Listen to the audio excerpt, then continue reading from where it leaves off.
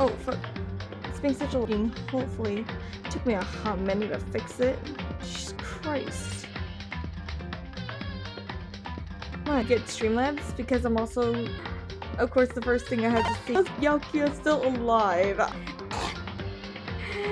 If I'm correct. Yes. Mukuro Ikusawa was murdered, so now we're in a garbage dump. Alright, hell with it, let's go. Let's get through. Bitch.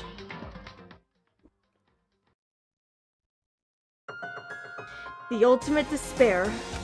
A group of people who caused a tragedy 1 year ago. Those same people put together this killing game and began broadcasting it around the world. The most desperately awful group of people ever. That is the mastermind's true identity. Our enemy has finally revealed it. Oh. Our enemy has finally been revealed. Even when I read slow, I fuck it up. How do I fuck it up? But right now, I don't know if y'all can hear me. Okie dokie. Figuring out the rest of the story can come after. Yeah, you're right. Okay, think too much about what I'm seeing down here. Wait, is there a key here I'm missing? Is that an airplane? How's something like that wind up in the school's garbage pit? Alright, fuck it. Kyoko, do you still have that one thing? You do in the school, right? That's right. That's right. Oh. And we should be able to use it on that door, right? It's true. Let's find out. Kyoko took out the key with the Monokuma design on it and slid into the keyhole. And then...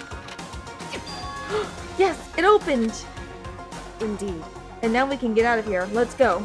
Sounds good. We quickly opened the door and made our escape from the garbage pit. Finally. We were finally free. But there wasn't even time to take a breath of relief, because the real fight had just begun. Alright guys, we're at the final countdown! Danganronpa. There was a metal ladder leading up into the tunnel. We started climbing the ladder, intent on reaching the surface. The ladder was impossibly long. I couldn't even see where it ended. We climbed into darkness. The passage was so dark and cramped, I couldn't even see my own feet beneath me. I had no idea we were so far down. Hey. Don't lose your footing. If you slip, I won't be able to catch you. Yeah, I'll be careful. But now that you said that, I'm getting kind of nervous. Maybe talking will help keep my mind off of it. So Kyoko, there's something I wanted to ask you. You said you're the ultimate detective, right? So how long have you been doing detective work? How long? So... Ever since I can remember. I come from a long line of detectives. Detective work is in my blood. There was a time when being a detective was considered a sacred duty. My family's always seen it that way. Then, is your family famous? Wrong. Quite the opposite, actually. Even among actual detectives, many people haven't heard of us. Huh? But how come? It's like your family tradition, right? So... Right. Because we take pride in it. Right? Indeed. A detective is neither light nor shadow. We represent neither justice nor evil. That is how we can uncover the absolute truth. We stand neutral in all things, and to do that, we have to stand separate from the rest of society. Which is why we've made a conscious effort to conceal our existence. A conscious effort? It's true. It's kind of old-fashioned, and I can't say it's entirely rational. But it's our family creed, and we do what we must to protect it. Because, like I said, it's our source of pride. Pride. So that explains... Yet, I gave up some of that pride. Huh? In order to enter Hope's Peak, I had to reveal myself to the school. I did it knowing it was something a true Kirigiri detective would never do. But the reason you give up that pride, the reason you would go so far to enter Hope's Peak, it was because that's how much you wanted to reconnect with your dad, right? There's no shame in that. Uniting after all those years, right? You would have had so much to talk about. Wrong. There's no... What? I was still very young. Cut himself off from the family. Not long after that, my mother died and he simply ran away. What a dick! He went to my grandfather. I'm sure there was a reason. So every last part of me is happy he didn't take me with them. If I'd gone with them, I never would have had the chance to become a detective. So I couldn't tell. I couldn't see. She was more talkative. And more emotional. I don't blame him, you know. He had his own life to live. That's what anyone in my position. So... The way everyone else looked at me. They only saw me as the little girl that was abandoned by her father. I need to step out of his shadow. Correct. That's why I have to find him and tell him we are no longer family. In order to settle the past. In order to remove him from my life forever. I have no doubt he forgot about me years ago. But your family, to just cut him out like that. Wrong. Our only connection is through blood, nothing more. Are we connected by heart and soul? No. Hey. Is blood really enough to call someone family? Only connected by blood, not by heart or soul. I was so shocked to hear her say something like that. I didn't know how to respond. So instead, I said nothing. I just kept climbing the ladder in complete silence. And after, I don't know how long, we finally reached the top. On the other side of this door, Hope's Peak is waiting. I reached my right hand up and pushed against the hatch. The hatch opened with ease, and so... Oh, we're here! Looks like we're back. Whew. But I can't believe how long that ladder was. I'm exhausted. Can't exactly say we're safe and sound, but at least we're out of there. Now we're back in Hope's Peak Academy. Kyoko, thank you. I never would have gotten out of there without you. No thanks necessary. I was just returning the favor. You helped me so they might... Listen. As she said that, she pointed at the nearby surveillance camera. So you're saying rather than stressing out over getting caught, we should just give up now? Don't worry. What you think is going to happen isn't. Because the mastermind is the one that's ensnared. The mastermind is ensnared. You said something like that before. What does it mean? So... The mastermind stood exposed during the investigation of Mukuro's death. There was a moment where the mastermind let their guard down. There was? Right. If we could talk to Monokuma, we can confirm it. And it'll be better for us if we go to him directly before he tracks us down. That should help with our negotiations. I'm still a little... No, super uneasy about this. But we don't really have a choice, do we? Indeed. Monokuma should be in the gym. Shall we go? Let's get going. To the gym!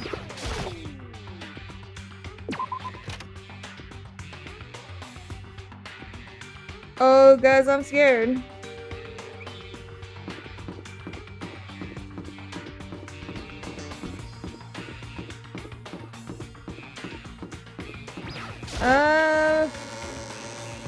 We're gonna die.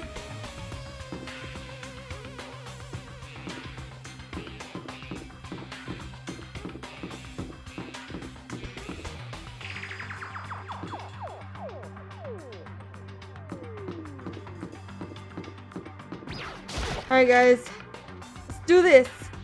You can't touch us now, brother.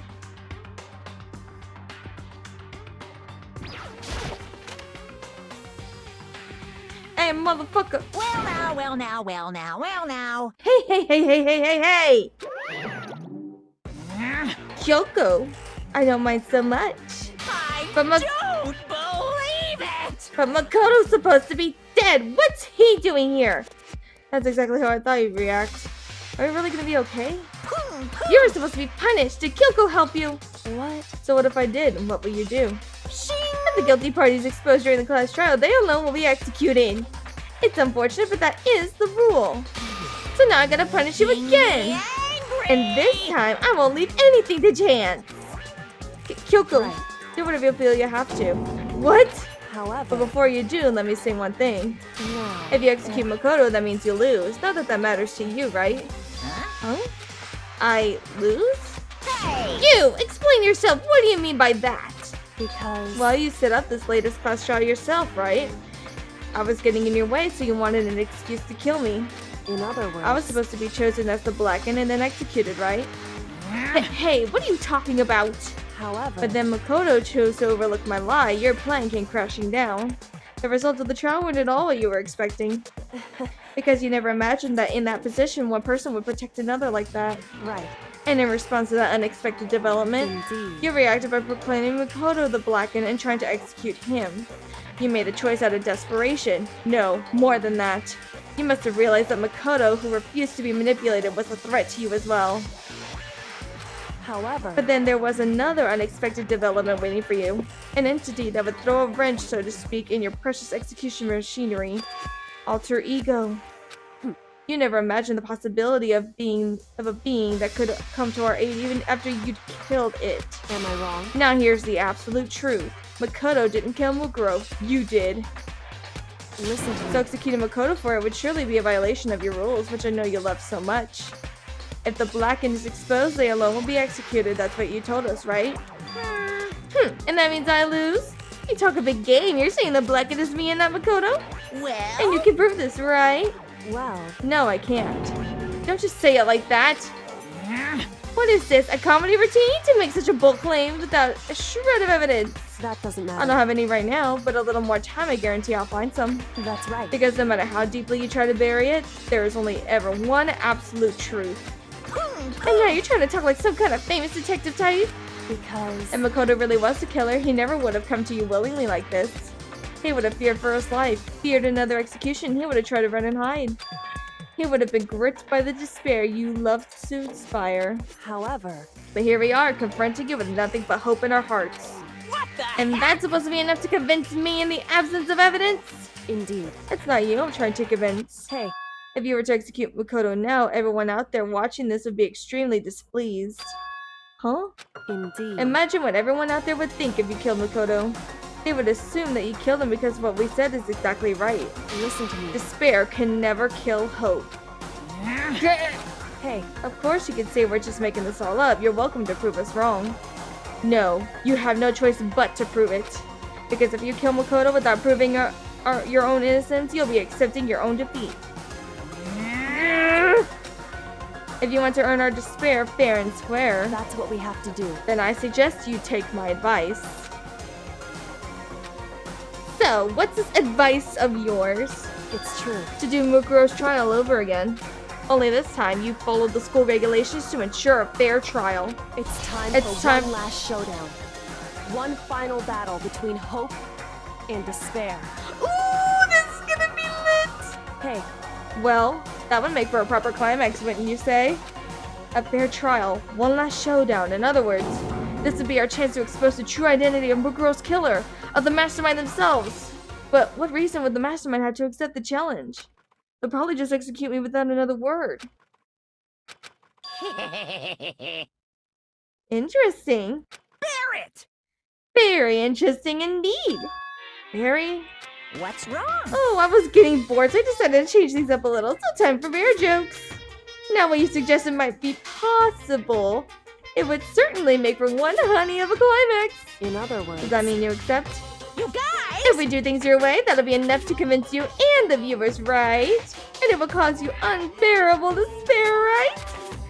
Then I'm prepared to agree to your terms. Will your hope win out, or will my despair claim victory? I can barely contain myself! Let's have one final grisly showdown. You agreed. Then we still have a shot at this.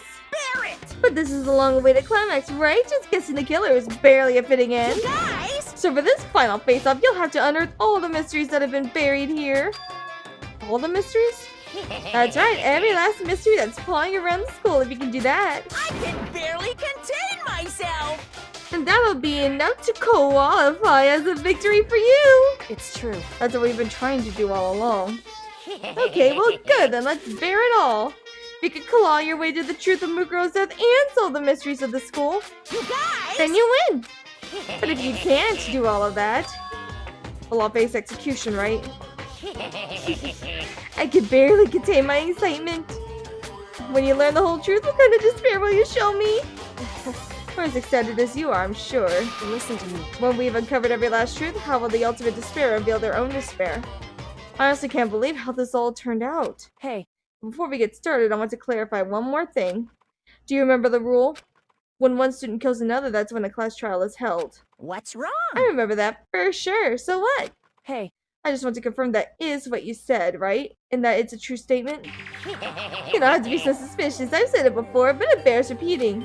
Everything is based on the school regulations, and having a trial from Muguro is no exception to that. Huh? Mukuro's trial is no exception, then it's part of the regulation? Which would have to mean that whoever killed Mukuro. It's a very polarizing approach, I know, but okay, enough puns. Anyway, here's a hint. I'm sure I told you this already, but this killing game began with 16 participants, all of them high school students. And the only people to take a single step in Host Peak since the killing game began are those 16 students. What? Listen. Are you telling the truth? Why'd he go quiet all of a sudden? Now I'm really angry! I'm done talking. I have nothing left to say to you. So get lost, would ya? Why so mad? He seems emotionally unstable. Hey! Leave me alone. Get out of here. Okay, I'm going. You really gonna let me go? I don't even care anymore. You're all gonna get your punishment later anyway. I need to start getting it ready. A super duper extra special punishment overflowing with despair. Hey. Come on, Makoto, let's go. Okay. Ooh, okay. Monokuba's unstable laughter seemed to cling to us as we walked away. And just like that, we were out of the gym. Holy shit! I could hardly believe it, but somehow I ended up not getting executed. I still had my life and we still had a chance. Overall, things turned out way better than expected. Once again, I was in Kyoko's debt. Kyoko, thank you. Everything I have right now is because of you. However, Don't thank me just yet. The real battle is still ahead of us. Yeah, true. But still, I'm glad it worked out. I wasn't sure if the enemy would accept my proposal. But honestly, why would the mastermind agree to that? I mean, they don't stand to gain anything from a final showdown, do they? so They had no choice but to accept. Well, because it's all because of that one moment that the mastermind let down their guard, like I said. So when was it the mastermind let their guard down? So I wasn't there to hear it myself, but do you remember what the mastermind said? They said they had hijacked the airwaves to broadcast their school life to the outside world, right? Yeah, they definitely said that. Listen. And what did you think when you heard that? Pretty hard to believe, right? Well, I mean, the idea of actually taking over the airwaves seems so unbelievable. Indeed. You don't exactly read about something like that happening very often, so it's hard to imagine. In other words, that kind of thing is extremely difficult to pull off. However, And yet somehow the mastermind was able to do it. in other words, But think of it another way. There must have been some reason they had to do something that difficult. A reason? so They had to show the world something, no matter the cost. Us killing each other. They wanted to show the world? it would seem The mastermind has been very adamant about not killing us directly, but forcing us to kill each other. And all the rules and regulations were designed to encourage that. Yeah, that makes sense. If those stupid regulations didn't exist, nobody would have killed anybody. in other words, So the mastermind's ultimate goal was to make us kill each other and show that off to the world. But why? correct. To prove a point, most likely. Prove a point? Hey, The outside world has a name for the students of Hope's Peak, right? A certain concept. You're talking about hope, right? that's right. And for those of us who represent hope to kill each other and sink into despair, the mastermind wants the world to see that, to try and prove that despair is better than hope. That's their goal as the ultimate despair. What? Jesus, I didn't even think about that. Holy shit. They want to prove that despair is better than hope? But that's ridiculous. It's true. You're right, it is ridiculous, completely irrational. It's the kind of thing that nobody but those who call themselves the ultimate despair would devise. That group, whose only purpose and motivation comes from despair? But is that really their only reason for making the rest of us suffer? Makoto. I know how angry it must make you, and yet, that same motivation is what led to the mastermind revealing their weakness. What? In other words, Because their goal is to broadcast this killing game to the world. The mastermind has had to be more particular than is reasonable about their own regulation. If the mastermind simply ignored their rules, this would have been a game, but a one-sided slaughter. at the very least, At least that's how those who are watching this would have seen it. And that's why the mastermind couldn't kill any of us themselves. Indeed. That is precisely the reason. No matter how much they may hate what I'm doing, I haven't violated a single one of the regulations. Junko broke the rules, so she was punished, but in my case, they couldn't lay a finger on me. Right. So instead, they tried to use the class trial, following all their proper rules to get me killed. They began a trial that didn't have a right answer, then made me out to be the killer. But even that didn't work. It's true. Yes, thanks to you. And due to that failure, the mastermind took yet another risk. They attempted to kill you instead, who also was not the killer. And when that fact was exposed on live TV to the entire outside world, the mastermind had to accept your suggestion. Indeed. To prove the world that despair is better than hope. They have to defeat us in perfect form. In other words, It would only do the mastermind harm to have it shown that they'd violate their own regulations. But all of that was a hunch, right? And you were still able to get the mastermind to accept your challenge. However, Well, it's only thanks to you that we got that chance because you believed in me. Another path opened up. Still, I can't believe how much the mastermind's thoughts and plans you were able to figure out. I didn't have the slightest clue. wrong. In the end, though, I couldn't prove any of it. It was just my reasoning. Essentially, I was making a bet. Whew. But it looks like I got it right. This time, at least, I won the bet. She let out a quick sigh. I took it as a small sign of relief. To be honest, I haven't been that nervous in a long time. I totally couldn't tell you were nervous at all. You seemed totally confident from the moment we decided to go talk to him. Well, presenting a strong demeanor is a fundamental part of negotiation and persuasion, wouldn't you say? Plus, if I'd shown my uneasiness, that would have just made you that much more uneasy. Yeah, you're probably right. How pathetic. However, Anyway, we can't relax just yet. All we've done is earn another chance to fight. We have to win this time. correct. Or everything we've gone through will have been for nothing. You're right. If we can't defeat the mastermind, it'll cost us our lives. There's no option except to win. Hey, But before we begin the final battle, we have to tell the others what's going on. True, but now we know who our real enemy is. What we have to do now is work together with everyone to destroy the mastermind. Work together with everyone. however, Is that really possible? Huh? anyway, Anyway, right now we have to go find the others. shall we They're go? probably in the dorms somewhere. Shall we go? Oh, okay. I hit the wrong button. Dorms. Whee!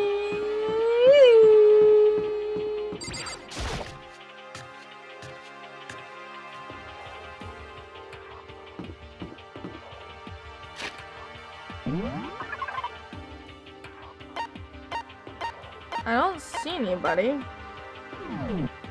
Which is really weird. Alright, so let's... Fuck it. I mean, everyone meets in the dining hall, so I mean, it makes sense. And suddenly we were greeted with...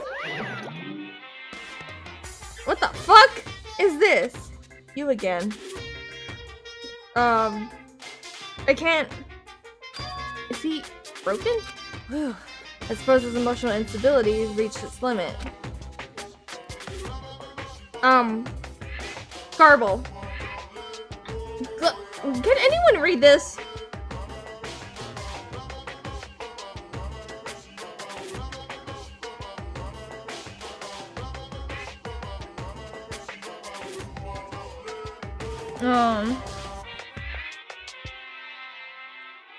Hey, can anyone understand this shit that he's spewing out?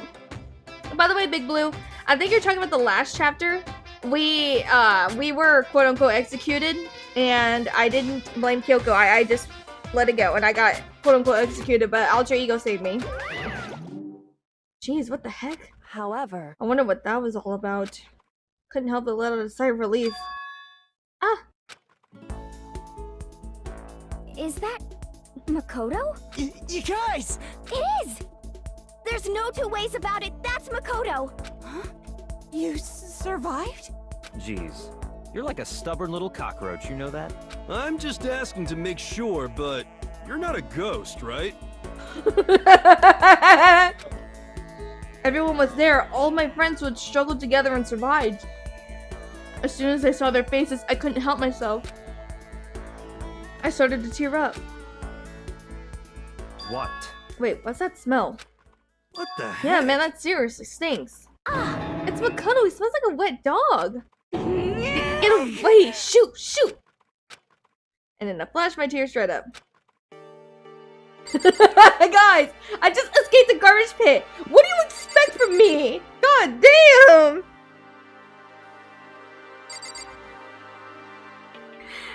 Yeah, I agree with you, Aaron. I think what happened with Monokuma is they slammed the keyboard and that's what came out. So what have you guys been doing while I was gone? Well, we figured that since the trial was over, we'd have access to new places again. And no dice. All the rooms that were locked before were still locked. So there weren't any new areas. Then where can we go find new clues? It's stink. Are you rotten? I'm Rotten? telling you. Physically, mentally, every way you could be rotten. Sorry, I was rolling around in the garbage for a while. The smell is so smelly. Oh god, please stop. Toko, please stop. I win. She seems happy for some reason. I still can't believe you survived. Yeah, me either. Do you realize why it is you escaped execution? It was alter ego. He saved my life. That's right. Not too many people could say they've had their life saved by a computer program. I imagine it was a learning experience for you. Oh, shut up. Yo, Makoto, what was it like hanging out in the spirit world? I didn't go to the spirit world. you know? Did you get to talk to her? Who? Miss Cleo. No, I didn't talk to her. I mean, I didn't go to the spirit world. I mean, who the heck is Miss Cleo?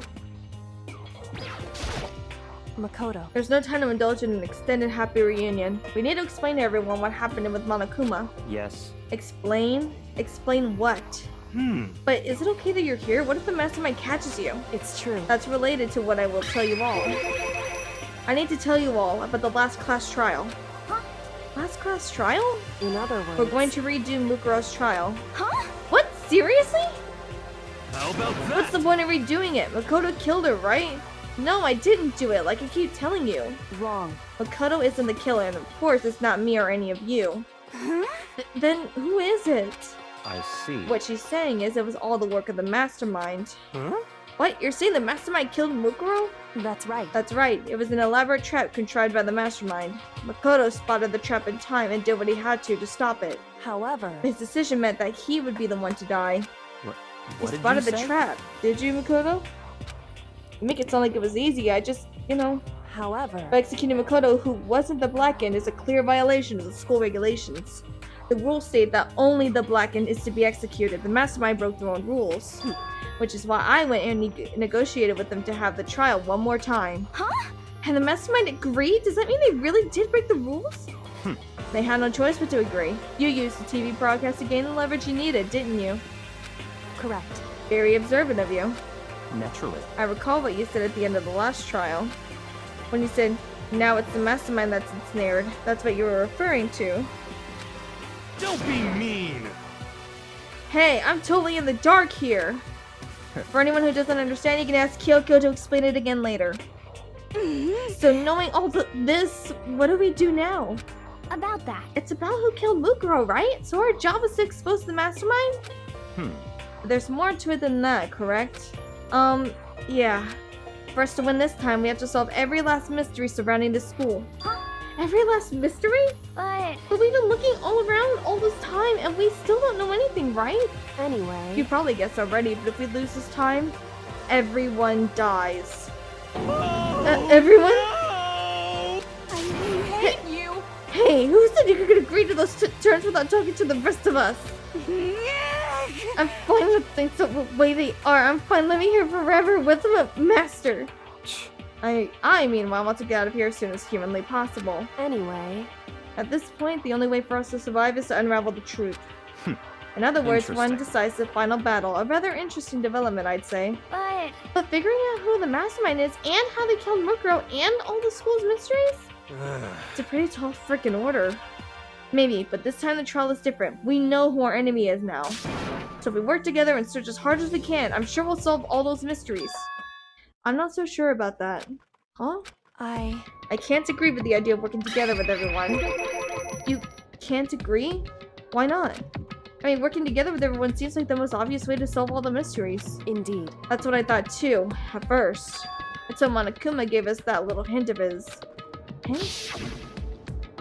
It's a very polarizing approach, I know, but okay, enough puns. Anyway, here's a hint.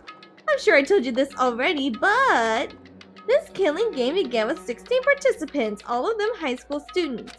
And the only people to take a single step in Hope's Peak since the killing game began are those 16 students. I see. Monokuma said that, didn't he? Then Kyoko's opinion is perfectly reasonable. Huh?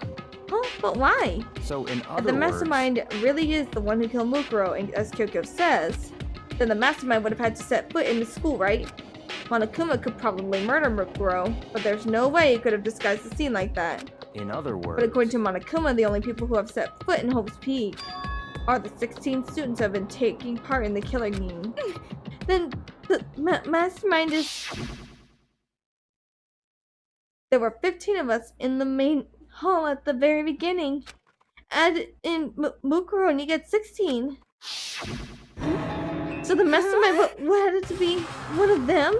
That's right. And of those 16 people we started out with, the only ones still alive are the people standing right here. Need I continue or do you get it now? You're saying the mastermind is one of us? No way! You can't be serious! Well, wait, we can't say for sure that's true yet. Monokuma might have just said all that to confuse us. Indeed. It's certainly a possibility, but only one among many. The mastermind being one of us is also a possibility. And that is one possibility we can't ignore. Yeah, I mean, they're ultimate, right? The ultimate despair, so they must be a high schooler. You can't say it's not possible.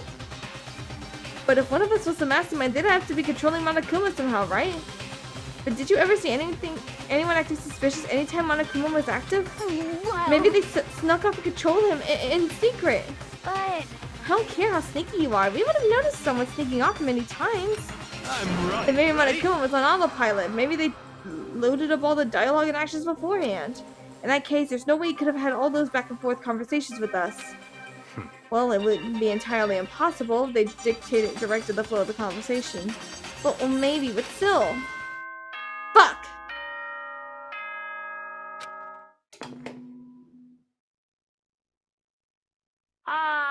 This is a school announcement. You've all probably figured this out by now, but at this point, the killing game has now entered true ending mode. So, in the name of fairness, I will unlock every room in the school. Woo! Look wherever you want. Solve the mystery in whatever way you see fit. Then we can all meet up at the class trial, okay?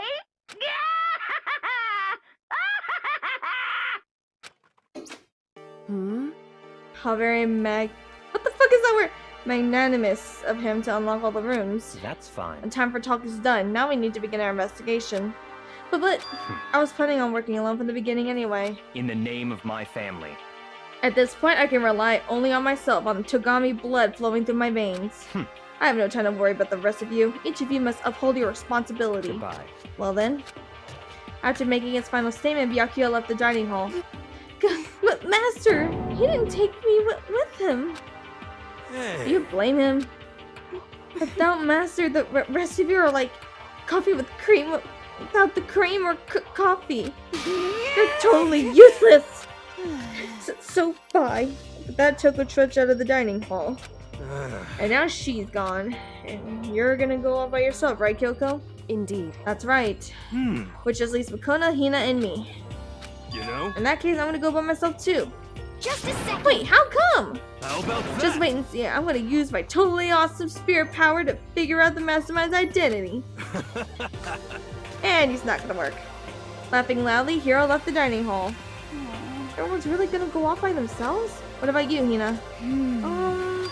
I guess I'll do the same thing. But, I mean, it's not that I don't trust everyone, you know? But I mean, until now, I haven't really been all that useful. I just depended on Sakura and everyone else. You're not useless. If you hadn't been there, I would have died. Makoto, it's really nice of you to say. But, But still, I know I've mostly been totally useless. okay. So I figure at least here at the end, maybe I can find something that'll help us get out of here. So I'm gonna go off and do it all on my own. Okay, see you later. Hina was in surprisingly high spirits as she dashed out the dining hall and my cat just jumped on my lap. Yes, kitty. Come join me for this final episode. And once again, it's just us two. Indeed. Indeed. I'm gonna do it. Do I talk to her again? So you're gonna go off on your own too, right, Kyoko? However, Well, don't misunderstand. Just because we're going to do our searches separately doesn't mean we can't still work together. so... That goes for all of us. I think I see what you mean. Doing our own investigating doesn't mean we can't work together in the end. I should just see it as us splitting up to cover more ground. And then we can get back together and share what we found. Yeah, that's right! So then... Well, I'd better get going. I have an endless list of things I need to check. correct. Onekuma said all the doors in the school had been unlocked, right? So we should be able to investigate every nook and cranny in the school. We can visit all the places we couldn't go before. Makoto. No matter what it takes, we have to uncover the truth. By any means necessary. With that, Kyoko was gone, leaving only me. I don't have time to waste either. My cat is just loving my hands right now because I washed my hands and I don't know, every time I wash my hands with soap, she goes nuts. I have to begin my search. I still can't believe the mastermind might be one of us. So that's what I have to prove. I'll prove that the mastermind isn't one of us. I'll expose the mastermind's true identity and solve the mystery of the school. And then we can all escape together. Look, yeah. I guess I'll start by taking another look at Mukuro's Monokuma file. Due to the explosion, the victim's identity is unknown. They were, however, dead before the blast. The victim had been stabbed a single time with a knife, which went completely through the body. It had also been struck in the head with an object about as thick as a metal pipe. The body was covered with other wounds, but these were at least several days old. Once we find out who killed Mukuro Kusaba, then we'll know who the mastermind is. So where should I start my investigation to figure out who killed her? I guess I should start with the rooms that were locked up to now. The headmaster's room, the bio lab, and the door in the data center with Monokuma's face on it. Oh, and the second floor of the dorms where the gate was down before. That should be open now, right? After that, I'll have to double check the areas that are connected to the murder, which means the garden and the dojo. Okay, time to get started. Woo! Y'all ready? Let's head to the second floor, brothers.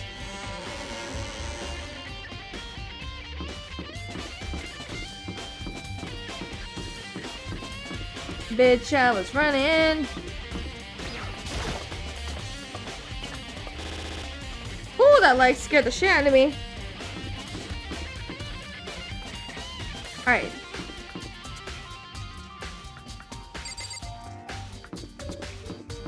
Dorms on the second floor. These. That's the library. It said there's dorms out here, right? No, what the fuck are they?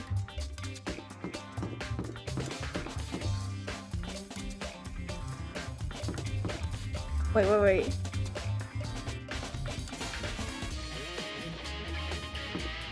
Classroom. Hey, am I being dumb right now? Hold on. Yeah, it did sound like gunshots. Alright, so I need to go to the headmaster's room on the 4th floor. So what's the second floor? I guess I'm going down the list. Alright, so let's start with the 4th floor, with the headmaster's floor. Oh, okay. Wait, are these? Oh, that's a classroom. Where the fuck are the dorms? That's the pool. Am I not gonna see the dorms until I actually do the rest of the shit? Are you fucking kidding me?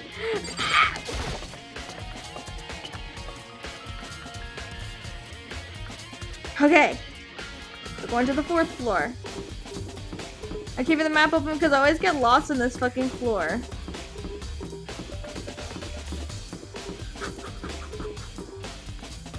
And even with the map open, I went right by the stairs. Y'all, I'm looking stupid. Okay. Headmaster's room. Here. Alright, bitch, what you got for me? Let's go! Oh, shit. You're looking nice, though, not gonna lie. What, does the president live here? This is the headmaster's room. I've heard an awful lot about it, but this will be my first time seeing it for myself. Ah, Makoto, it's you. Oh, Byakuya. I want to talk to you. There are documents scattered all over the floor. Somehow makes me feel anxious.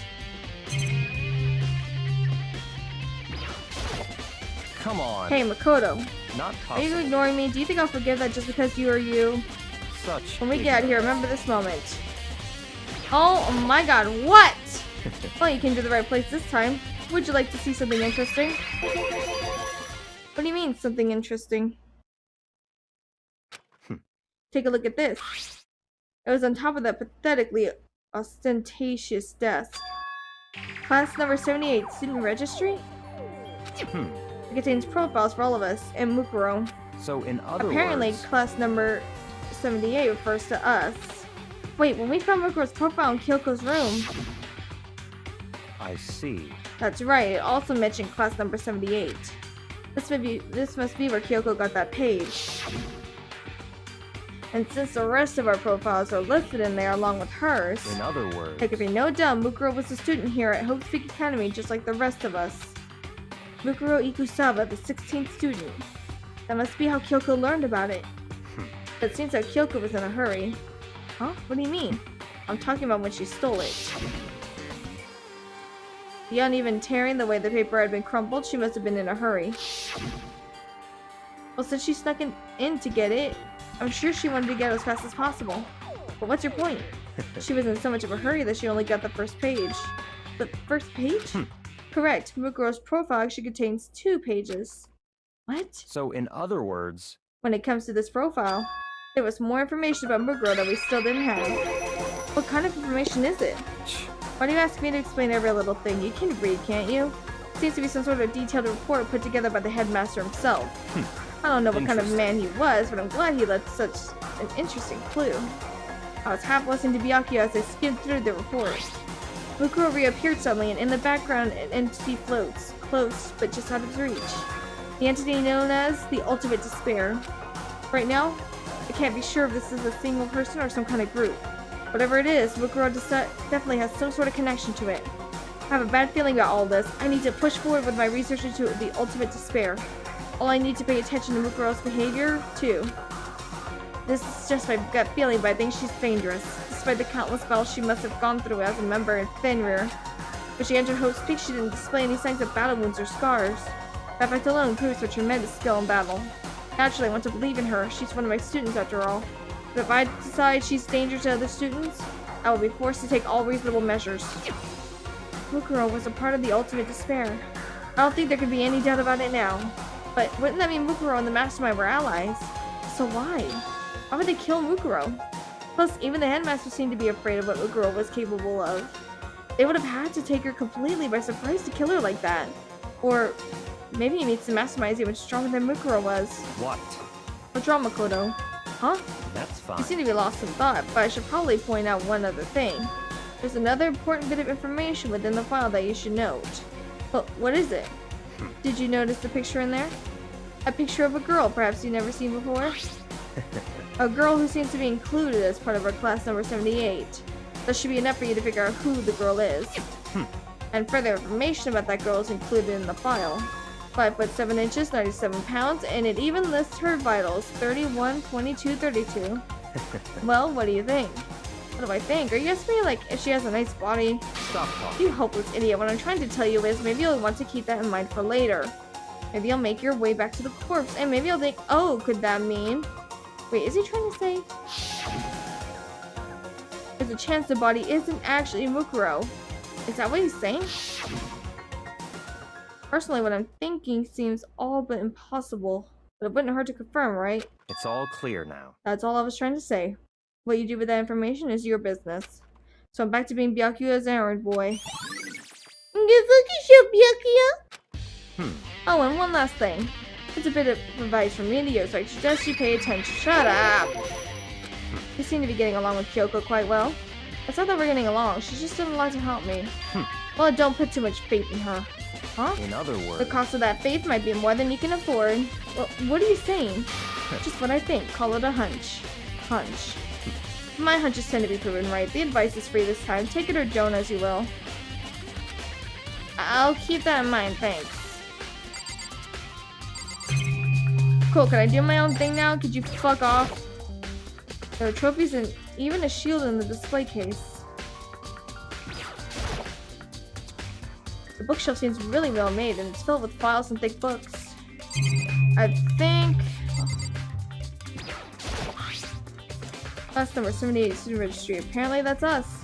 Has profiles on me and everyone I met at the beginning, and Mukuro. Just like us, Mukuro was apparently a new student here at Hope's Peak. Mukuro Kusaba, part of the Ultimate Despair. Which means her and the Mastermind should have been allies. Then why would the Mastermind kill her? Weren't they friends? Alright, next is the Bio Lab, I think?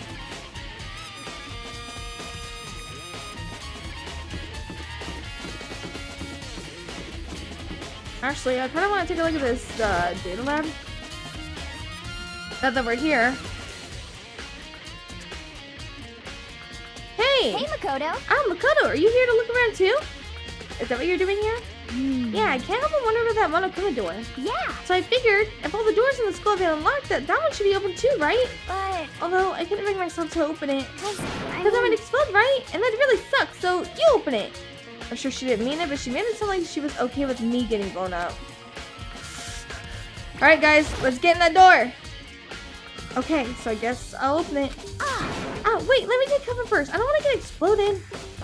Hannah raced over to a nearby desk and hid underneath it. Okay, go ahead. Everything will be okay, right?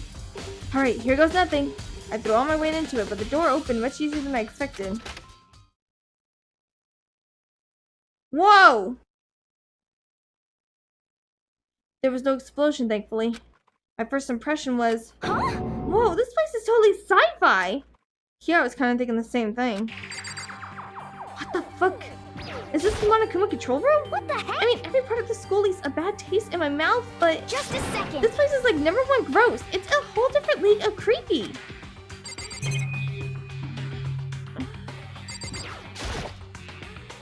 There's some kind of hatch in the floor, but right now I'm more concerned about that weird device. What? What is this device? It looks like some kind of control panel. It's really over the top though, like some kind of military installation or something. Yeah, it kind of looks like a mech cockpit, right? Hifumi'd probably freak out if he saw it. Cockpit? So the Monokuma room had a control panel that looks like some kind of cockpit. Then could that mean... Okay. Alright, let's start poking at it or whatever. I'm gonna start pushing buttons.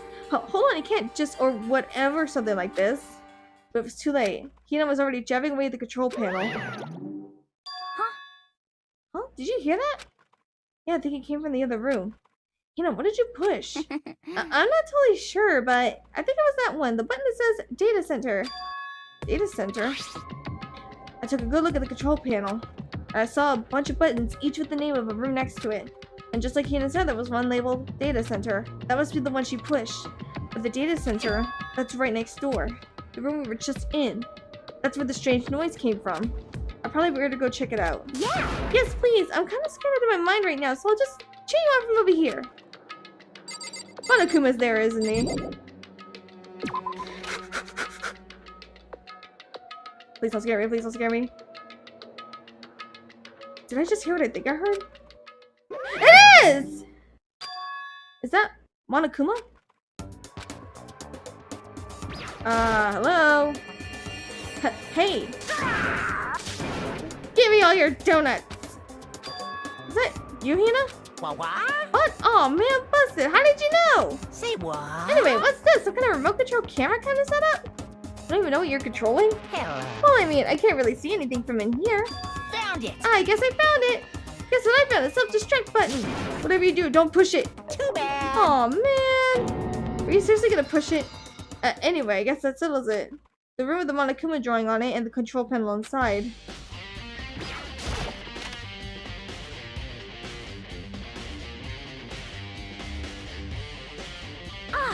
Hey, Makoto, what the heck was that just now? Monokuma. Huh? What do you mean? What you were controlling just now, it was Monokuma. Huh? Monokuma? What, for real?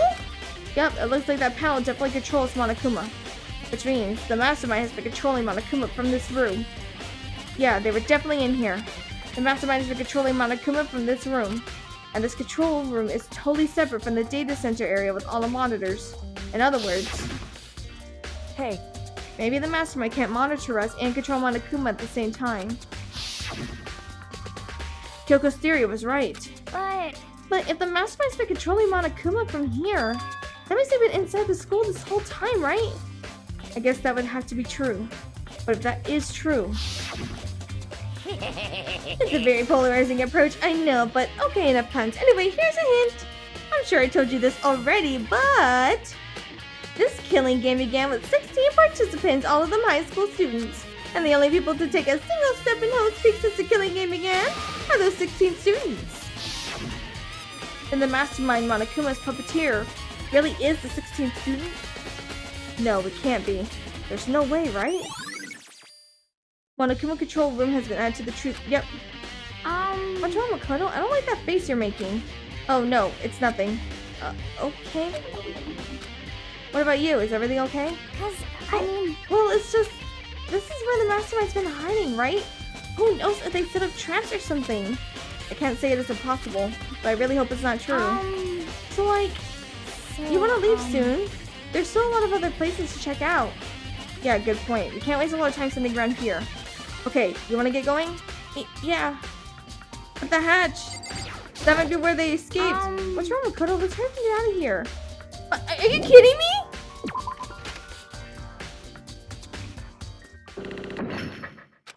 As soon as the door to the data center was closed, I heard a strange sound. What was that? The door! It just locked on its own! What? My hand shot out to grab the doorknob. Motherfucker! You're right, it's locked, but why? Of course it's locked because the data center is now restricted! Monokuma! Just a second. Hey, no fair! You can't just go around restricting whatever you feel like! Hey! It's for your benefit! Because if that room stays open, I won't be able to move around! Imagine how depressed everyone would get if the school mascot just up and stopped moving! Then that room. Yep.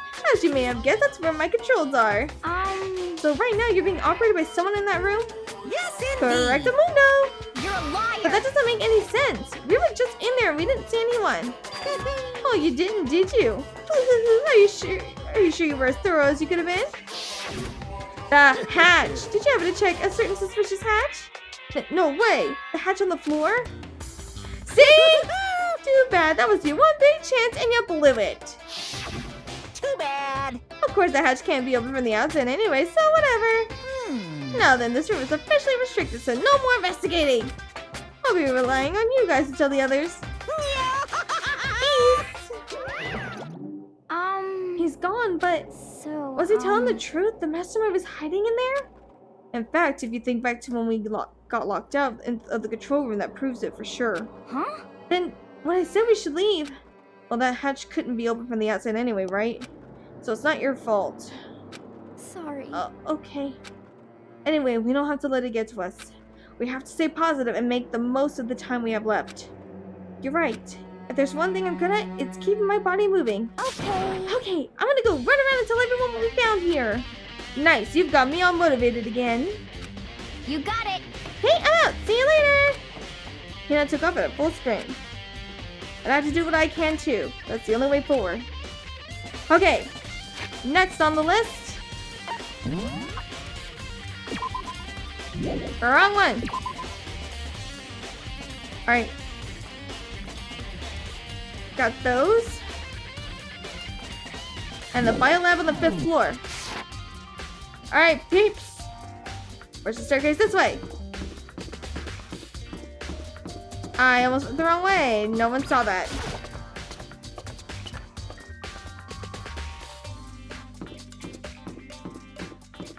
Let's go!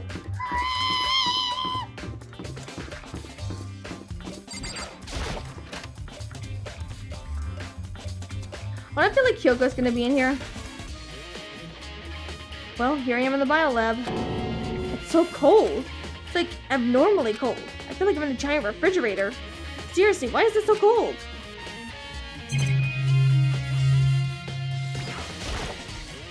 There's a stack of tarps here.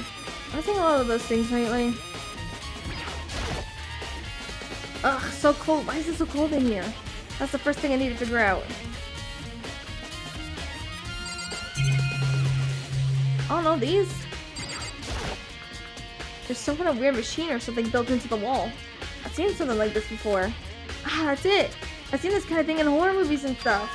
It's a fridge for storing dead bodies. Oh, God! I should probably take a closer look around. Please no, please no, please no. Some kind of weird machine or something built to, okay. The right hand, okay. So these lights are on, those are not. Then, wait, what the fuck? Yeah. It's kind of weird machine or something built into the wall. And on the left side, there's a bunch of glowing blue lights, but only some of the lights are on. The ones on the left. The right hand lights are off. That is weird.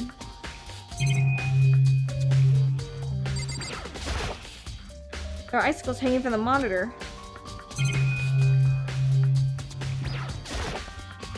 I'm surprised the valence camera can work with how cold it is in here. There's gotta be some clue as to why the fuck it's so cold in here.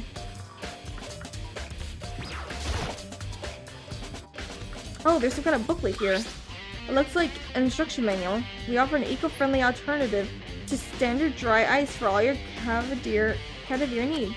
In addition to the germicidal lamps, we also provide an ozone generator for the removal of ethylene gas. Simply insert the cadaver and the blue light will let you know the automated systems are activated. Temperature and humidity levels will be adjusted automatically for optimum settings. With our system, anyone can keep a body fresh as a daisy for as long as you need. In the unlikely event of a problem, the red light will activate and an alarm will sound immediately. The exterior is stainless steel, and we do offer an optional leather upholstery upgrade package. This is the instruction manual for the fridge? Looking around, I think I might get it. It seems clear to me now. It's some kind of makeshift morgue. So that means in those things... Oh... It looks like it's set up so that when a slot is occupied, the blue light comes on. Which means inside each slot lit up in blue, another one of the victims is... Oh no! Hey Daniel, we just found a morgue! I can't let my emotions take control right now. There's only one thing I can do for everyone who's died, and that's defeat the mastermind. And to do that, I have to continue my investigation. I don't have any other option.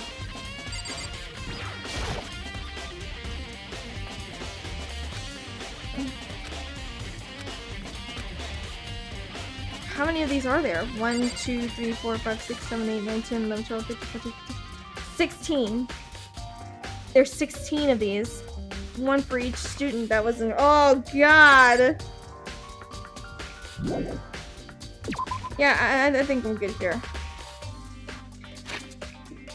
Okay. Okay, so we already checked the 4th floor stuff and the 5th floor. 2nd floor dormitory area is next.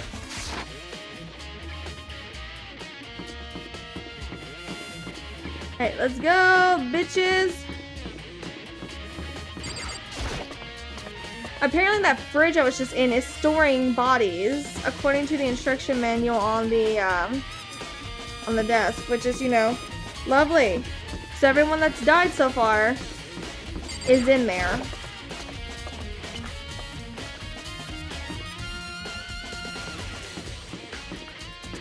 I didn't even say in counts, like, if it was accurate. I assume that, you know, some bodies can't be stored due to the execution method, such as Mondo, since he was turned to, you know, butter. So there would be no body to store.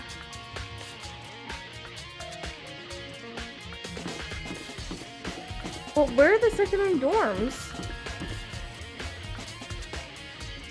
Or am I just supposed to skip that?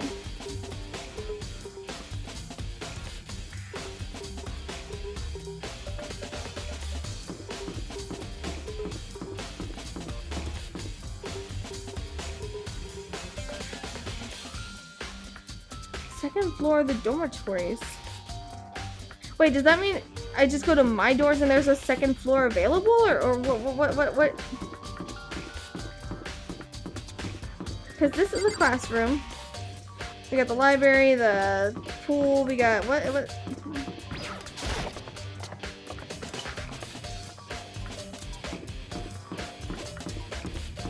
Yeah, let me go check my dorm and see if there's a second floor available.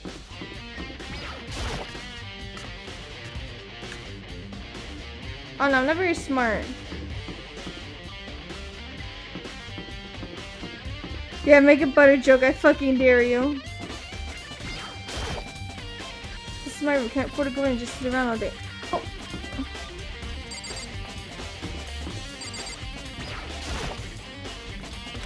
Chico's room, the door's unlocked. That's something to do with my, okay, what? But it's the second floor of the dorms. Oh. The gate's open. We can finally check out the second floor of the dorms. Which means I have to do it. I am very fucking smart. Oh my god. This is the second floor of the dorms? Looks like some ancient ruins. Or no, it's more like a battlefield, like a bomb blew up here or something. Holy shit. Okay, so there's something over here. Oh, one door undecked.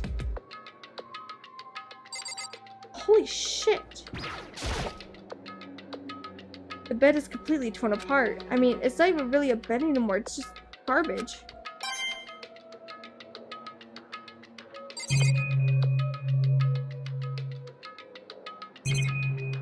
All I can check is the bathroom now. This looks like a girl's room? I opened the door just a crack, glanced inside, and immediately closed it again. There wasn't even a hint of a bathroom, just a big pile of rubble. That's it? I don't see any surveillance cameras in here, just like Kyoko said. How weird. Let's go over here.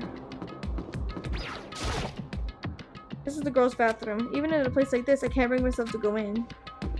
Okay, let's go in this one.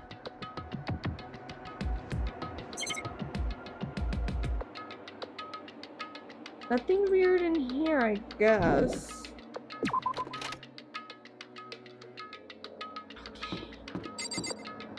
Okay. Uh-huh.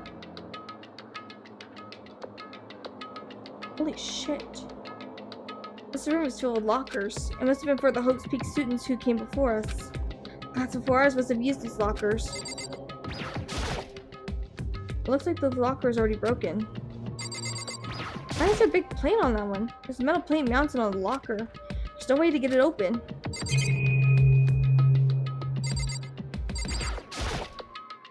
Can't imagine any way to get this locker open. I'm not even bother trying. How about this one? I wonder if I can open this locker. Nope, locked. There's a card reader installed on the door. That must be how you get the locker open. After all, it's pretty similar to the card readers for the locker rooms on the second floor of the school. You have to use your e-handbook to open those up. So does that mean? Well, let's just give it a try. I took out my handbook and ran it across the card reader. And then? No luck. Maybe only the locker's owner can open it, which means none of us can do it. Wonder if I can open this locker. Nope, locked.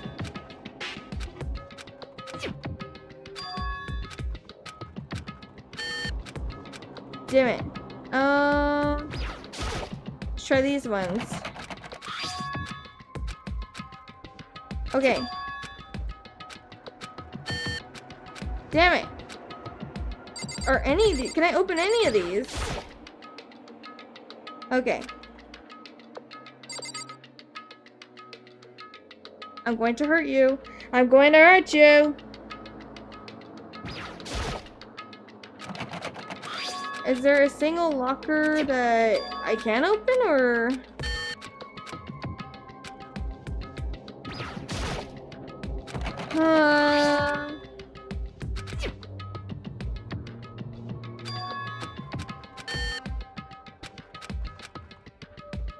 Okay, so I think it's pretty safe to assume that I can't open any of these.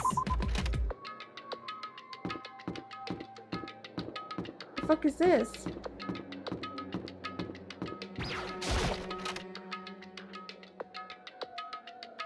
Whoa.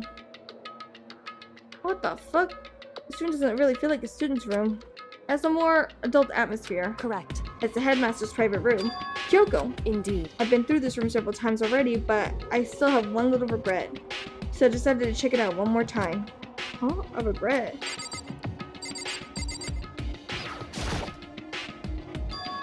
Huh? There's a strange gap in the wall. Is it some kind of design mistake or construction defect or something? Hey, Kyoko! So... There's a gap here, but not just any normal gap. I can feel a breeze coming out. A breeze? Indeed. There's likely an open space on the other side of this wall. Open space? Does that mean? You mean like a hidden room? I think I might know how to open it. You know how to open it? Did you figure out some kind of trick or something? Indeed. A very easy trick. Yeah, so easy I'm not sure you can even call it a trick. I saw a program on that PC that I think controls it. Enter the right password and the door should open right up. However... But I don't have a clue what the password might be. All we know is it's probably made up of letters and or numbers. We can't really go from there. Right, that's not nearly enough to go on. It's true. I looked through all of his paperwork, all the files on the PC, everything I could think of. I learned more about him than I had any desire to. But nothing that might have been his password. When I think of how much time I wasted on this.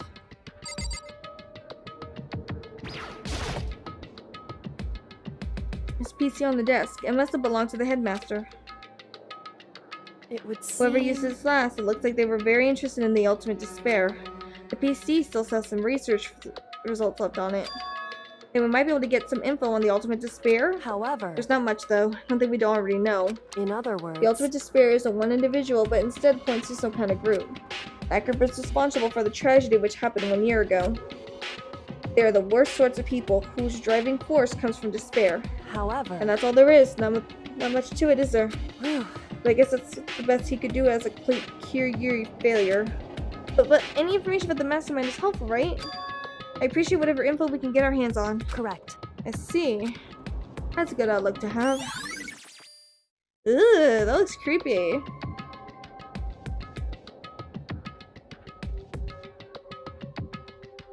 Like, bitter.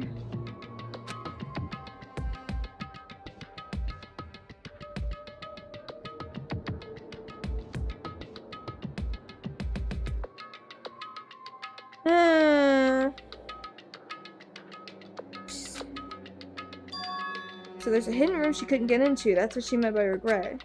But if we could assume there must be some kind of clue waiting in there. But maybe for her there's a lot more to it than that.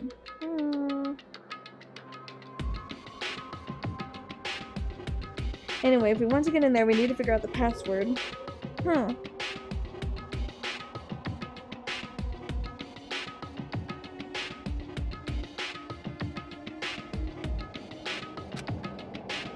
If Kyoko can't figure it out, no way do I stand a chance. No, wait, there might be a chance. The password could be something Kyoko wouldn't have thought of, or something she don't want to think of. For example, what about your name? What? Huh? Oh, sorry, I was just trying to think of what the password might be. I'm sure she hasn't tried it. I mean, it's totally understandable. After the way she talked about her dad, the idea that he would use her name as his password. Knowing how she is, I bet the idea never even occurred to her. Do you mind if I try it, just to be sure? Well? It's not like you need my permission. If you want to try it, try it. Do whatever you want. Okay. Let's do it! You know, I'm glad I thought of trying Kyoko's name. But that's not it. That might just hurt Kyoko even more. Hey. If you're worried about me, Makoto, don't be. I already know that your guess is wrong. Okay. In that case, here goes nothing. I collected myself, then turned to face the computer. If I swear if it is, I'm gonna cry. Let me just type the password here.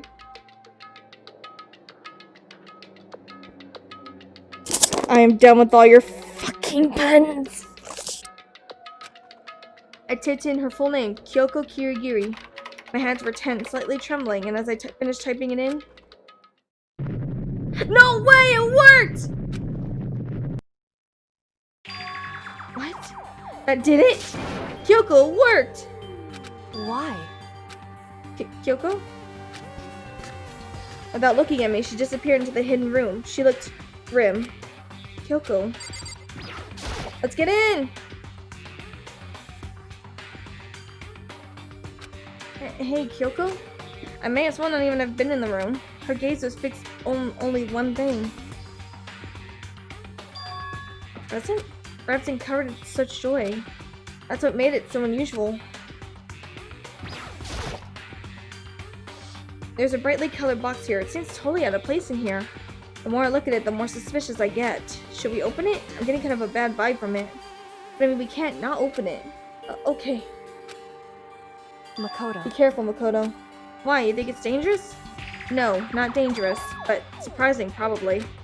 Huh? It would seem... If it is what I think it is, at the very least, it's not something you'll be happy to see. Wait, so you know what's in here? Anyway... Just don't scream or anything, okay?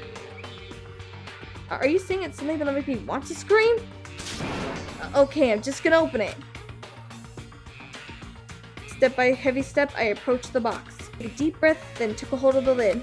Slowly, ever so slowly, I lifted it up. Light began to sneak its way into the box. I stole a hesitant glance inside and... Kuko's advice was no use. I let out a trembling cry. What was in the box? It was bones. Human bones. It was the last thing I expected to find in such a bright, joyful box. I mean, who could have possibly imagined? I see. Just as I thought. What? Kyoko said, just as I thought. I have to find out what she... What, are you kidding me? Just as you thought? How could you have known that? I mean, there were bones in there. Human bones! Wrong. Well, it's not that I was thinking of bones specifically. I just had a feeling it would be his body. That's pretty much the same thing. A dead guy in a box. My father. Huh? What about him? Correct. What you found in the box? No way. Those bones. That body. That's my father. Or at least what's left of him. Are you serious? This is Kyoko's dad? The same man she'd been searching for. Hold on, how can you know that for sure? How do you know that's him? So... Given all the information we have already, that's the only possible answer. So that same person may very well be the mastermind who planned all this out. And according to the files, the headmaster is a man in his late 30s. It seems possible, even likely, that he's somewhere in the school right now. It's a very polarizing approach, I know, but okay, enough of the puns. Anyway, here's a hint. I'm sure I've told you this already, but this killing game began with 16 participants, all of them high school students. And the only people to take a single step in Hope's Peak since the killing game began are those 16 students. Alter Ego said that the headmaster was probably here in the school, but the only ones who were still alive at the start of the killing game were our 16 students. When you put those two ideas together, it doesn't take much to assume. In other words... Most likely my father was in the school, but he was also dead. That's my assumption anyway. As Kyoko explained her analysis, she was completely calm. Or no, she wasn't calm. She was only trying to seem calm. She said it was just as she thought, so she knew it was a possibility. But I have to believe that at some point she wanted to be proven wrong. Which is why she never looked in the box herself, even though she had plenty of chances. I know Kyoko said she wanted to see her father so she could cut off all ties. But was that all there was to it? I gave up some of that pride. In order to enter Hope's Peak, I had to reveal myself to the school. I did it, knowing it was something a true Kirigiri detective would never do. Would she really give up her pride just for that? I couldn't help but wonder. Oh god. What's this? Huh? This picture? No! Look at her! She's a baby! I'm not crying, you're crying. Is this a picture of... Hey, Kyoko. Why would you... Well, this is annoying. Came here to cut myself free from the past. And yet... to now find something like this. So what do you expect me to do now? Then I was right. It's a picture of Kyoko when she was a little girl. Knowing the headmaster had this picture all this time, he must have really cared about her. Why? Why? What? I wanted to face him and tell him myself to cut him out of my life for abandoning me. That's the whole reason I came here. And now he's abandoned me again. And this time he even stole my only opportunity. I had to move on. Has there ever been a worse father? Kyoko. I think he was murdered. The headmaster's desk. It's probably hiding some kind of clue, so I really want to check it out, but I really don't want to touch Kyoko's dad's desk without her permission. Hey, Don't worry about me. Feel free to look around as much as you like. Are you sure? because... Never let anything get in the way of the investigation. I don't. Okay then, if you don't mind. Starting from the top, I opened all the desk drawers and looked inside. I rummaged through each one, finding nothing but unrelated documents. But in the last drawer... Is this... It's an e-handbook, right? And has a label on it. It says, in case of emergency. Wait, can I use it on the lockers? I found some kind of emergency handbook in the headmaster's desk. In other A words... handbook with no limitations given to the school's ultimate authority, the headmaster. I'm assuming that's what that is. I think you're probably right. It would seem... It might prove useful as we continue our investigation. Why don't you hold on to it? Huh? But Kyoko. I don't need it. If you don't want it, go ahead and leave it here.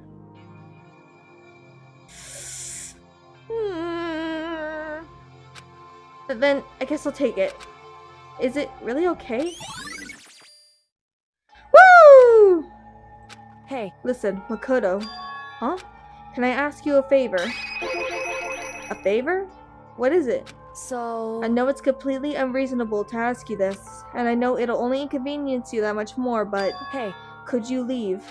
Huh? correct. Just for a little while. I'd just like to be alone for a bit. Kyoko, don't worry, I'm fine. I just need to calm down a little.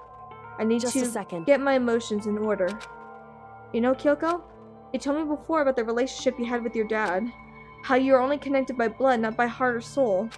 But maybe that picture motivated him. Maybe he hoped to see me again someday. Is that what you were going to say? If so, it's just a theory. And this isn't an issue that we settle with theories. That picture doesn't change the facts of what happened. What I went through. That problem can't be solved so easily. You're right. I'm sorry. Anyway... Once I've gotten myself under control, I'll return to the investigation immediately. So please just give me some time to myself. Okay, I understand.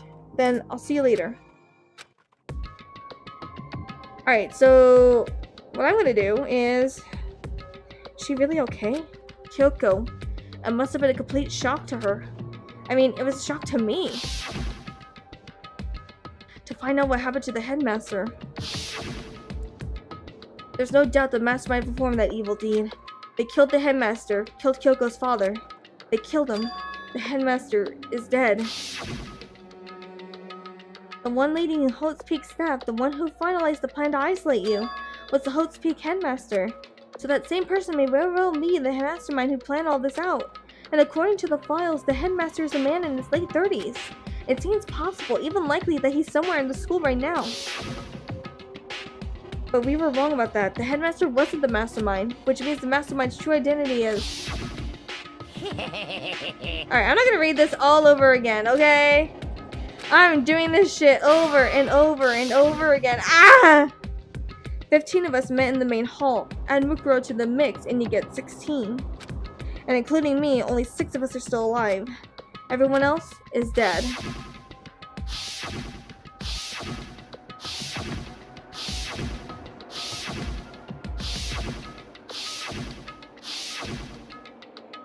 Even Mukuro.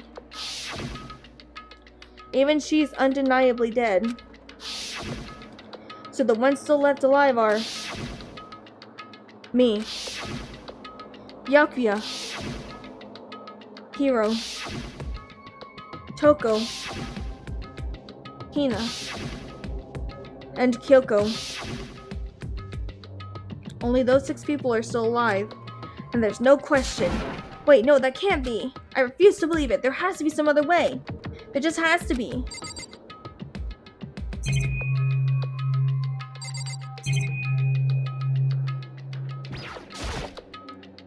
With a chair. Can't imagine a student using something like this. It must have been the headmaster. What's that in there?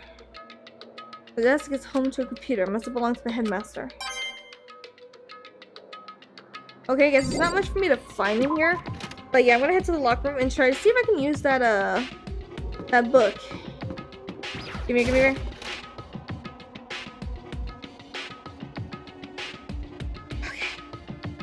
Alright, let's do this. This one. Wonder if I can open this locker. Okay.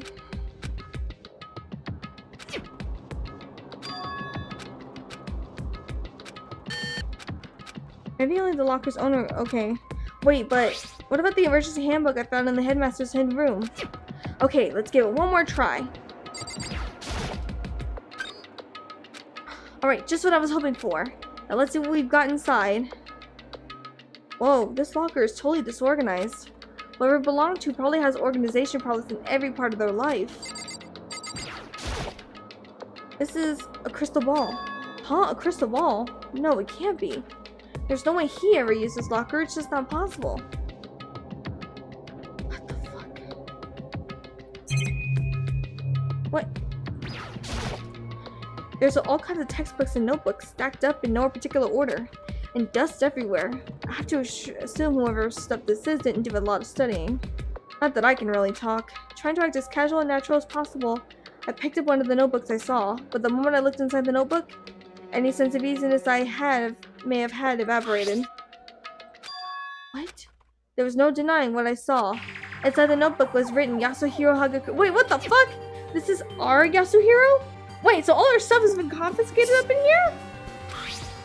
The notebook also contained a large number of notes for a variety of different classes, which would mean he attended classes here? No, that can't be possible. I mean, Hiro came to the school at the same time as the rest of us. And we were all sucked into this evil world. We never had the chance to take any classes. So what is this notebook? What the fuck?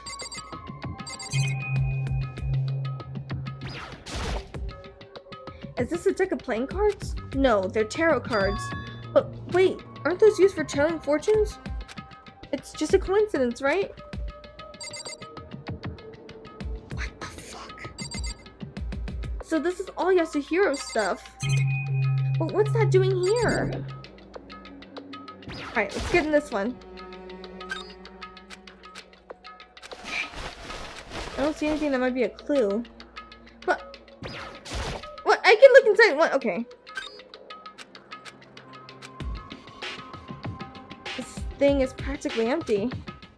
What's this? There's just one thing, some kind of pocketbook. I don't see a name written on it, so I can't say for sure whose it is. But there's some writing inside. It could be important. I don't like violating the owner's privacy, but I better take a look. It's like a girl's handwriting, and all the letters are spaced out evenly, like whoever wrote them was measuring them. Whoever wrote this must have been really meticulous. Huh? I was flipping through the pocketbook, but my hand froze when it caught to a certain page. I saw something familiar written there, words I'd heard before. There's a plan to turn Hope's Peak into a shelter and isolate the students here in communal life.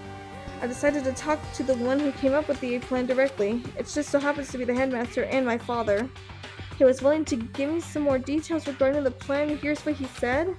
The point is to keep our student prodigies safe, to keep them as our hope for the future.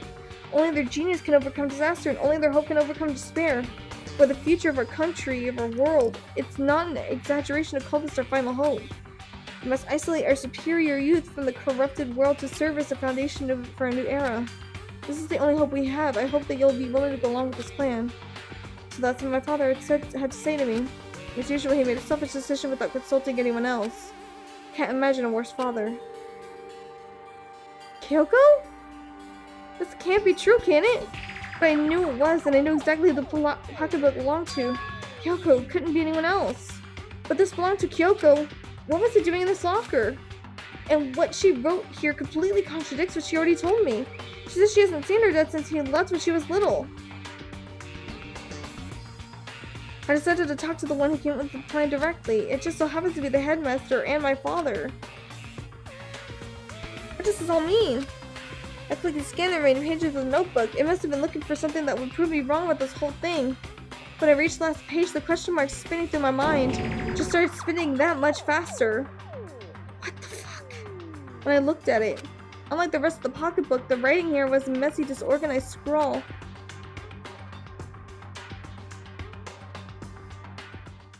What the fuck? What is this?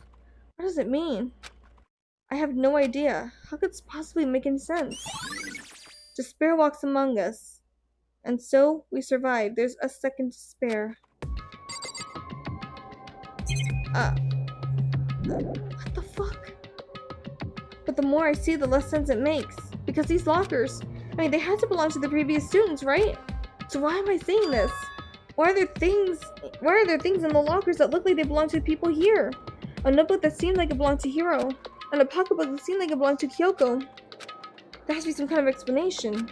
But if I want to find that out, I have to keep moving the investigation forward. And I have to believe in everyone. Anything in here? Okay, let's try this one. Nothing in here. Come on. Is that it? Okay, guess that's it, but what the fuck?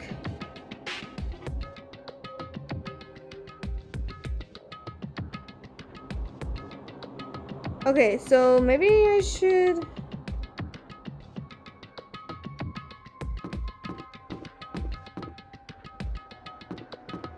What am I missing?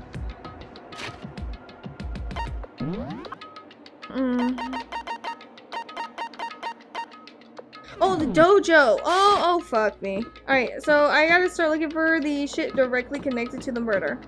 Okay. Oh, what the fuck?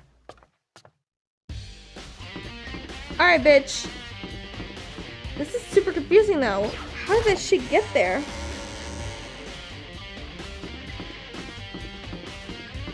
Like, obviously Kyoko hasn't been here before, as far as she knows. So where did that even come from? This has to be some bullshit.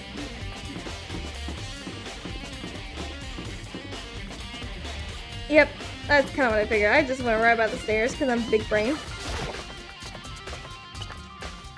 Alright, 5th floor, here I come. That's the 2nd floor.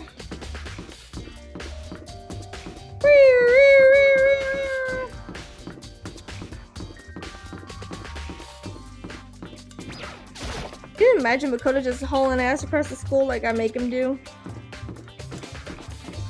5th floor is this way. Alright, so we're gonna go to the dojo. And the dojo is this way.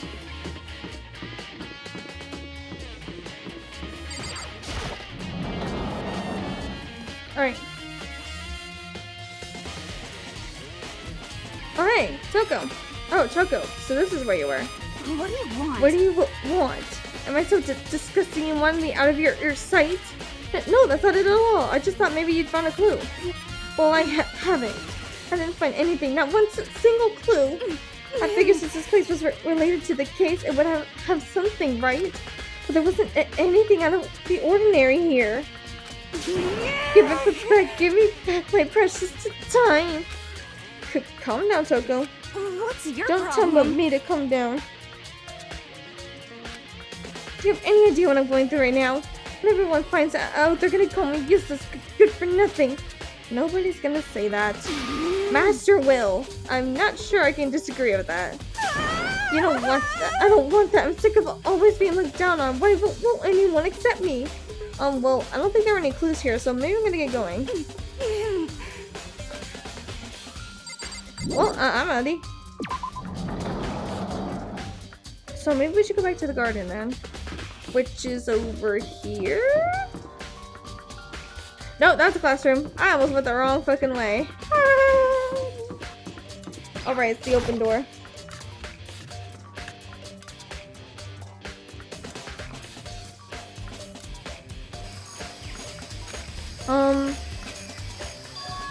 Huh? It's gone. Hikaru's body. It's not here? All that's left is like the remains of the explosion. What the fuck? There's still just 4 chickens left. Honestly, I'd be kind of terrified if there were more than that.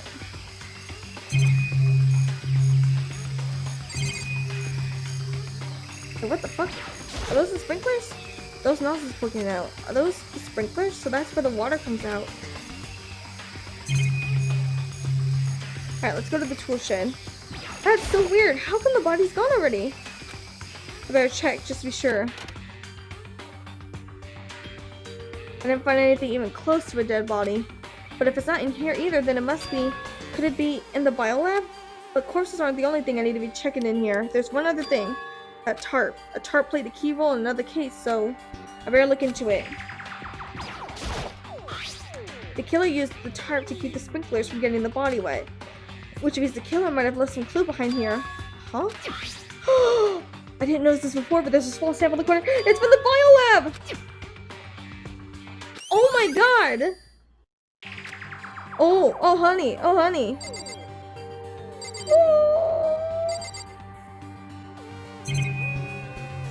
Oh my god, brothers! Get me out of here.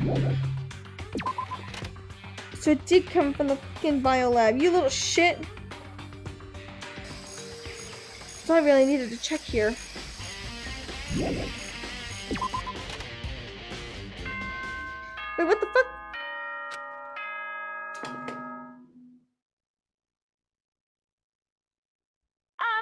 This is a school announcement. Is everyone working hard? Is your investigation coming along nicely? Well then, since you're all giving it your best, your generous headmaster will give you a little hint. For those of you who are interested, please make your way to the gym ASA possible. What, now he wants to give us a hint? It's suspicious, there's no doubt about that. This could be a trap. But even knowing that, he said to go to the gym, right? Let's go! Yasuhiro! Oh, hey, Hiro. Makoto! Why did you act so surprised? Oh, no reason. You heard Monokuma's announcement, right? Are you here to find out what he has to say? I just did, actually. I'm on my way out. You already talked to him? What did he say? Listen, sorry, but I gotta go. Hiro, wait! There's no point in trying to stop him. He ran off like a frightened animal. Hiro? It was like he was trying to avoid me. I was hoping to talk to him about the notebook I found in the locker. Has he been hiding something this whole time? Alright.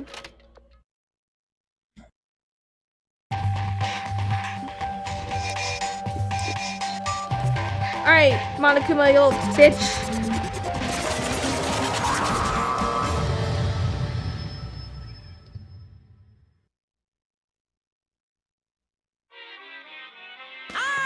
Hello, welcome. Hello, are you ready for your final hint? Well, it just happens to be in the envelope on the ground in front of you. The envelope?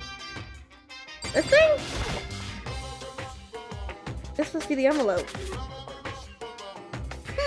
And just so you know, I won't be answering any questions about what you find inside. What? Don't worry, just get on with it. Monokuma's cryptic words didn't make me feel any better, but I picked up the envelope and opened it. What I found was a single photograph.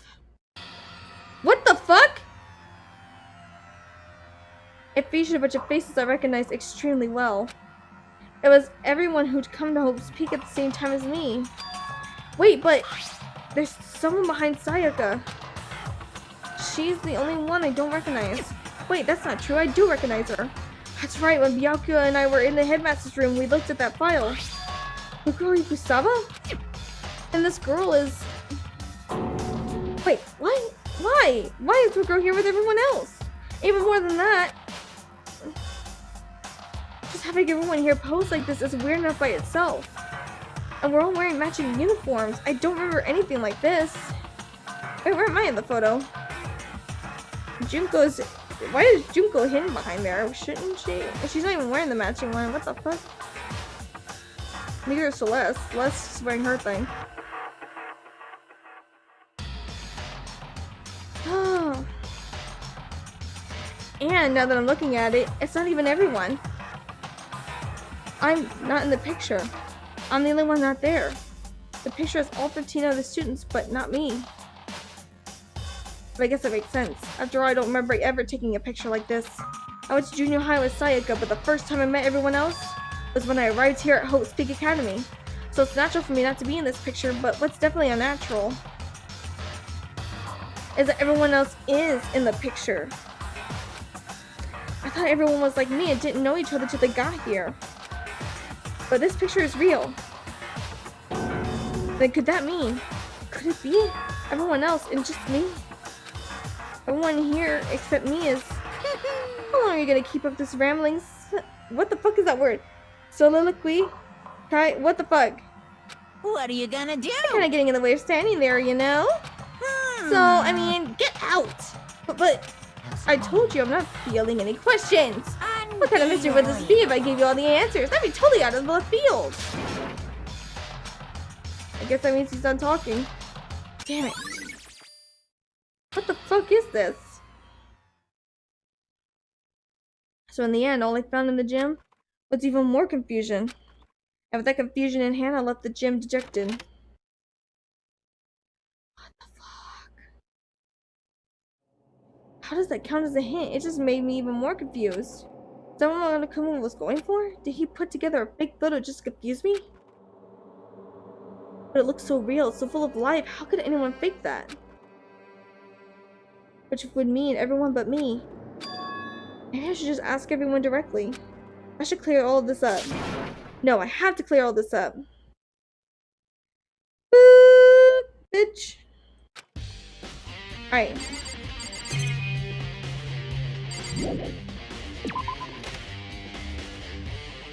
Alright. So wait, where am I going now? Let me see. Let me check the map and see where everyone is right now. No one's here. Oh, I need to go to the archive. Got it. Byakuya's in there. Byakuya, talk to me about this photo. Was this your start of your porn career? No, I'm kidding. Don't quote me on that.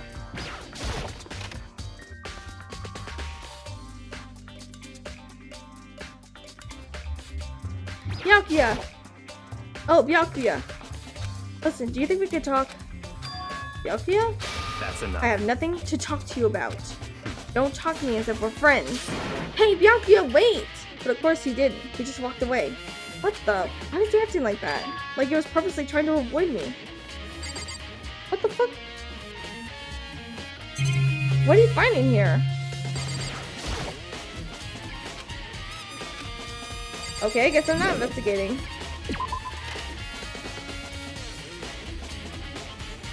Okay, well, where do I go from here? Who is where?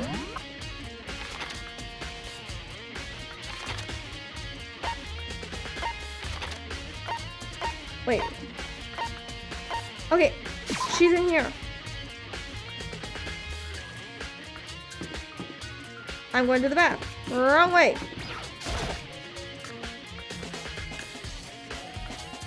Ollie, talk to me. So this is where you've been hiding. Listen, I was hoping to talk to you. Makoto? Sorry, gotta go. What? She ran off so fast I even had time to ask her to stop. Hina, why? Why won't you talk to me? Why is everyone avoiding me? What the fuck is everyone's problem? Second floor, first floor. Okay, so you're there and you're there. So I need to talk to... Actually, I'm gonna go talk to Yasuhiro, because I saw you talking about that journal. Hey asshole that ran away from me before.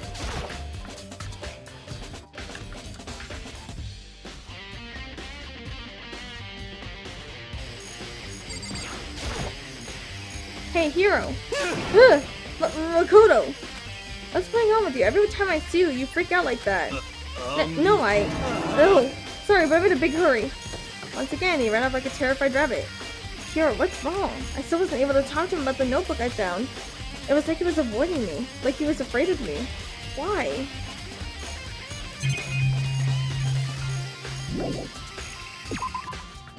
Okay, I guess I am going to the bio lab. Alright. What is everyone's problem? Everyone's avoiding me. Is it gonna be the same with you?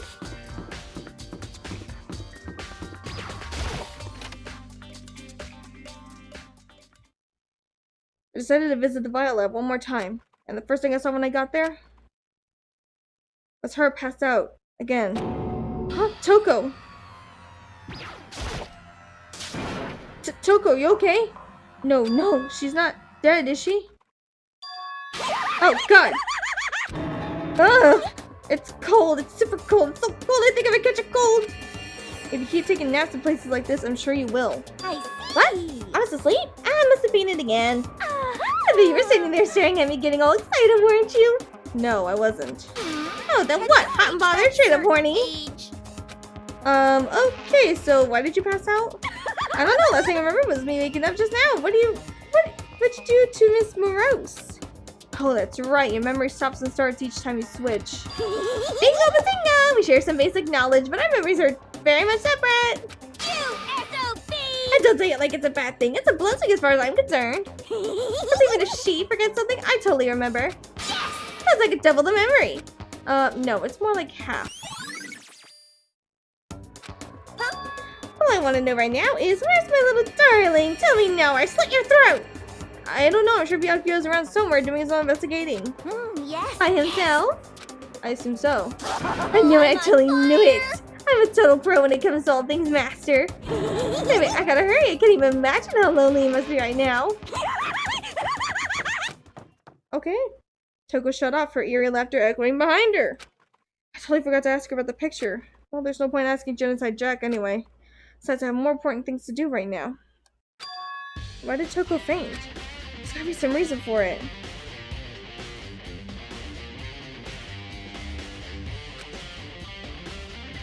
Oh my god, this is open.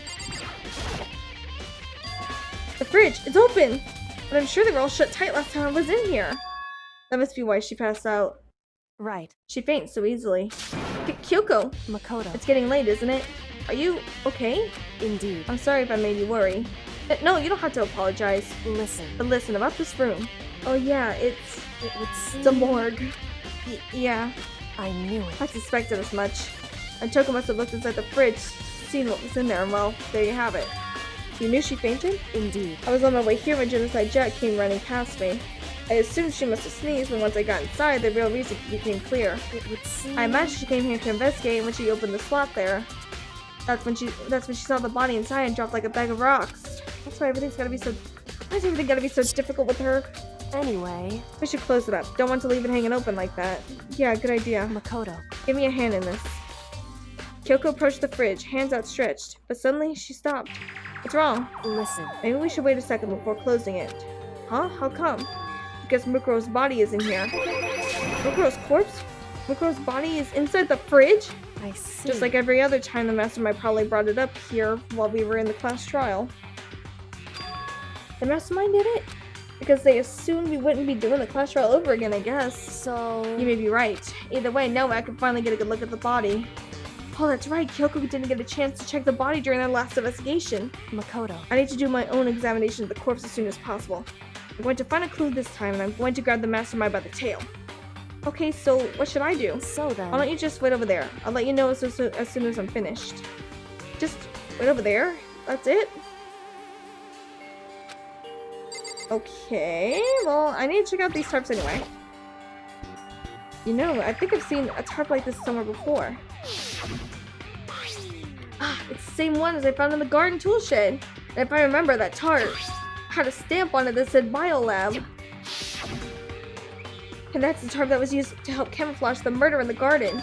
At some point, someone got it from the Biolab and took it over there. Yep.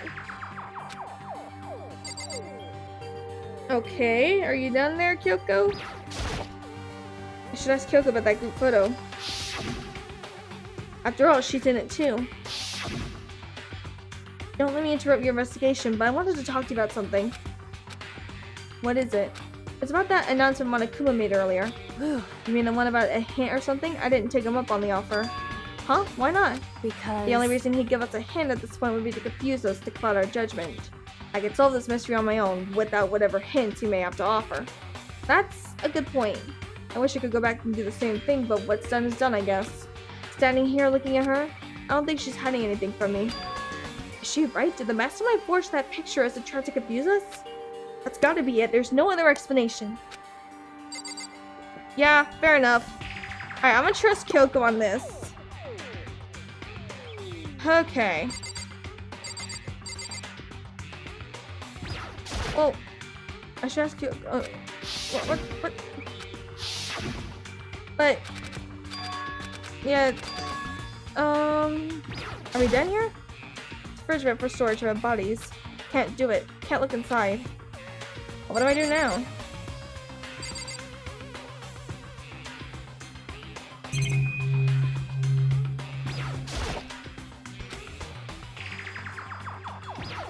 I mean, what do I do now? We just went through this whole shindig.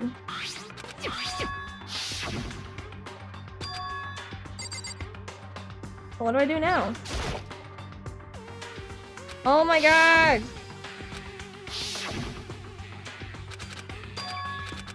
What do I do? Alright. Oh, when someone's waiting for something, on the left side of the refrigerator, a bunch of blue lights are on. But these ones aren't. It would seem... We've seen the blue light comes on when a slot is occupied. So when someone's in there, the blue light comes on. Looking around the number of lights that are on, including Mukuro's, there's 9 in all. 9? 9 lights? Okay, Makoto, I'm done. Oh, I'm dumb. Okay, so there was, let's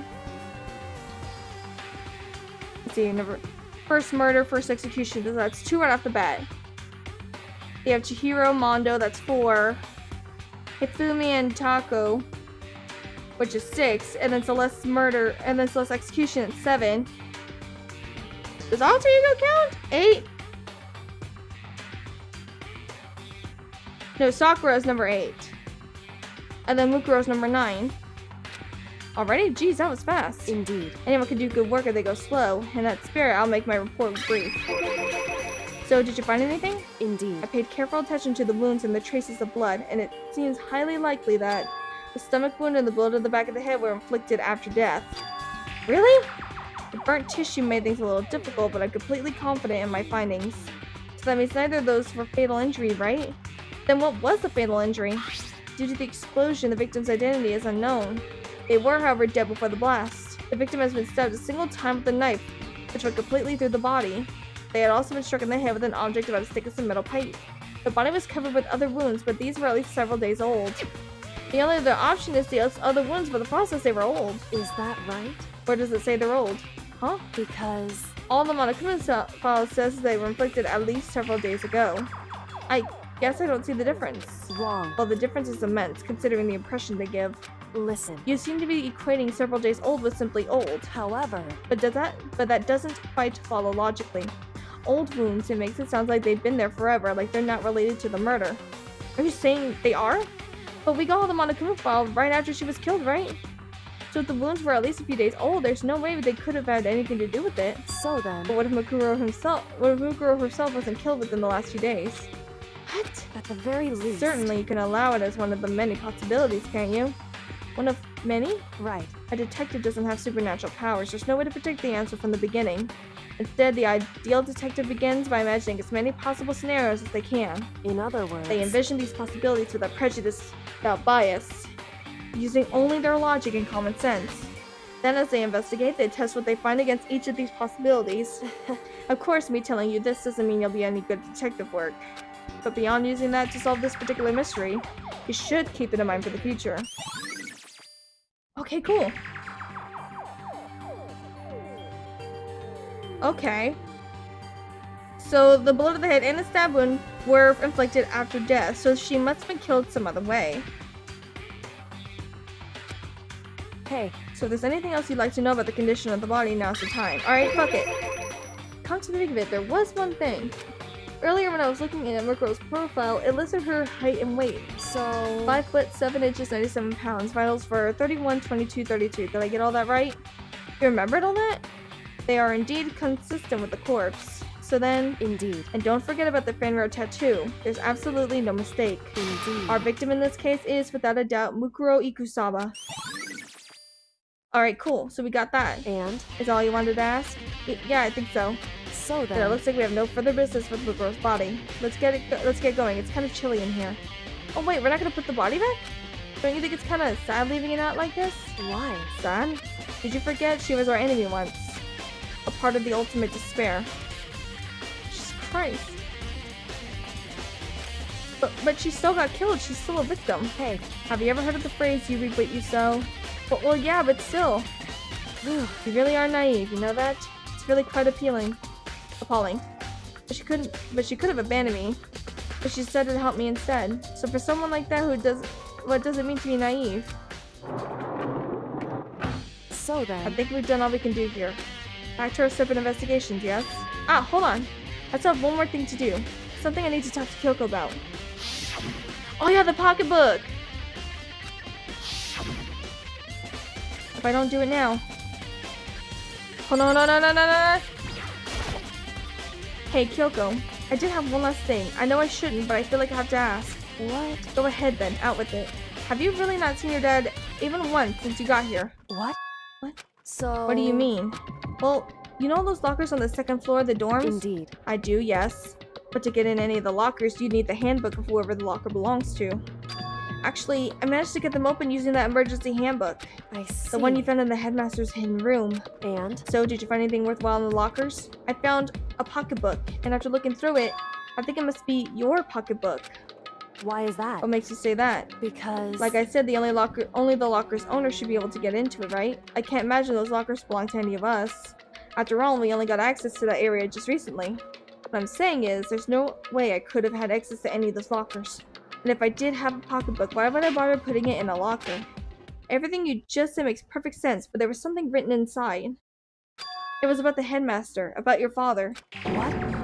If that's Could that true... mean that video is real too? Video? Makoto. I think everything is finally starting to fit together to reveal a cohesive picture. Although I'm afraid that picture might be worse than anything we could have imagined. What are you talking about? I need to go investigate those lockers right now. I need to confirm what you just said with my own two eyes. Oh, let me give you the headmaster's handbook. That way you can... So... That won't be necessary. If I'm right about this, I shouldn't have any problem opening the locker with my own handbook.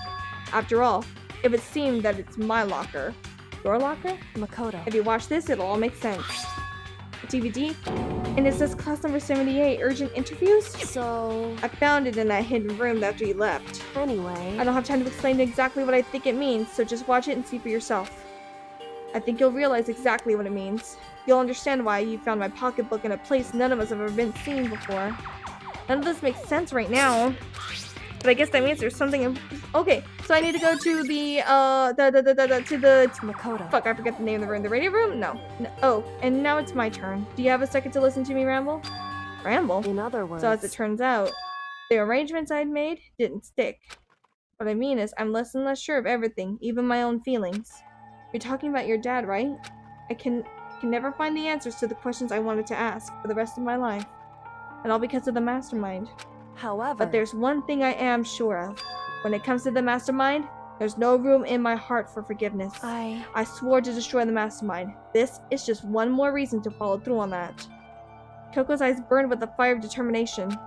The determination to defeat the mastermind. It's strange to be confronted with his death and suddenly feel this way. I couldn't care less if my father had found happiness. Why? So why is it?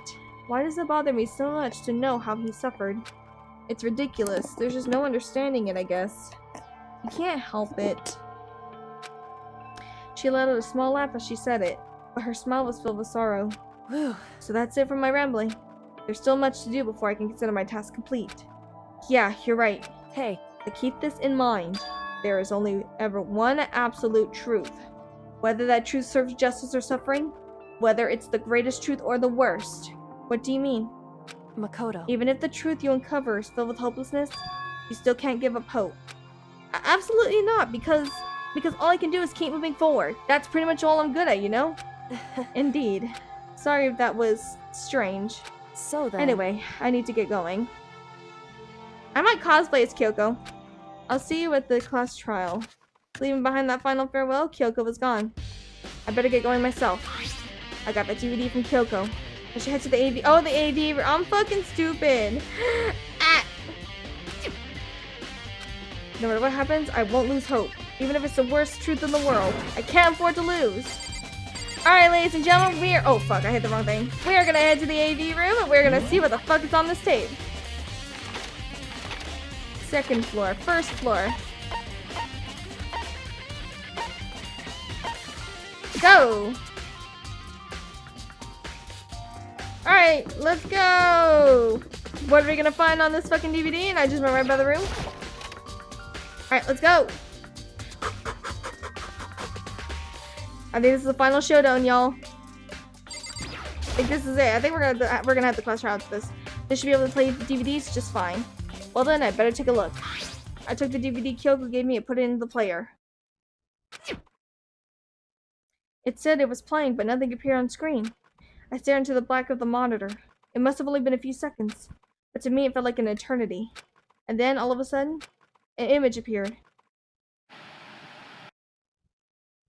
The fuck? Sayaka! It took me by total surprise. I hadn't seen Sayaka in who knows how long, and there she was. Okay then, are you ready to begin? The voice I heard was of the man positioned on one side of the screen. It was the voice of a middle-aged man. I do apologize, but I hope you don't mind if I record our conversation. I'm a little slow, you know. I never really got the hang of taking notes while having a conversation. It sounded like he was trying to make a joke, but Sayaka's tense face didn't move a single millimeter. So this video is meant to serve as a kind of contract substitute. It's not that I don't trust you guys. It's more like insurance. So please don't worry too much. Now then, let me get straight to the point. There is a chance that you may have to spend the rest of your life here in the school. Can you accept that? You want me to accept that? Sayaka was obviously at a total loss. It made total sense. Who would agree to spending the rest of your life in the school? I accept. What? Thank you.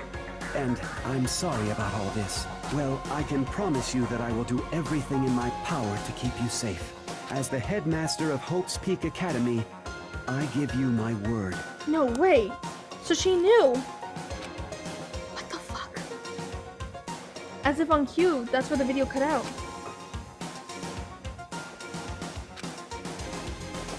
There was a lot I hadn't understood up to now. But this, only this, I simply couldn't comprehend what I'd heard. Because I know how much Sayaka wanted to get out of here. I know how much she wanted to escape and pursue her dreams with her friends again. She wanted that so bad she tried to frame me for murder. So, why? Why would she say yes to living here for the rest of her life? As I sat here thinking about it, I noticed the sunlight. On the monitor, the video that I thought was finished flashed back on screen. My eyes darted back to the screen. And if I was confused before, what I saw next pushed me right over the edge. What? Huh? What I saw was me. And possibly undeniably me. So, Makoto, before we begin, I should let you know that I'll be recording our conversation. Yes. Me and the headmaster were looking at each other. He and I were having what seemed like a fairly normal conversation. But the I in here and now, had absolutely no memory of it. I had no memory of even meeting the headmaster, much less sitting down to talk to him like this. Now, shall we get straight to the point? Makoto, there's a chance you may have to spend the rest of your life here in the school. Can you accept that? Yes. This can't be real. I said yes? I'm sorry I'm putting you through all this. Well, I mean, we don't have much of a choice, do we? But I promise that as long as you're in this school, I will do everything I can to protect you. As the headmaster of Hope's Peak Academy, that's the very least I can do for you. What is this? Once again, the video cut out. From there, the video repeated the same scene again and again with the others. Byakuya. Toko.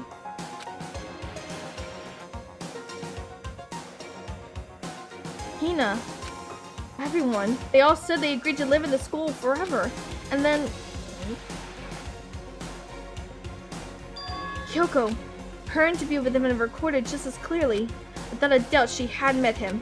She sat down with the headmaster of Hope's Peak Academy, her father. And when he asked her this question, she answered the same as everyone else. She accepted a life within the school. Just as Kyoko's interview was wrapping up, the monitor suddenly went black. Huh?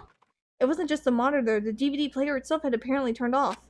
Which of course meant that the DVD wasn't playing anymore. What the heck just happened? Ah! Say what? Oopsie! Looks like it broke out of service! What? It just so happened to break just now?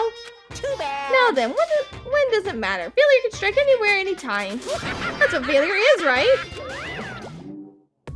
Failure my ass. You cut the power off on purpose. Well, whatever. Even if I watched the whole thing, I'd just be more of the same. He asked them the question, they all said yes. I couldn't help myself. I let out a huge, exasperated sigh, but as I did, I remembered something. That's right. I fainted too, and when I woke up, I noticed a strange feeling of separation within myself, a disconnect. It would seem... Thinking back on it now, at that point my memory was gone. At that time, I'd forgotten. I couldn't remember why I'd come to the school, and I couldn't remember what my ultimate ability was. But what would make you forget all that? Hey, Strange, isn't it? It's hard to imagine when it happened by chance. It seems much too convenient. The convenient outcome. Something that seemed to obviously work in the favor of the mastermind. So does that mean I've lost my memory too? What about the others? No way. Or... what is this shit? Oh no. Oh fuck.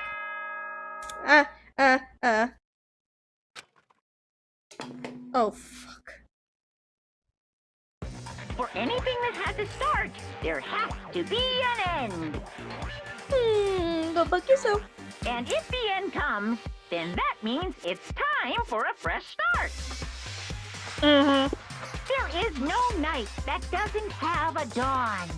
Although that dawn is totally pitch black, there is no storm that won't eventually end. Of course, then that leads to drought. But as I said, every end is the promise of a new beginning. Which is why I'm sure we'll get to meet again. Because the end is only the beginning. Anyway, let's get started. The beginning of the end of the class trial. Everyone gather once again at you-know-where. I hate you. It's about to begin again. The class trial is going to start. The final class trial. The last time all our lives will be on the line. The last time hope and despair are on the line. I don't have a choice. I have to do this. Okay then. This is the end. Everyone ready for this shit? Cause I sure as fuck am not.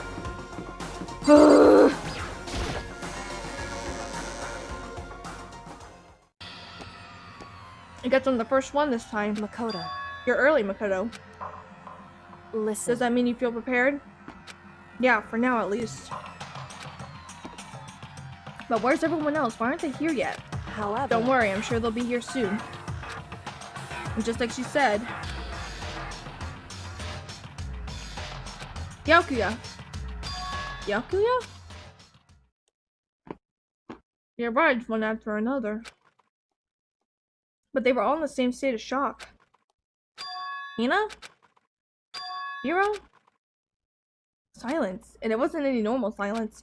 It was the deafening silence of fear and suspicion. It was like a first class trial.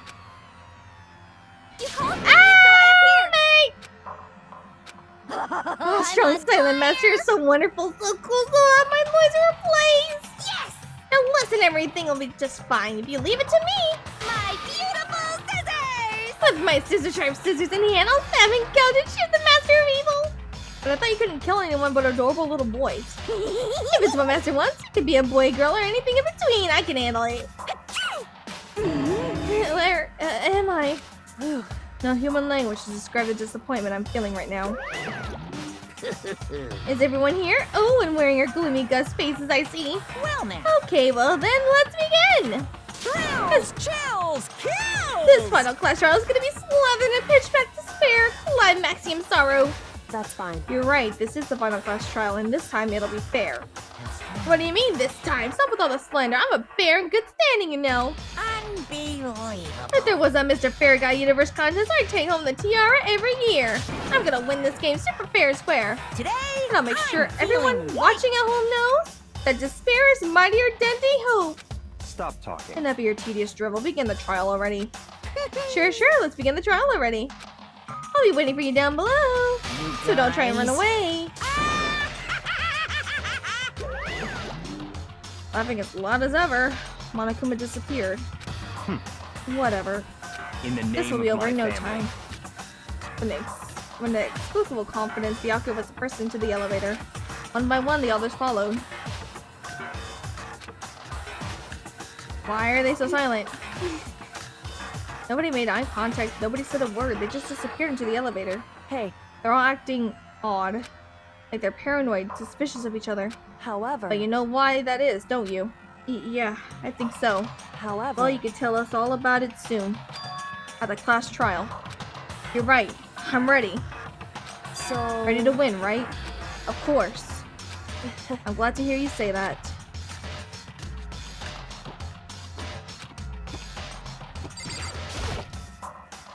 I started making my way toward the opening, step after step toward that gaping maw. I'd resolved that this would be the last time. I repeated myself that there was no fear, no mystery left. I pushed anxiety down, calmed my trembling body. And finally, on steady legs, I passed the threshold and stood in the elevator. Man, look at how little of us there are left. That warning, it began to descend. Deeper and deeper, that's what she said. Deeper, deeper, deeper still. I'm not gonna say it again. Oh my god. Mikoto, chill. And it fell. Okay, well.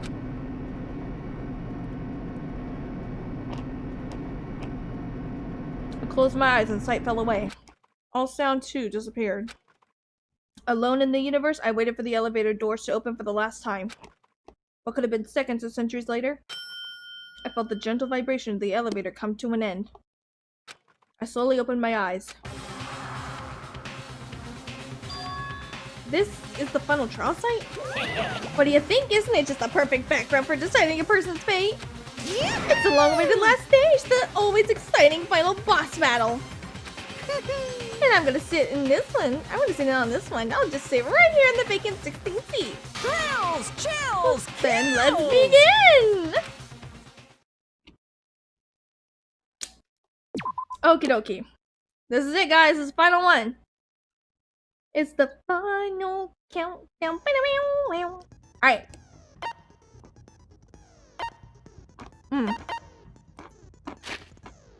Okay. So, due to the explosion, okay. It struck at the object and they had wounds that were several days old. Still remember that. Several rooms have been locked up until this point. It has Master's room on the 4th floor, the biolab on the 5th floor, the Monokuma door in the data center on the 4th floor, and the 2nd floor of the dormitory areas. In addition, the areas directly connected to Mukuro, Saba's death, or the garden and the dojo. The Monokuma room in the data center opened to reveal a small room used to command Monokuma, and this is where the mastermind is issuing commands to the Earth Sign robot. The tarp found at the garden had played a part in Mukuro's murder. Biolab had been stamped onto one corner of the tarp. The same kind of tarp was found in the biolab, so there's no doubt this is where the tarp came from.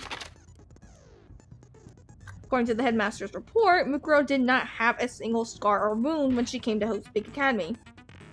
In addition, her physical features were as follows: 5 foot 7 inches, 97 pounds, vitals 31, 22, 32. I have no idea what that means, but we're just gonna roll with it. Kyoko has confirmed that the quartz matches these characteristics. The phrase "the ultimate despair" doesn't refer to a single individual, but a like-minded group of people. 1 year ago, that group brought about the single worst event in human history. They are motivated only by despair, making them some of the most despicable people to ever live. There was a brightly colored box sitting in the headmaster's hidden room. Inside the box were human bones, the last remains of the headmaster. In his hidden room, the headmaster kept a photo of him and a young Kyoko together. In the photo, the both are smiling, except you can't see the smile because he's fucking turned around. An emergency handbook was found in the headmaster's hidden room. This handbook apparently has no restrictions and was given to the school's ultimate authority, the headmaster. The notebook was found in a locker on the second floor of the dorms. Yasuhiro's name was written on the inside, and it has notes for a number of different classes. The pocket book was found in a locker on the second floor of the dorms, and based on what it was written inside, it's believed to be Kyoko's or some kind of message scrawled on the last page of the pocket book. Despair walks among us, and so we survive. There's a second despair. The biolab on the 5th floor seems to have been repurposed as a morgue. A corpse fridge had been installed in the biolab. It seems that a blue light comes on to indicate a slot is occupied. The number of blue lights counting the slot with the girl's body inside comes to a total of 9. I forgot I had to E. The photo depicts all the Hope's Peak students wearing matching uniforms. Worth noting that Mukuro is pictured while Makoto is not. Could that mean all the others are working together somehow? It would seem that while Toko and Genocide Jack share certain fundamental knowledge, their individual memories are separate. Kyoko attests that both the stab wound and the blow to the head were inflicted after death. The DVD Kyoko found contained interviews between the headmaster and all the Hope's Peak students. Makoto, however, had no memory of such an interview. Thanks to Monokuma's interference, Makoto wasn't able to watch the DVD all the way through. Okay, to make all this. Alright. Are you guys ready for this shit? Because it's gonna be, very harsh. I just know it's gonna be like the hardest class trial I have had in this entirety, because to be honest, Sakura's was not that difficult. But, you know, I'm about to jinx myself on this shit.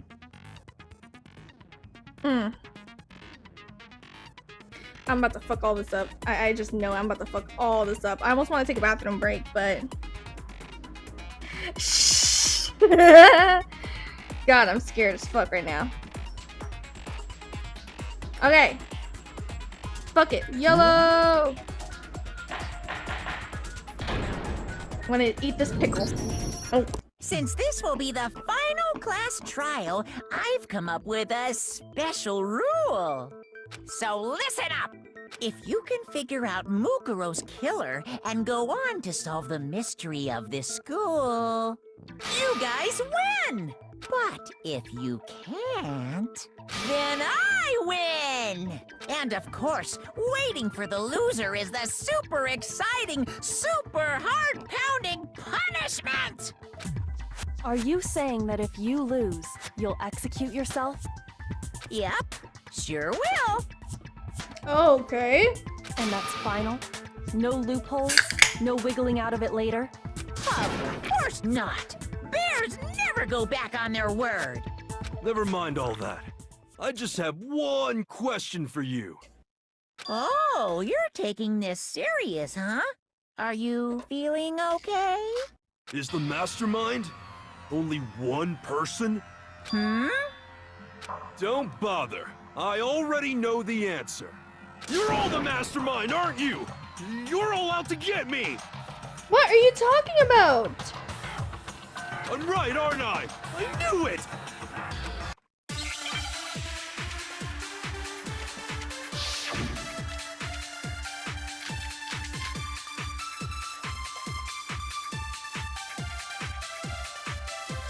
Group photo, maybe? You guys have all been working together, haven't you? I have evidence, so I know I'm right. Hey, you stole my line. You're all out to get me. I'm sure of it. What are you talking I about? have evidence of my own. What a coincidence. I too have evidence to present. Evidence that proves everyone other than me has been working together. What? Wait, hold on. This doesn't make any sense. How can the three of us each have that kind of evidence? Nope. No, I bet it's the... Yeah, I knew it was a group photo. It had to be, because when he's talking about the group, I don't know. I just assume It's you not guys... just you three. Well, yeah. Huh? Wait, but mine's different. With the picture you have, I'm in it. But that can't be right.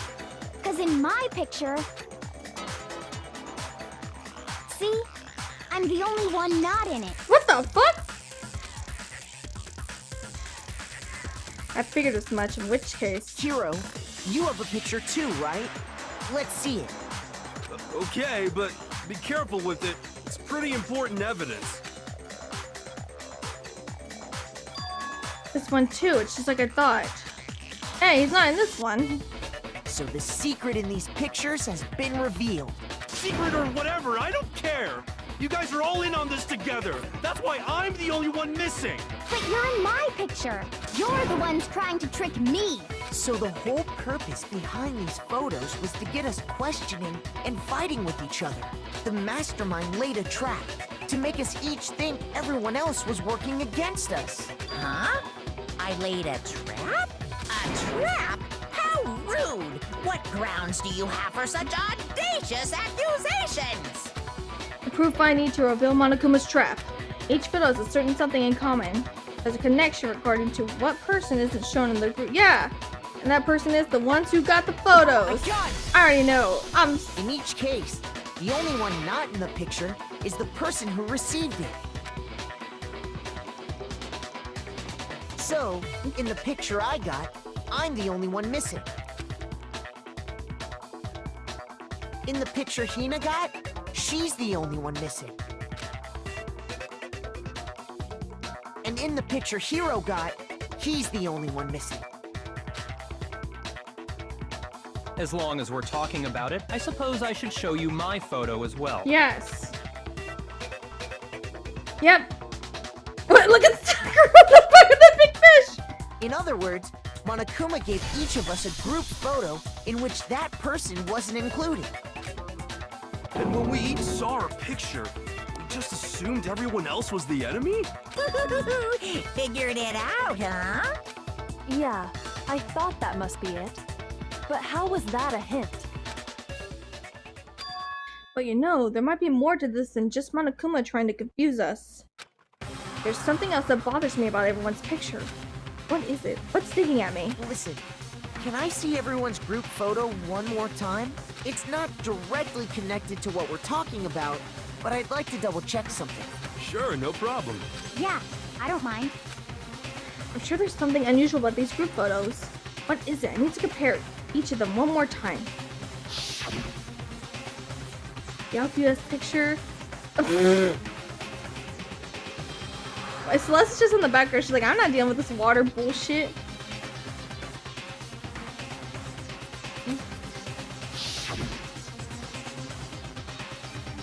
Like, Celeste is still in the background. She doesn't get involved in any of this. And Sakura's just coming up. Dum dum dum dum dum. She's like the Undyne in this whole thing. Oh my god. But wouldn't we all remember this shit? Because we're obviously posing.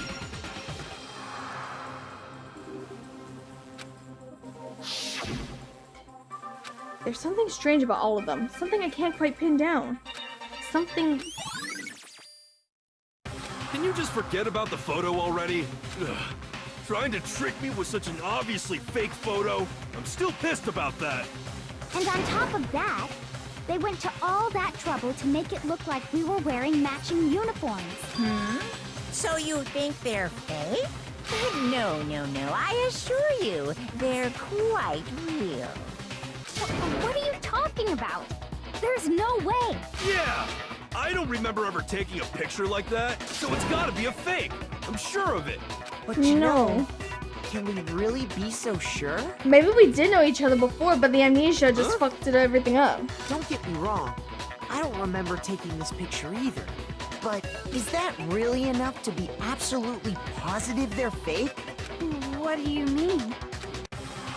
The reason I don't remember this picture isn't necessarily because it's fake. There might be some other reason. Some terrible reason. An unbelievable, entirely horrifying reason. What are we doing now? Oh no, it's the— oh fuck, I suck at these. Ah! Alright. Yeah. I need an M. I need an S. Give me the S. S! S for suck it. I need an A. Ass. Oh, the S is trying to trick me, motherfucker. Yeah, I understand.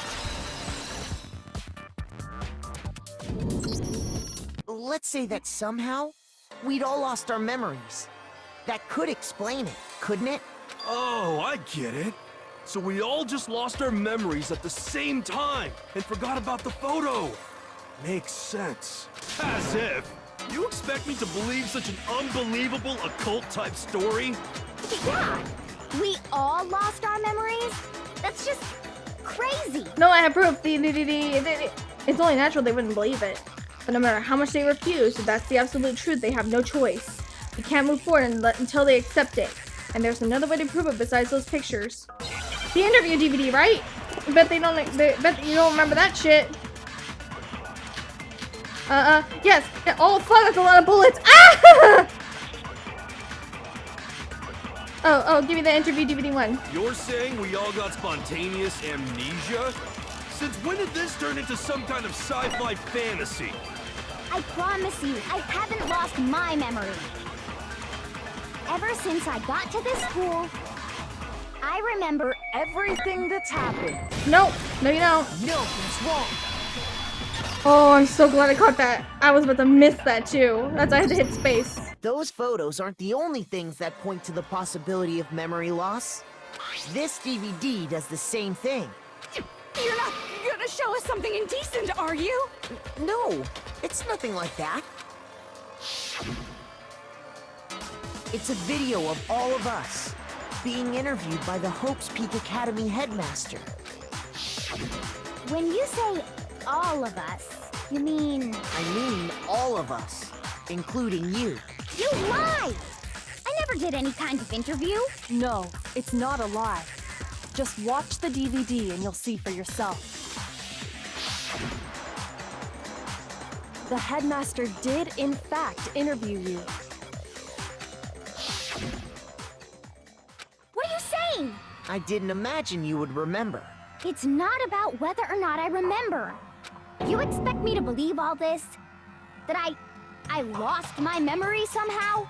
Well, we don't have any way to refute it, so we have no choice but to accept it as reality. How can you say that? We're talking about living, breathing amnesia here! To be honest, I have something else on my mind right now. Something else? You said the DVD contains recordings of us being interviewed by the headmaster, right? What were the interviews about? The headmaster sat each of us down, one at a time, and asked us the same question. He asked us if we could accept the idea of spending the rest of our lives in this school. What kind of question is that? And how did we answer? We'd say no, obviously. Actually, we all said we could. Even me. I heard myself say yes. I could spend the rest of my life at this school. Why? Why would you say yes to something like that? I don't know.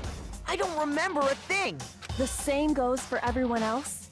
Nobody remembers. You don't remember choosing to live here forever, or even talking to the headmaster about it at all. It doesn't matter if I remember or not. Even if I bought the whole amnesia thing, the idea that I would want to live here forever? That's just insane! How can I believe that? Insane or not, we can't move forward until you accept it. Am I right? You sure are, 'cause it's all true. What? I know it sounds absurd, but if it's the truth, there's nothing we can do about it. Indeed.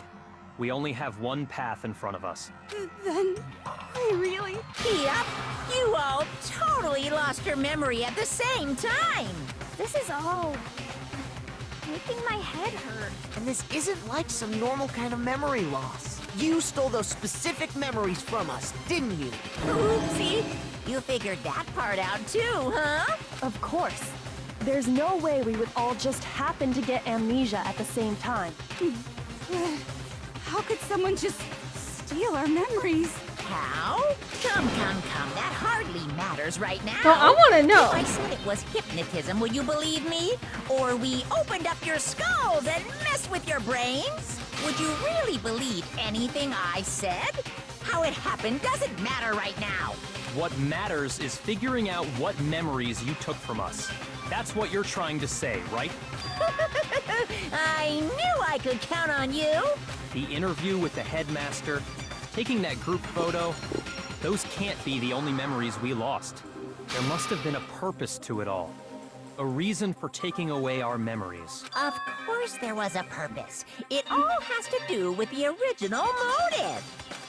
The original motive? You mean the motive you came up with to try and get us to all kill each other? That has something to do with the memories you stole from us? It sure does. But that part's still a secret. Anyway, I'm sure it's not easy, but let's all focus on the class trial for the murder of Mukuro Ikusaba. Okay, so you want us to figure out who killed her before we do anything else. So until we do that, well, either way, we have to explain every last remaining mystery. So, the one who killed Mukuro, the true mastermind, that's what we need to expose.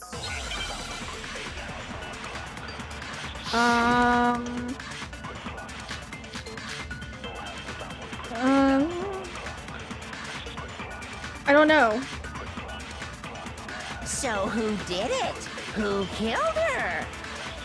Whoever did it is the same one who's behind everything.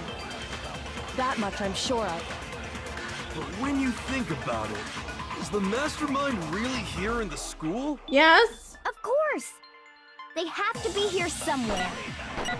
What makes you so sure? What does make me so sure? Exactly! You're just making stuff up. There's no way the mastermind is here. The mastermind is probably a million miles away. Wait, no. The masterminds always lurk off in the background, right? Fuck! The control room! Yes, of course you're in the school! Come on! So who did it? I Who fucked up. killed her? I'm sorry, guys. I didn't know what Whoever could did possibly it did is the it. same one who's behind everything. That much I'm sure of. But when you think about it, is the mastermind really here in the school? Of course! They have to be here somewhere. What makes you so sure? What does make me so sure? You were in the room with me! Exactly! You're just making stuff up. There's no way the mastermind is here. The mastermind is probably a million... Nope, got it. No, that's wrong. Hey. There's Woo! no question that the mastermind is somewhere within the school. How do you know? Did you find some evidence or something? In the back of the data center, I found a panel that controls Monokuma. The mastermind must have been using that to control him all this time. So there can't be any doubt. The mastermind has been inside the school all along. There can't be any doubt. In which case, there also can be no doubt that the mastermind is one of us. What? Why? Recall what Makoto told us Monokuma said to him earlier. Oh, god then. This killing game began with 16 participants, all of them high school students. And the only people to take a single step in Hope's Peak since the killing game began are those 16 students. So if the mastermind is in the school, we have to assume it can only be that 16th student. How'd they manage to survive all of this? Don't mind the noise. So we're the only ones here? It's not me! I'm not the mastermind! Well, it's not me! I blame Makoto! What? Why me? Cuz! It's super weird how you're the only one who survived being executed! Oh, I get it!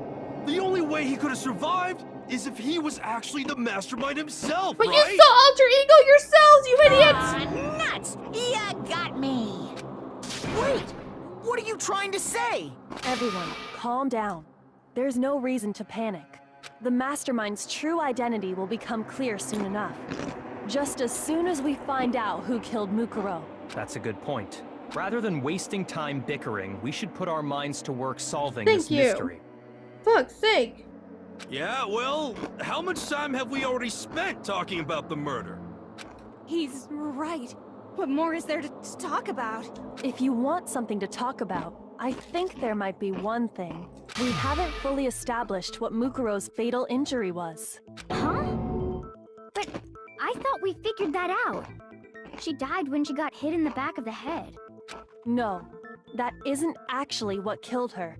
It was something entirely different. Wouldn't you agree, Makoto? The other wounds? I got it! All of the wounds covering her body. That's what really killed her. Hey, now hold on a second. You did read the Monokuma file, right? The body was covered with other wounds, but these were at least several days old. It made it pretty clear.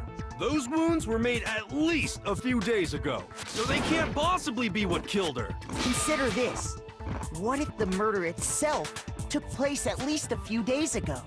What? What if, when we discovered her body, she'd already been dead for several days? If that's true, then naturally the wounds that killed her would appear to be however many days old. That doesn't make any sense. Because she had all those wounds before she ever came Wrong. here. Huh? Wrong. Isn't it obvious? She was the ultimate soldier, right? So that means, you know. You're wrong. She denied me before I could even say anything. She's creeping me out. I mean, you think I'm not weird, okay? At least listen to what I have to say before you deny me. If you're sure you're gonna deny it, why bother saying it in the first place? But in her file, it says she didn't have any wounds.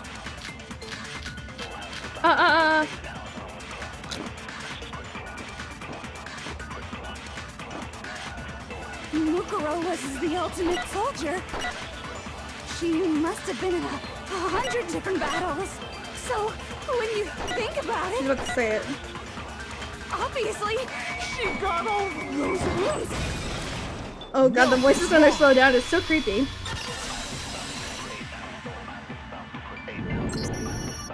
No, Mukuro didn't suffer those wounds in battle. The file we found in the headmaster's room said as much. Despite the time she spent in battle after battle as a member of Fenrir, when she entered this school, she hadn't sustained a single injury. To be denied so completely. Actually, it's kind of refreshing. Maybe it's because of all of Master's training. Anyway, It's like, we no. can be sure that Mukuro suffered all those wounds after coming to this school, in which case, they could be the very thing that killed her. As a matter of fact, it's hard to imagine any other possibility. When examining her body, I found that her stomach and head wounds came after she was already dead. Unless anyone has any better suggestions, I think we can say this with confidence. The wounds Mukuro sustained all over her body are what ultimately killed her. Oh god, that's a lot of wounds. But if that's what killed her, then does that mean she's really been dead for who knows how long? That's exactly what it means. When we found her body in the garden, she'd already been dead for several days. So then, what about the little matter of what happened last night? Oh yeah. Who the fuck was that then? Makoto, you said you were attacked in your room by a masked assailant. Was that If the mastermind Mukuro maybe? had already been dead for several days, certainly it couldn't have been her. So who was it that attacked you? The mastermind. Of course. I got it! The one who attacked me was the true mastermind. When we discovered Mukuro in the garden wearing the same mask, I naturally assumed she must have been the one who attacked me. But I was wrong. It wasn't her at all. It was the mastermind.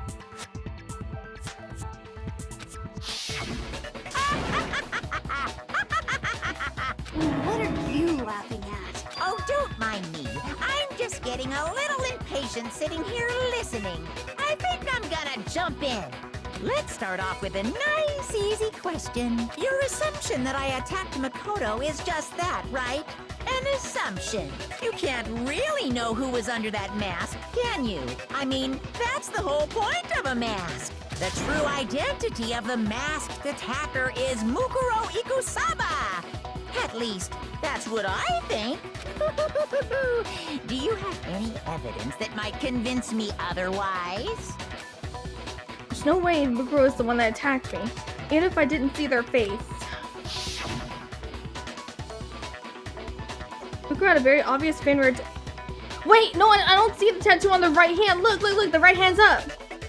You little shit! Should be obvious. Alright. It's the tattoo on the right hand. Oh, for fuck's sake, I'm absorbing something. Fuck! You never saw their face, right? So you can't have any idea who was under that mask. I'm telling you now, it was Mukuro Ikusaba! You're wrong. Even without seeing their face, there's another part of the attacker we can use to prove it wasn't her. Oh?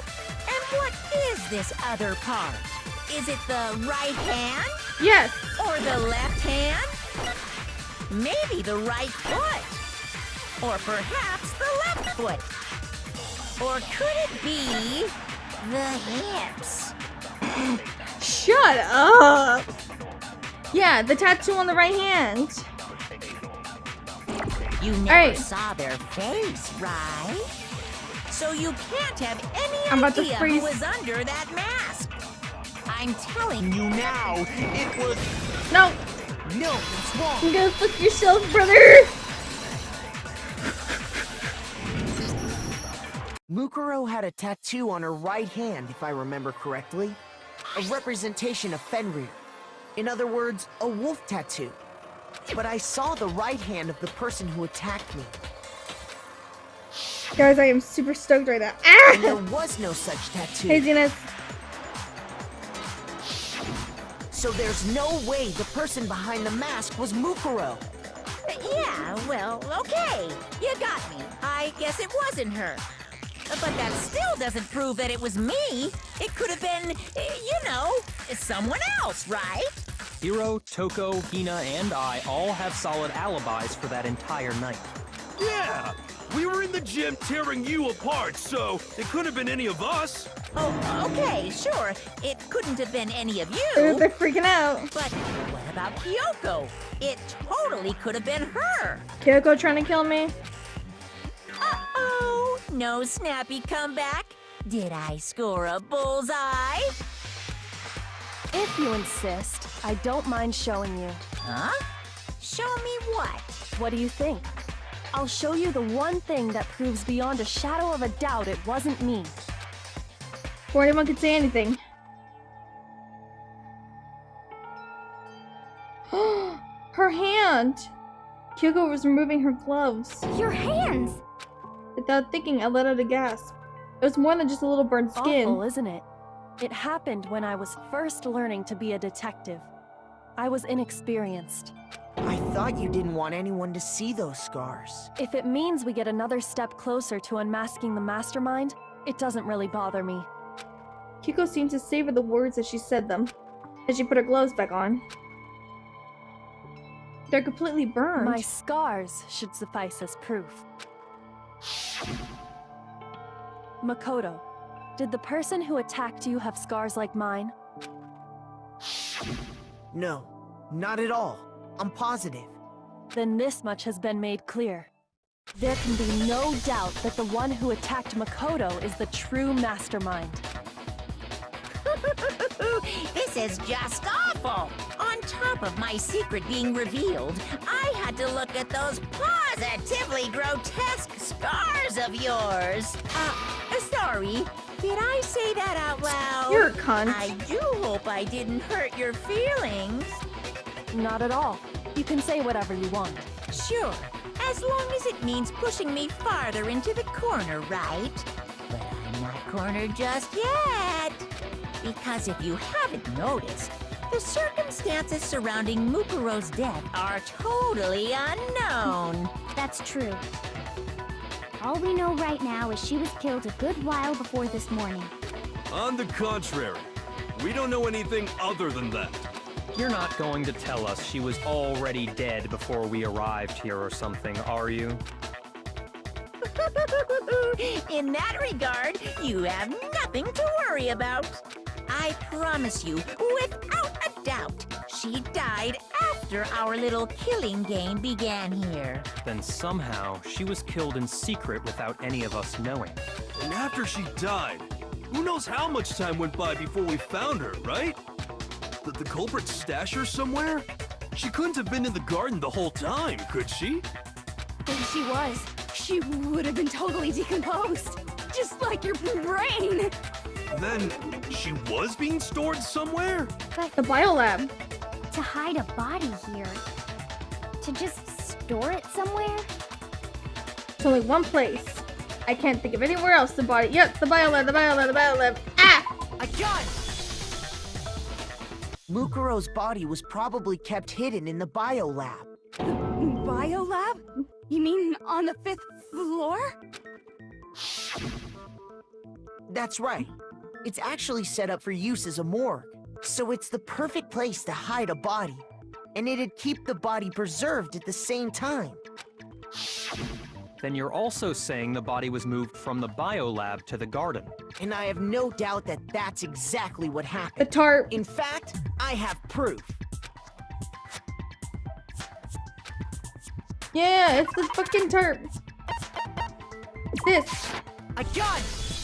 Cat, quit moving. What makes me so sure the body was carried from the biolab to the garden is the tarp that we found in the garden. When I was checking it over again, I noticed something. I noticed that some text had been stamped on one corner of the tarp. Oh, it says biolab. Holy cow!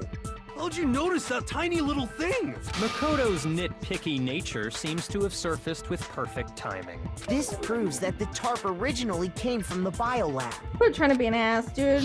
Our lives are on the line here. In fact, there's a whole stack of tarps just like it in there. So when the killer moved the body to the garden, they must have grabbed a tarp to wrap it in.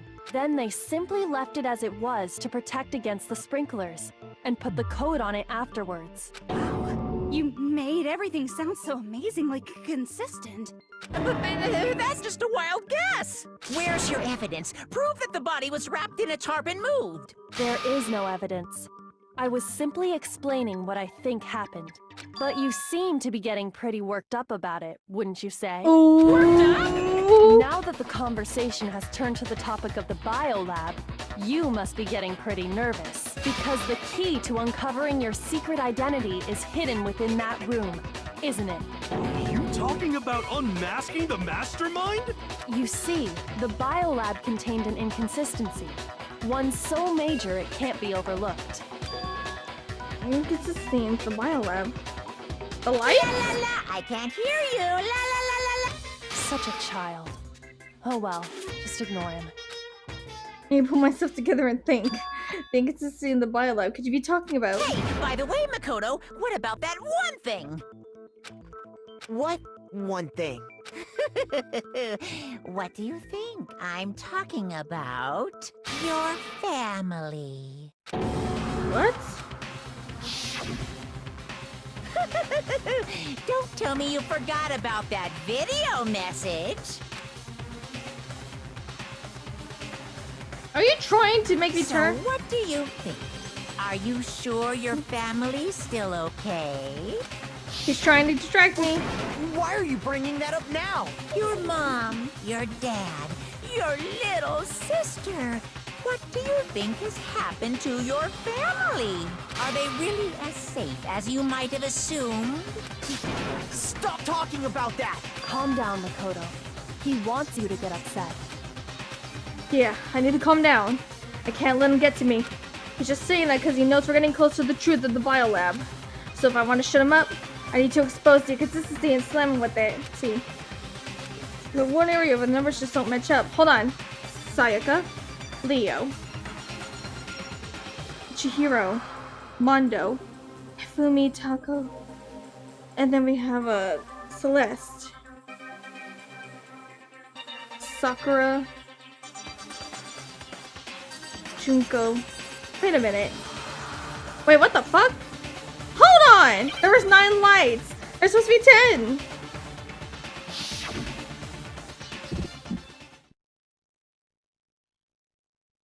Are you sure about this? Are you sure about this?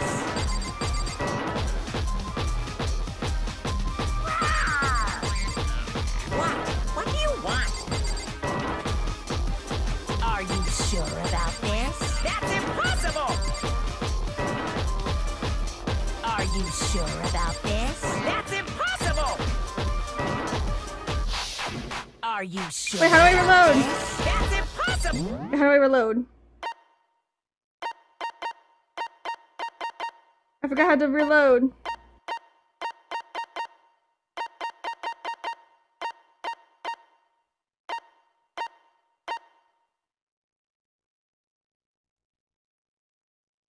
Oh, it's a tab key.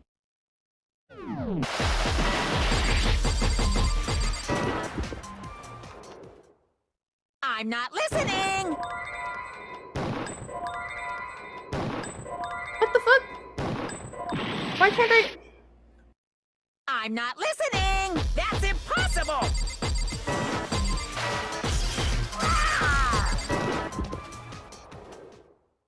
I'm not listening!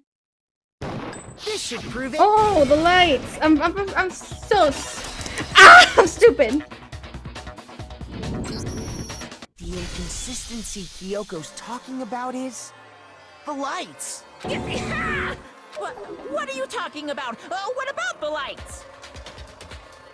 Like I said before, the biolab also acts as a morgue. And as part of that, a giant refrigerator was installed in there. That's where everyone who's died is stored. And it was set up so that when a slot had a body in it, a blue light would turn on. In other words, if the blue light is on, that means there's a body in that slot. I'm not very smart, But guys. I I'm so counted sorry. up the number of blue lights that were on, including the one Mukuro was in. Yeah, there should be 10 lights because there's 6 of us left, and there were 16 students. So what the fuck? And there were only 9. Why does that matter? You gotta give me the bite-sized version here, man. 10. I got it! 10 of the lights should have been on. Any other number is incredibly suspicious. Suspicious? Why? That's simple. Just recall who's died here so far, and it should become clear. That's right. That's the key to solving this mystery. Sayaka died first. Junko was second. Leon was third. Chihiro was fourth. Mondo was fifth. Taka was sixth and Hifumi was seventh. Celeste was eighth. Sakura was ninth. And victim number 10 was Mukuro. So 10 people in all? That's right. Any other number should make you immediately suspicious. But according to the lights in the biolab, only 9 people were being stored there. You're saying a dead body just up and disappeared? I got it! The mastermind destroyed one of the bodies to get rid of evidence. But if they wanted to do that, they would have destroyed Mukuro's body, since they actually killed her. And yet, her body was left alone. Then, whose body disappeared? It may very well be that none of them disappeared. But if that's true, then why doesn't the body count match? Including Monokuma's executions, there have apparently been 10 deaths, but there were only 9 bodies. That's the point I'm trying to make. I'm completely lost. How can the number of victims be less than the number of murders? The reason there are less bodies than murders. The explanation for more murders than victims. Why is that? What would it take for that? Oh! Same person was killed twice, maybe? I got it! What about if the same person was killed twice? Huh? Killed twice? Mukuro? Officially, 10 murders have been committed so far, but one of the victims may have been murdered, and then murdered again. Murdered and murdered again? If that's the case, there could have been 10 killings, but still only 9 victims, right? Technically, you're right, I guess. But still, something like that Could easily have happened. No, it is what But happened. the only one that was killed, like, wait a minute. Sayaka was killed by Leon. Leon was executed. Junko was. No way. No way. Sounds like you're already convinced. Then can you tell us who was killed twice? It was Mukuro, of course. Before she was killed as Mukuro Ikusaba, she was killed as someone else. And that's why the body had to be stored in the biolab until the moment we found it in the garden. No way. No way! I think I know what they're talking about. No, that's crazy talk. She was killed as someone No else. way. Come on. Besides, who could that someone else even have been? All you have to do is look at those bodily injuries of hers, and that will become obvious. I saw those wounds. Nothing's gonna become obvious because Kyoko's totally delusional. No way. Is it who I think it is? I'm absorbing something here. Who is this someone else that Mukuro was killed as? Was it Sayaka Maizono? Junko Enoshima? Leon I knew Kuwata? it. Oh no, are you kidding me? Hiro Fujisaki? Mondo Owada? Kiyotaka Ishimaru? Hifumi Yamada? Why did Celestia Lu whatever? Or Or maybe Sakura Ogami? No. There's no way anyone was murdered twice! No, fuck, it's no way! Junko was fucking someone else! Are you shitting me? Who is this someone else that Mukuro was killed as? Was it Sayaka Maizono? Junko Enoshima? Leon Kuwata? Chihiro Fujisaki? Mondo Owada? Kiyotaka Ishimaru? Hifumi Yamada? Celestia Ludenberg. whatever? Or maybe Sakura Ogami? No. There's no way anyone would... No fucking way! She was the only one that was killed by the mastermind. Junko. Wasn't her fatal injury pretty similar to Mukuro's? Yeah, look at all those What wounds. do you mean? Well, remember what happened to her? She was impaled by a bunch of spears, all over her body. And Mukuro died from a number of wounds across her body. When you compare that to the stab wounds Junko suffered, And the similarities match? Yes, and those are the only fatal injuries that match up. That explains why those two bodies are actually one and the same. so Holy let me shit. see if I have this straight.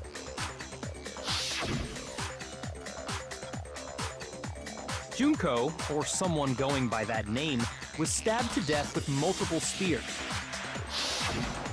Then her body was kept in the biolab for however long before being dragged out again.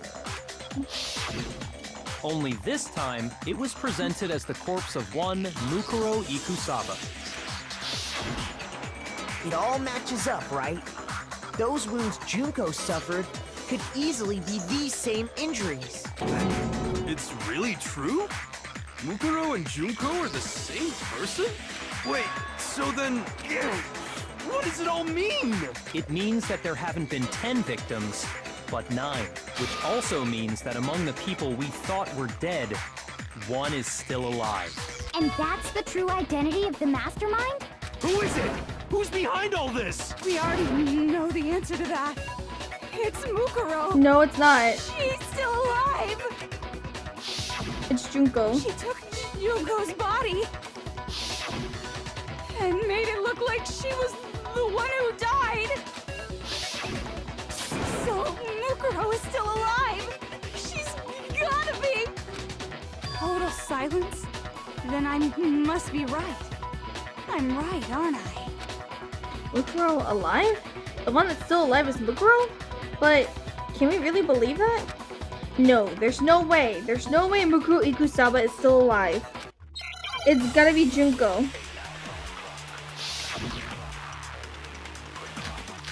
Mukuro's profile. It's the tattoo that really gives it away, but she could have covered that shit with makeup. And the fake nails kinda... The body we found in the garden. It wasn't Mukuro. Fuck. Then she's still alive? Fuck! That's right. She made it look like Junko's body was her. So the mastermind's true identity is Mukuro. What do you say, Monokuma? Do you give up?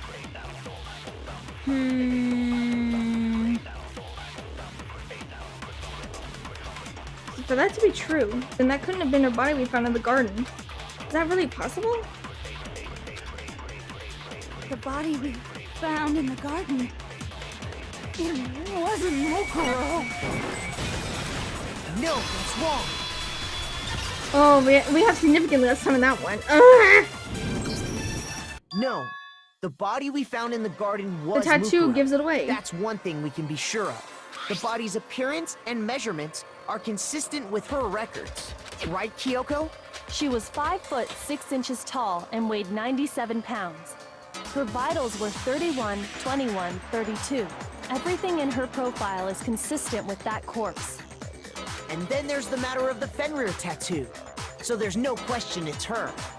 But if Mukuro's not the mastermind, then who's actually still alive? Junko. Someone made it look like they died, but they're actually still alive. There's only one person it could be. No fucking way! Shit! Here's my answer. Are you kidding me? Junko is still alive. It's the only possibility. Are you sure about that? Huh? I admit, since Mukuro is undoubtedly dead, Junko does seem to be the only other explanation.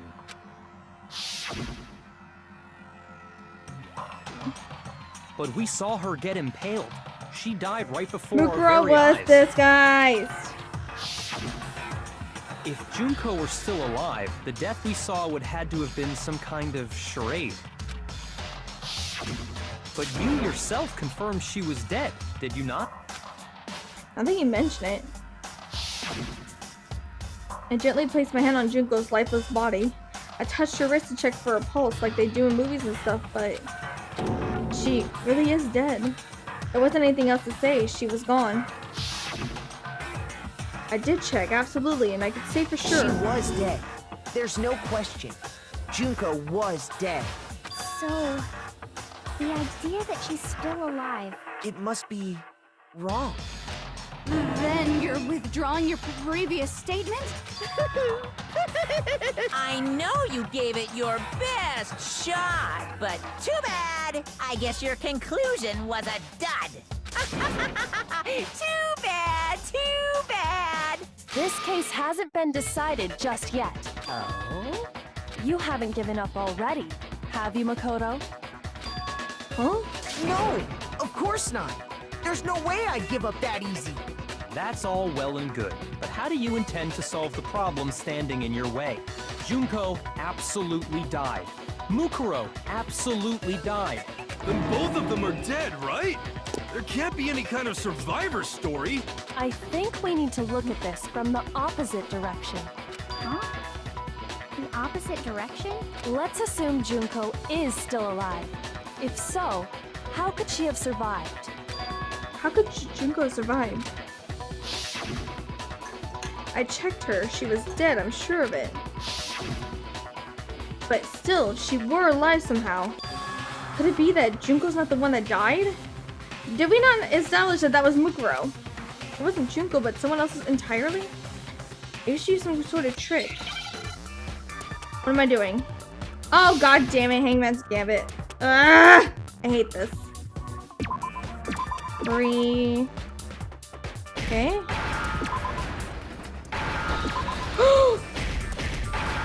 No way!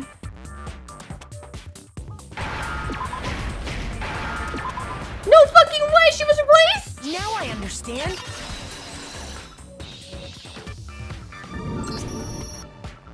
That's it! What if she switched places with someone else? Switch places? That's right! Before the spears could kill her, she got someone to take her place. Specifically, Mukuro Ikusaba. Then that would make it Mukuro's corpse that showed up later. Which is why the body's height and weight and everything match Mukuro's profile, right?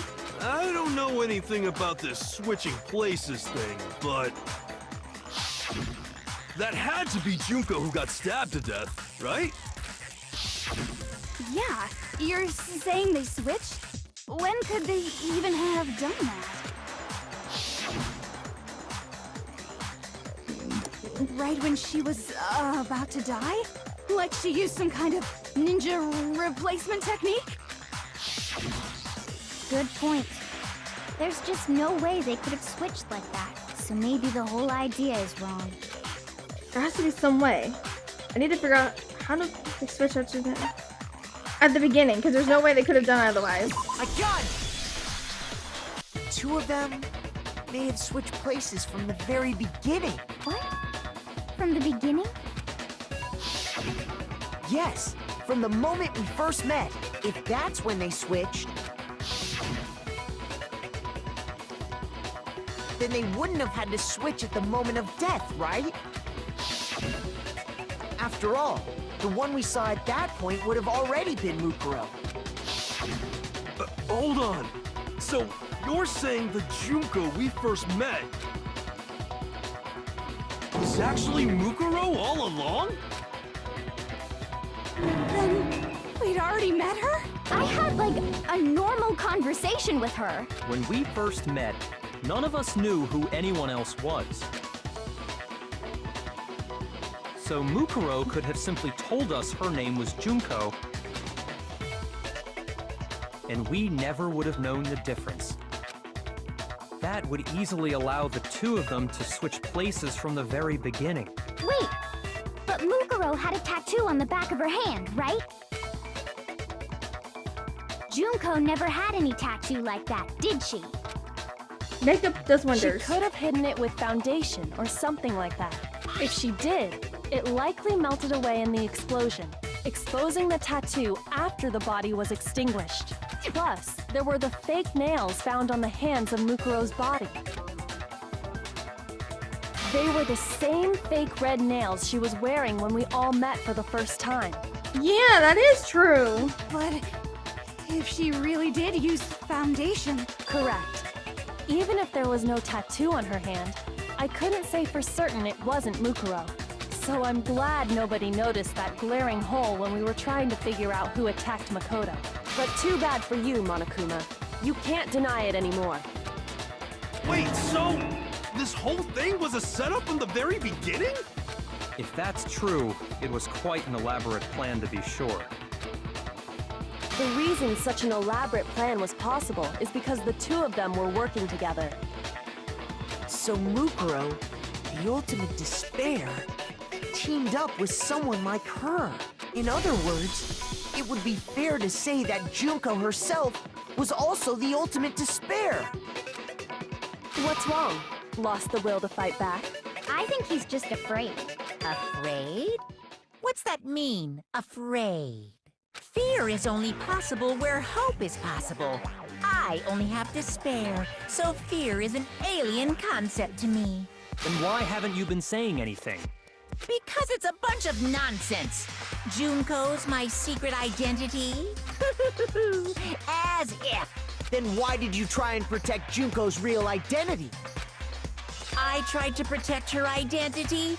When did I do that? So he still refuses to admit it, but he can try to deceive us all he wants. It doesn't matter. Because I've already figured it out.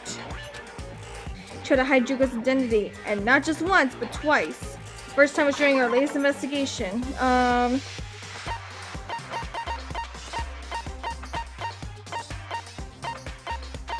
This? The DVD?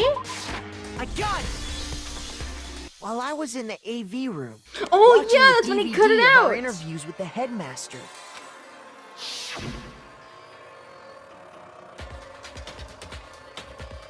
It wasn't just the monitor, the DVD player itself had apparently turned off. Which of course meant that the DVD wasn't playing anymore. But what the heck just happened? Oopsie, looks like it broke, out of service. What, it just having a break just now? Now then, when does it matter? Failure can strike anywhere, anytime. That's what failure is, right? You made sure I couldn't finish watching the video. And the reason you did that is because you didn't want me to see the real Junko, did you? Oh, yeah! If everyone was in that video, of course Junko would have had to show up.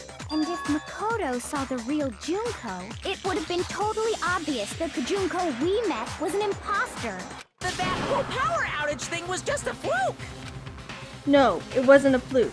The Mastermind definitely orchestrated that power outage. And that's not the only time they try to hide Junko's identity. The Mastermind tried to cover up one other piece of evidence. I've got to reveal that. Please don't tell me we're doing. Oh, for fuck's sake, I hate this.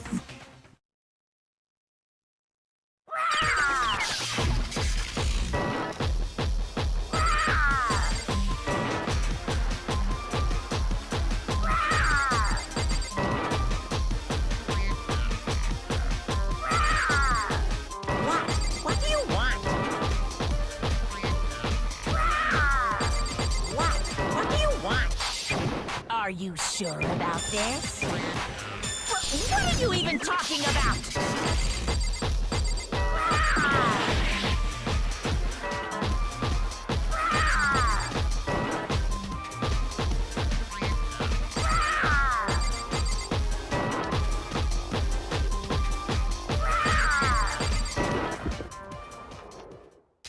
That's impossible!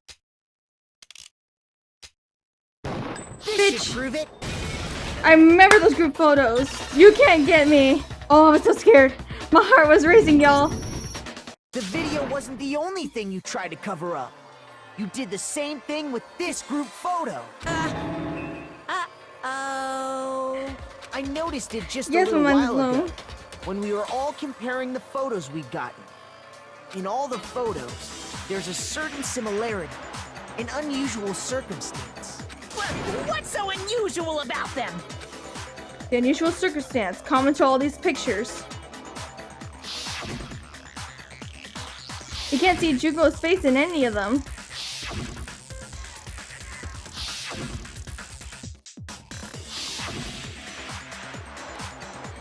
Junko's face, cause you're busted, bitch! You can't see me, Dad. Face. The one thing common to every single photo is that you can't see her face.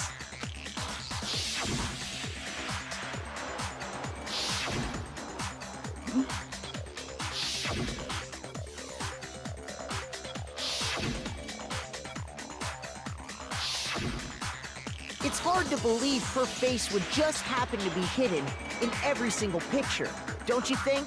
And on top of that, in this photo, you can see that Mukuro is clearly visible. So in other words, at that point, the two of them hadn't switched yet.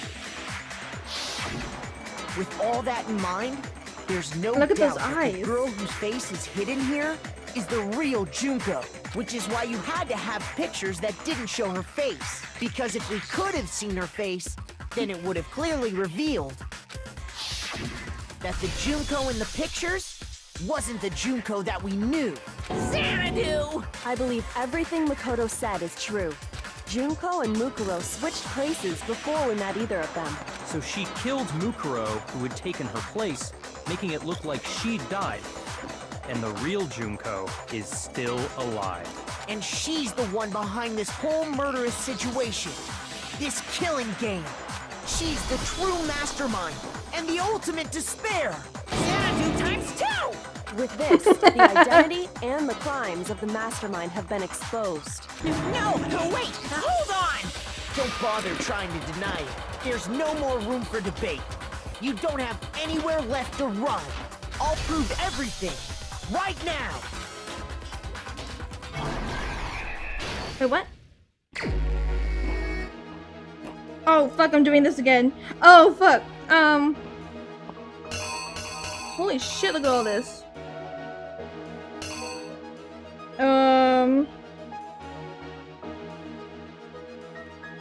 Well, So everyone meets.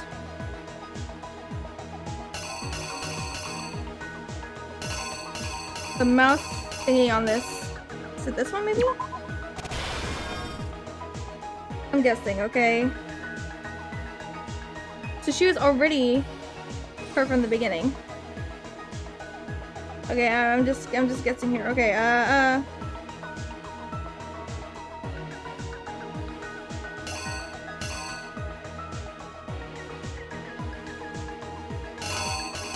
well, there's not really a lot of options here. Okay, so that's the end of the line here.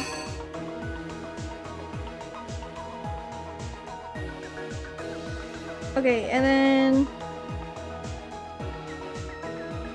out of the freezer?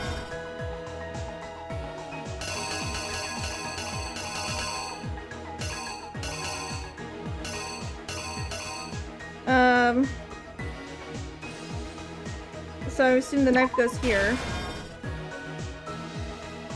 And then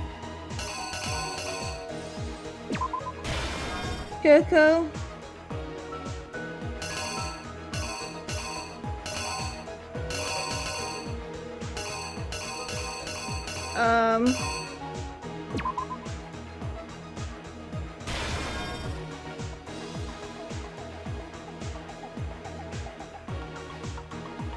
Okay, and then, I'm really hoping I'm right, guys. I am freaking out.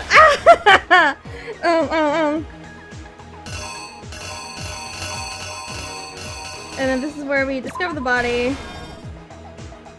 They take off the mask. Kaboom. Please tell me I got this right. Here's exactly what happened.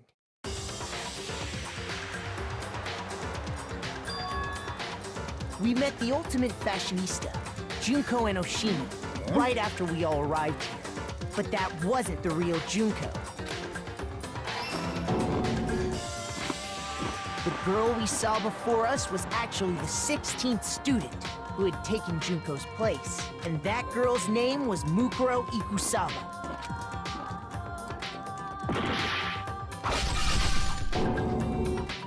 But it wasn't long before she died at the hands of Monokuma.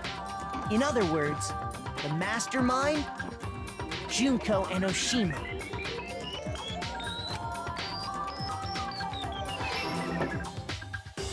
Her body was kept in a biolab, which had been converted into a morgue, until Junko decided to put her body to use.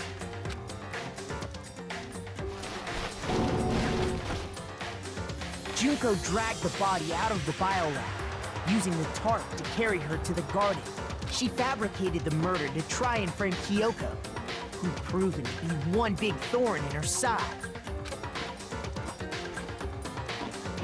Meanwhile, she wanted us all to think Mukuro was still alive and hiding somewhere inside the school.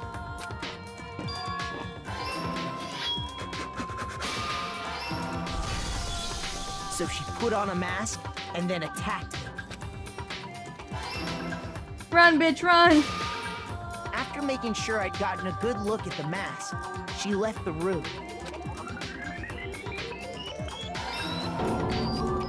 Then she put the same mask on Mukuro's body. This was all to make us think the person who attacked me and the corpse were one and the same. She wanted us to believe the murder had only recently taken place. Man, what the fuck? This is a 2000 IQ shit right here.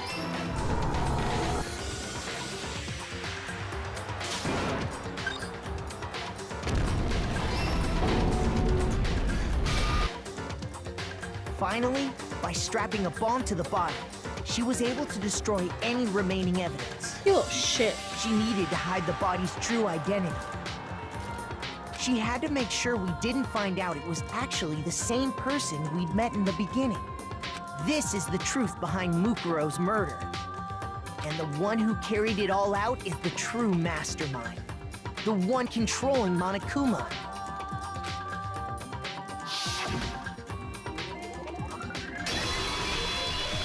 The real Junko and Oshima!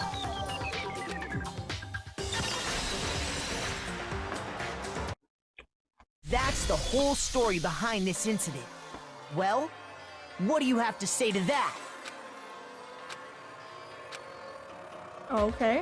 What? Are you broken again? You can't get out of this, so don't even try. Come on! It's time you finally revealed yourself! It's not like you're an endangered species or something. How long do you plan to keep hiding? Give it up, Junko. The game's over. Over?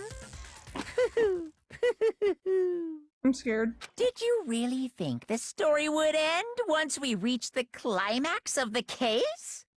Wrong! There's still plenty more to go!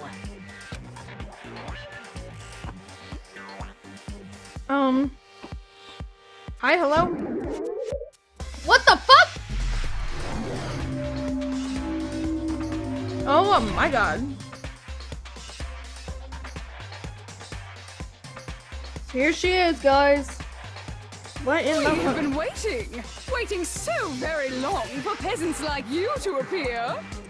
What kind of voice? If you swear your fealty to us, we will reward you with half of the entire world. What are you talking about? We've even drawn up the deed already. We will grant you honor, status, in some of our home cooking. Is she high right now? Have you made your choice? Will you serve under us? No thanks. Oh, did you think I was being serious? Sorry, I was just messing with you. It's been so long since I've had an audience. Even I'm not sure what kind of role I'm supposed to play. This is the mastermind? She's the real Junko Inoshima. Anyway, looks like I've finally been set free. Having to play Monokuma all the time, day after day. It was like I was stuck in purgatory. Or like a slow suicide. I get bored so easy, you know? Your face. Huh? What about my face? What's wrong with my beautiful face? People have told me I'm cuter than 100 chihuahuas combined. I feel like this isn't the first time I've seen you. I do remember seeing it. It was definitely before I got to the school. But, yeah, wasn't she in magazines? That's right. It was before I ever came to this school. I remember seeing the magazine cover. And you were on it. Wow, you have a pretty good memory. I guess that's why you've made it this far, huh? So I was right. Then what you told me in the main hall when this all began... I've seen her tons of magazine covers, but I feel like it doesn't quite match up to reality. Huh? Oh, are you talking about my cover photos and junk? Of course, those are totally photoshopped. Photoshopped? Yeah, you know, edited to hell and back with like computers and junk. Oh, so they aren't real. Sometimes a little lie is necessary to keep things moving along. Wouldn't you agree? She sounds so dead inside compared to Monokuma. That explains why she didn't quite seem the same. Because she was a different person all along. I'm me. And Mukuro is Mukuro. She tried her best. But there's just no way she could have passed as the ultimate fashionista. Two people can never become one as long as the walls of mind and body exist. Not even if they're twins. Twins? I know, it's such a cliche, right? I'm almost embarrassed to admit it. So basically, Mukuro and I had your stereotypical twin relationship. They were twins? No fucking way! The older sister, tough and proud. That was Mukuro. The younger sister, smart and cute. That was... Me! Junko fucking Enoshima! Jesus! And together, we were the Despair Sisters, aka the Ultimate Despair! Whoa! She's a totally different person now! Like I said, I get bored easy as hell! I even get fucking bored with myself! But if you're twins, why do you have different last names? Oh, that again?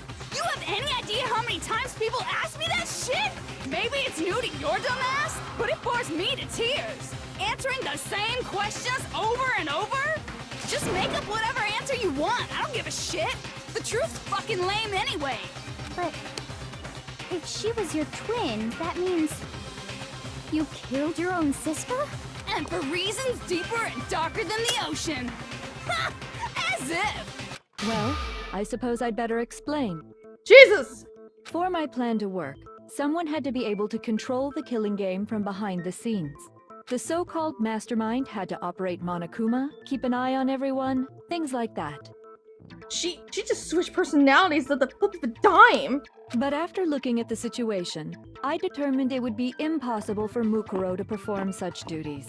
Because naturally, she turned out to be the letdown of the family, leaving me behind to run off and join some band of mercenaries. Such a disappointment. So, I decided to play the role of director and have her join the rest of you in your school life. I could have let her work alongside me, but she would have been useless to me that way. Besides, 15 students seemed like a solid number to start with. Of course, the fact that she was the ultimate soldier posed something of a problem. She had what I call the 3 atrocities. Atrociously rank, atrociously filthy, atrociously repulsive. It was atrociously clear just how out of touch she was with the rest of society. Meanwhile, my ultimate fashionista status has an undeniable appeal that I didn't want to go to waste. And that's why you switched identities? Sadly, her inability to match my personality was even greater than I'd calculated.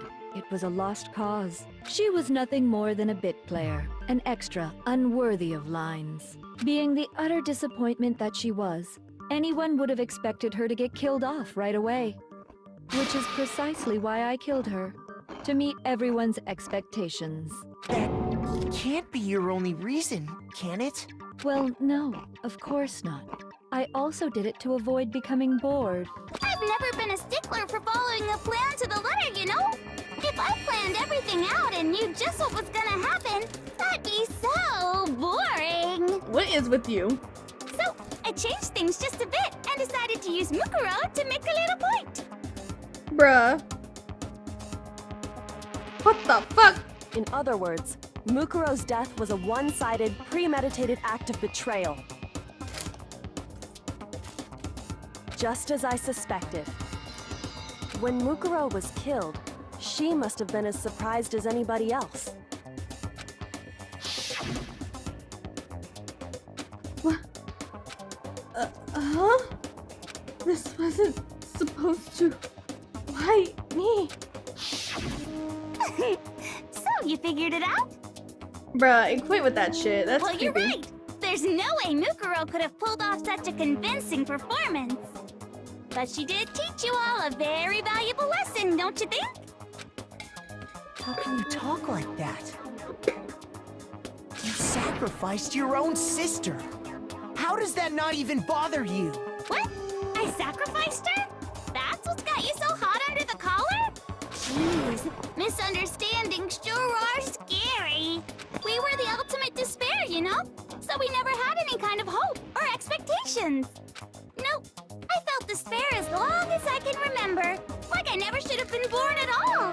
When I was born, I cried tears of total despair. So that's why for us, it's not a big deal whether we die or kill. We're just those kinds of people. We can do anything. We've always been filled with despair. So when we do something, we go all the way and live without regret. So you just murdered your own sister and didn't think anything of it? That's not true at all. We were twins. How could I not be sad? That's why it gets me so excited. Killing my precious sister with my own 2 hands. That act is filled with so much despair. You can't help but put a super in front of it. It's like super, super, super, super, super despair.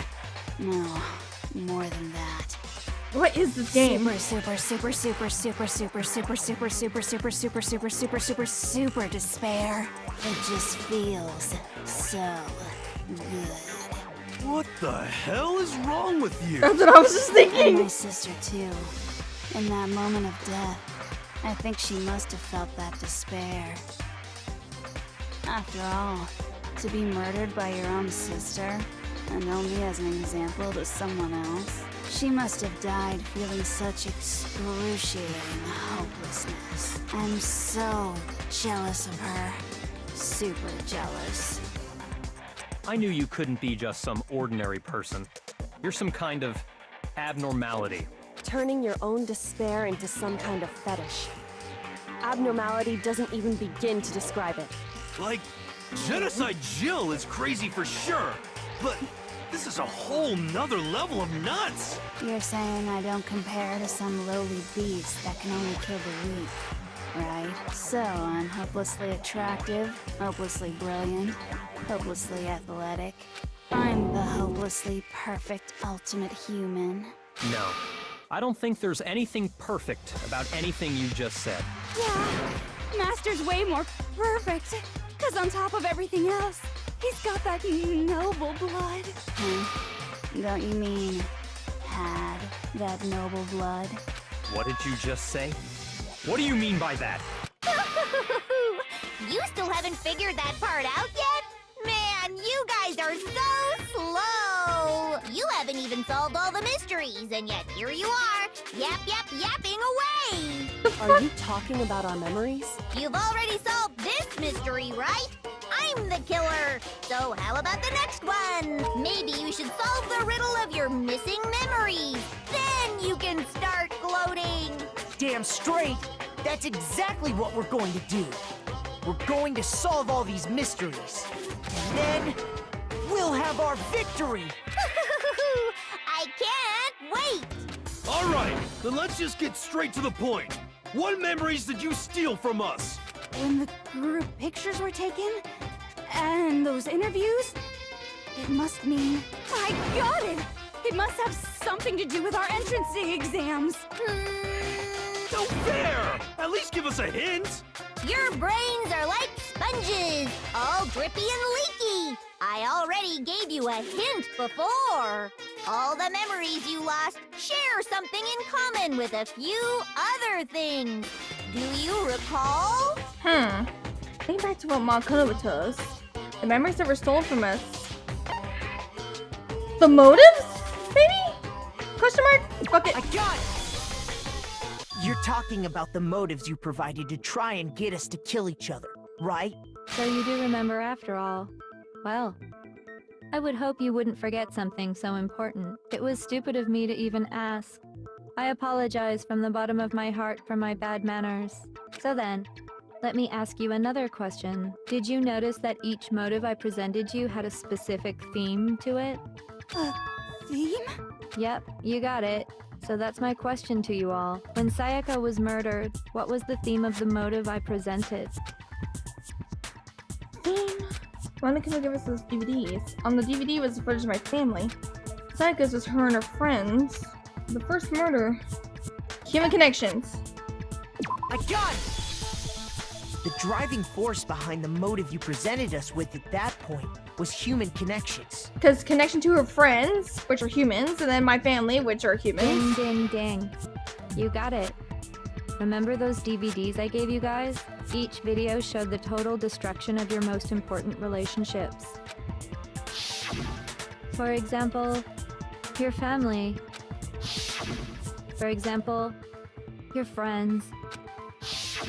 I ruined all those relationships and showed you the results. It was to motivate your desire to escape and kickstart your urge to kill. But still, what a cruel thing to do. You're the one that did it! Yes, well, I'm perfectly happy to accept your disapproval. Okay! Time for the next question! Jesus Christ, woman! So, what was the theme for the second motive? Second motive. The theme was when we got those weird envelopes. Oh! It was talking about the past! Well, I mentioned how I used to wet the bed, so the theme of that was the past. I got it! It was our past, right? Yay! Makoto got it right again! That time, the theme was... embarrassing memories and secrets! Yeah! And the whole reason Mondo did what he did was to protect his secret. So, How long do you plan on dragging this out? Relax, relax. Okay, on to the next question. So, what was the motive for the third murder? That was... Let's see for me, it had to do with money. It was money. And they're the rich and handsome men. Okay, it was... greed. I got it!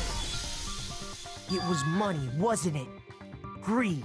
Seek and destroy! Hell yeah, you got it again! Jesus Christ. Goddamn straight it was money! Celeste killed Hifumi and Taka for a little personal gain. Her greed led to all kinds of death and destruction. What's the point of all this? Why are you making us go through this case by case? Don't worry, sweet cheeks. Just Good. one more to go. Don't call me sweet cheeks, you little shit. Now, can you tell me the motive behind crazy-ass Sakura's crazy-ass death? The motive in this case for Sakura's death was... What was the... Oh, it was because of her... It has to do with... Yeah. Not blackmail, secrets... Betrayal? Question I mark? got it! In her case, it was betrayal. Precisely. You see, once I revealed Sakura's betrayal, that led to everything that came afterwards. Anyway, it looks like you answered all of my questions correctly. How painfully delightful. But what's the point? What meaning is there in asking those questions now? Relationships? Secrets? Money? Betrayal? These are all pretty standard motives, right? The most normal of normal. Totally middle of the road. But of course, those aren't the only motives that exist in this world. In fact, there are as many reasons to kill as there are people on Earth. They compel humans to kill each other, bringing despair to the world. This is what we refer to as the seed of despair. Seed of despair?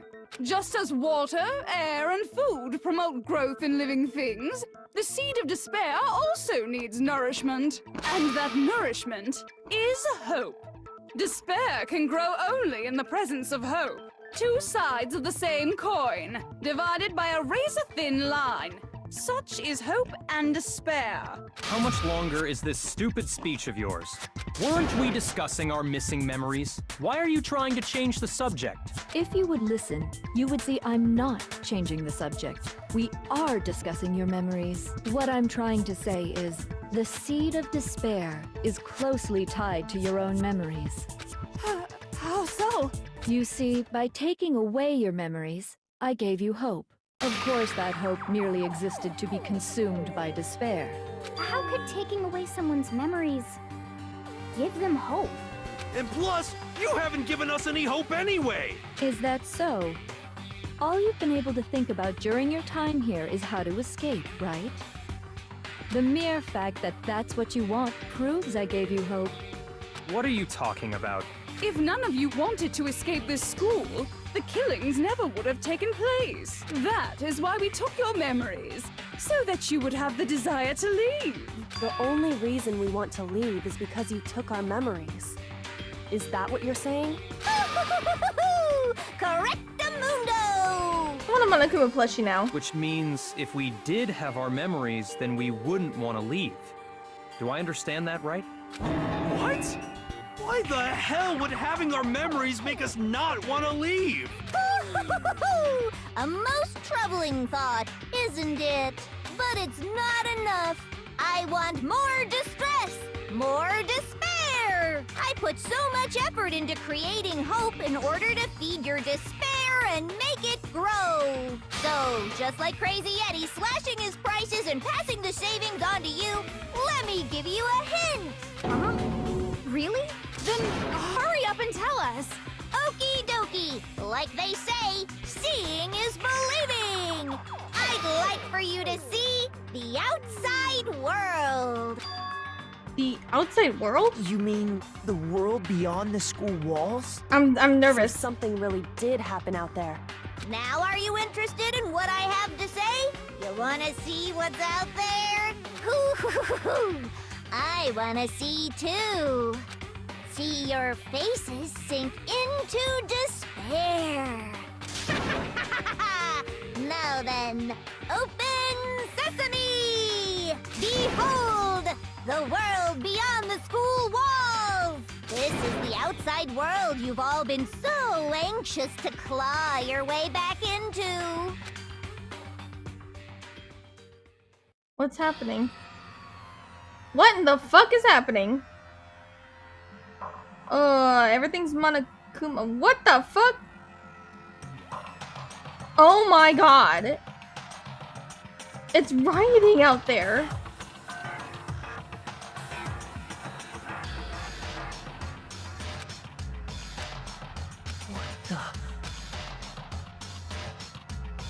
Dangerous.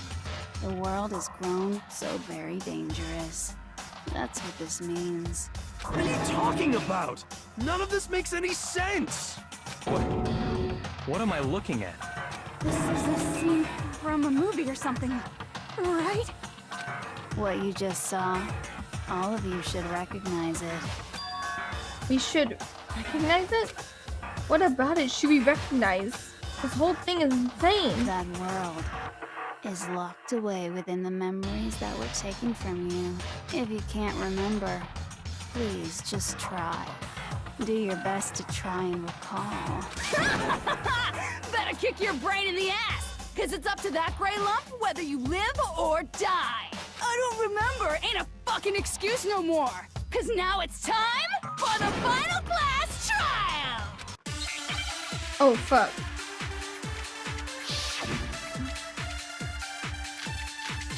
Maybe Genocide Jack's oh yeah, wait. Genocide Jack has her own memories. Come on, bitches! Remember or die! What the fuck happened outside? You want us to remember or whatever, but when it comes to that crazy, confusing video you showed us, I don't understand a damn thing! What's the meaning of the footage we saw? Is this another one of your practical jokes?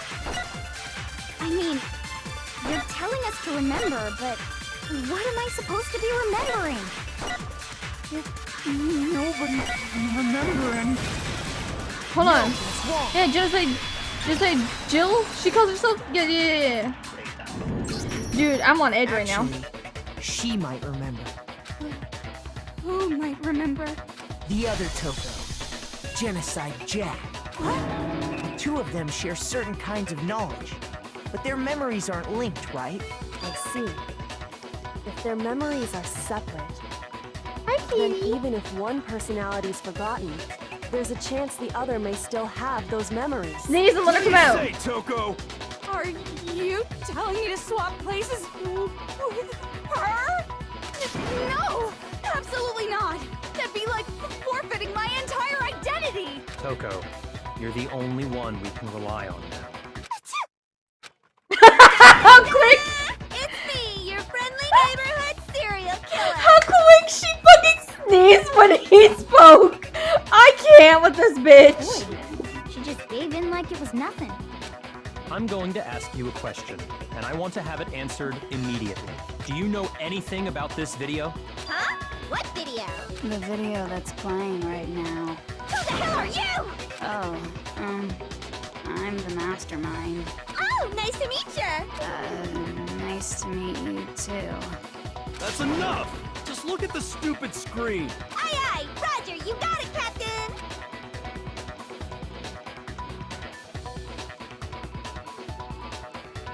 Do you remember anything? At all? Well, does it look familiar? I don't have all the details, but of course it does! Then you remember all the stuff it's showing? Of course I do! So you didn't lose your memory after all. Then why didn't you say something earlier? I only answer questions when someone bothers to ask me. I'm the quiet type, you know? Oh my god, she's the worst liar in the world. More importantly, if you really do remember, what is it? Huh? What's the matter, Master? Do you really not remember the tragedy? Wait, this is a tragedy? A tragedy? Oh no! You seriously forgot? Maybe I can help you remember. With a kiss. Just answer the question. What happened out there? Well, I can't really say if it happened or if it's still happening, but it was the biggest, most awful, most tragic event in human history. What? Why is that phrase coming up now? Because it's all because of that event. What is? Are you serious? I'm talking about the way the world is now. Is now? The world's been destroyed, get it? Destroyed? Explain yourself. Tell us everything you know. Copy that, darling. Okay, so this big, awful, tragic event, they started just calling it the tragedy, happened about a year ago. It was so big and so bad that even this murderous fiend would... Oh, fuck. I guess you could say what happened was man-made. But it was more on the level of a worldwide natural disaster. Either way, there's no doubt that it was the biggest, most awful, most tragic event in human history. So it wasn't that mass murder upstairs, it was this. And as a result, in basically no time flat, the world turned out the way it did, and that's that. That's all there is to it? Come on! There wasn't a single concrete description in there! Well, it just so happens I don't know any of the specifics. Miss Moreau saw it all play out in real time, so why don't you ask her? We already did, and she didn't know anything. That's why we're asking you. I couldn't live up to Master's expectations! To die! To die! This is a true tragedy! Okay, that's enough of your little lover's quarrel. Whatever happened, it doesn't matter at this exact point in time, right? The end justifies the means. Everything serves the outcome. In other words, the world has ended. That's the important thing. How can the world just end? It's the world! Calm down. It's okay. There's no need to panic. Every living person will be dead in 100 years anyway. So the world ending isn't that big a deal. Oh, come on. Now you're just being ridiculous. Well, as long as we're being ridiculous. I have another ridiculous story to tell you. Oh no. It's the story of the Tagami Corporation, which has given Byakuya's life all its meaning. What? What did you say? I'm glad to see you took the bait. You bit into it like a middle... Hey! So, what do you think happened to the Togami family? There's only one option. Correct! Well done, peasant! But I didn't say anything yet. I just got so fucking bored waiting, I couldn't help it! Even if you're wrong, eventually you'll figure it out, right? Till then, you're just going in circles. So, no matter what you pick, you get the right answer. Pretty innovative, don't you think? No. Do you think it might be a disease? Getting bored so easy, I mean. Do you think I might be sick? Anyway, like I was saying, Byakuya's entire lineage has been totally annihilated. What? What the hell are you talking about? I can confirm that his entire family has died. Even the distant relatives. The Tagami name has perished. Stop with these idiotic jokes! Stop! And said with such authority. A peasant would dare challenge us? The avatar of divine punishment? You must learn your place, peasant. You are no longer the ultimate affluent progeny. Bruh. Y'all, Junko, get some help! Stop it. Get some help. They couldn't possibly be gone! The Togami family is destined to guide the world! Hell, there is no world anymore, remember? It got fucked a full year ago! But hold on! That doesn't make any sense! Huh?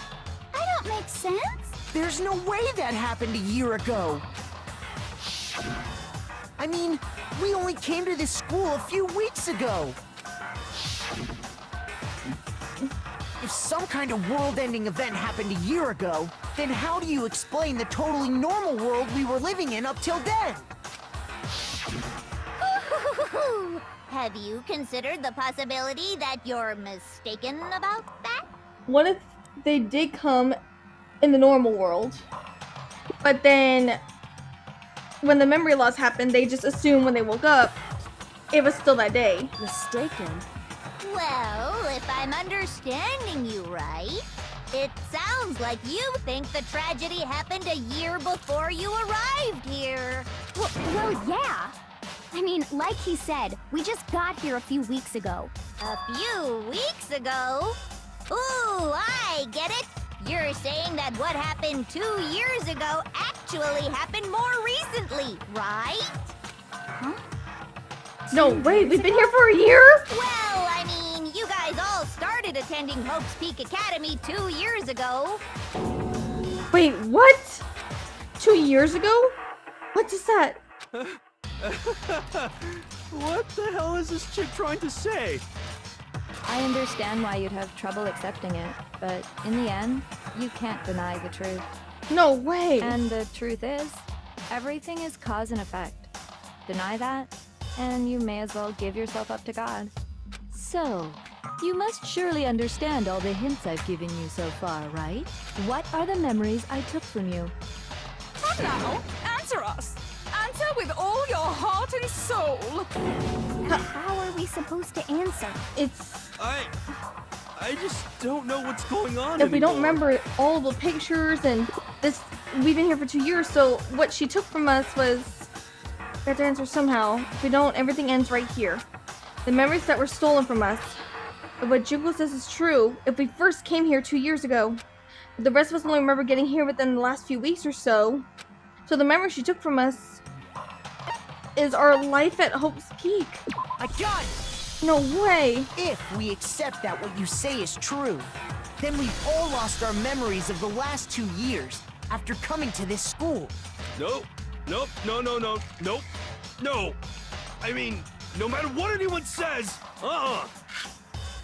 Dude. Another correct answer. Well done, peasant. Seriously? This routine again? We've lost 2 years worth of memories? That's right. You've already spent 2 full years here at Hope's Peak Academy. And that entire period of time is precisely what you've forgotten. I don't remember the last 2 years of my life? That's not possible! I want to think that too. I don't want to believe it. But that's nothing but our desire. I don't want to believe. I want it to be impossible. But if it's the truth, then we have to accept it. So what are we doing now?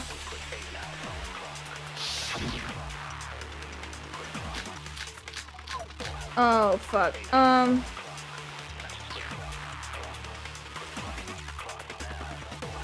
2 years worth of memories. I could never lose something like that. We've been living here for 2 years? Hell no! That's impossible! That would explain. I haven't gone to any awesome school events or anything!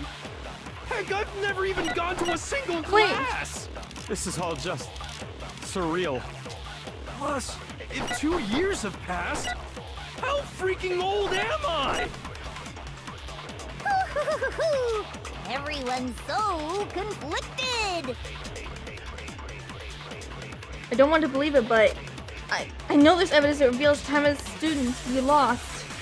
It's the 2 years worth of memories. I could the never notebook. lose something like that. We've been living here for 2 years? That explains Yasuhira's stuff in the second floor. I mean, I haven't gone to any awesome school events or anything. Heck, I've never even gone to a single class. Fuck. Got it. No, that's wrong. Oh my god, I thought I missed it. Ah! I thought I missed it. Hiro, there's something I'd like you to take a look at. This notebook right here. Huh?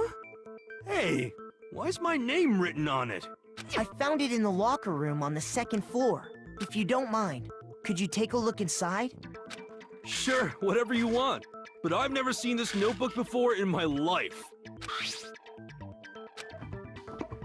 Wuzza, is something wrong?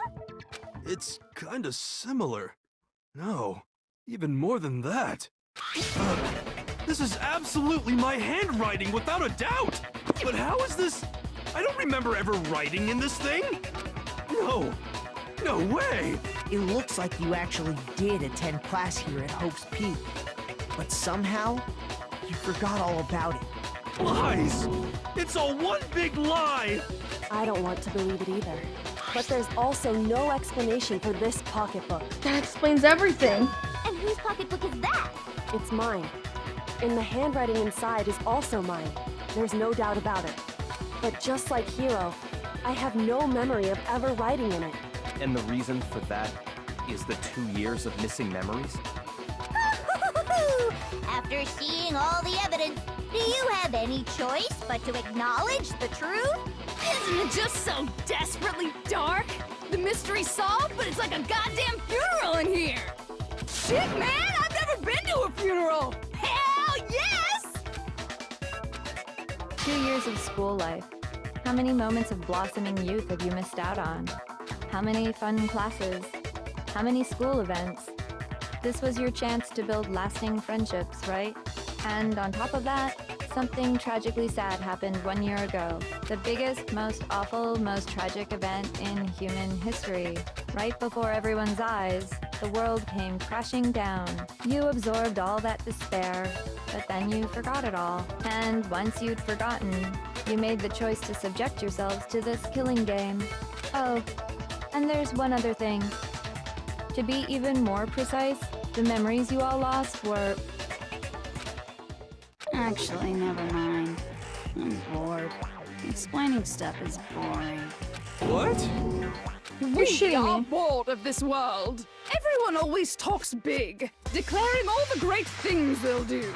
But then they always fizzle out. This world is just so desperately fucking boring! What are you talking about? In a way, I'm jealous of all of you. To give yourself over so completely to such stimulating despair.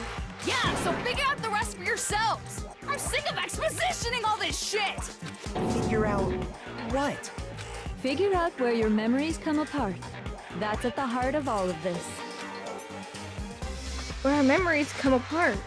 Is she talking about the moment where we must have lost our memories? Was that when we fainted? Yeah, when you fainted. I got it!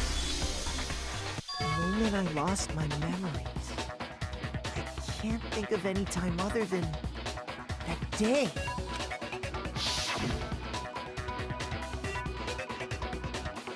When I first came to the gates of this school and stepped foot in the main hall. When I passed out, I was overcome with a strange sensation. Wow, you still have enough spirit to keep on talking, huh? So I don't know much about the details, but it seems like everyone remembers passing out, right? And your sense of time got all messed up because of the memory loss after that? I guess it must have been something like that. After I passed out, I woke up in a classroom with my head on the desk.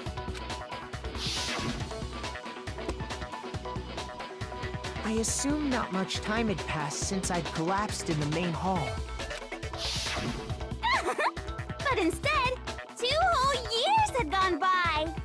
The reason it felt so short was because our memories of the time in between had been completely removed. You got it, honey! 2 years of memories? Poof! Gone! No fucking way. Which means, of course... When everyone met for the first time, it wasn't actually for the first time. Unaware of this fact, you took the time to introduce yourselves to each other, but by that point, we'd already spent 2 years together at the school. That's No what those way. photos reveal, isn't it?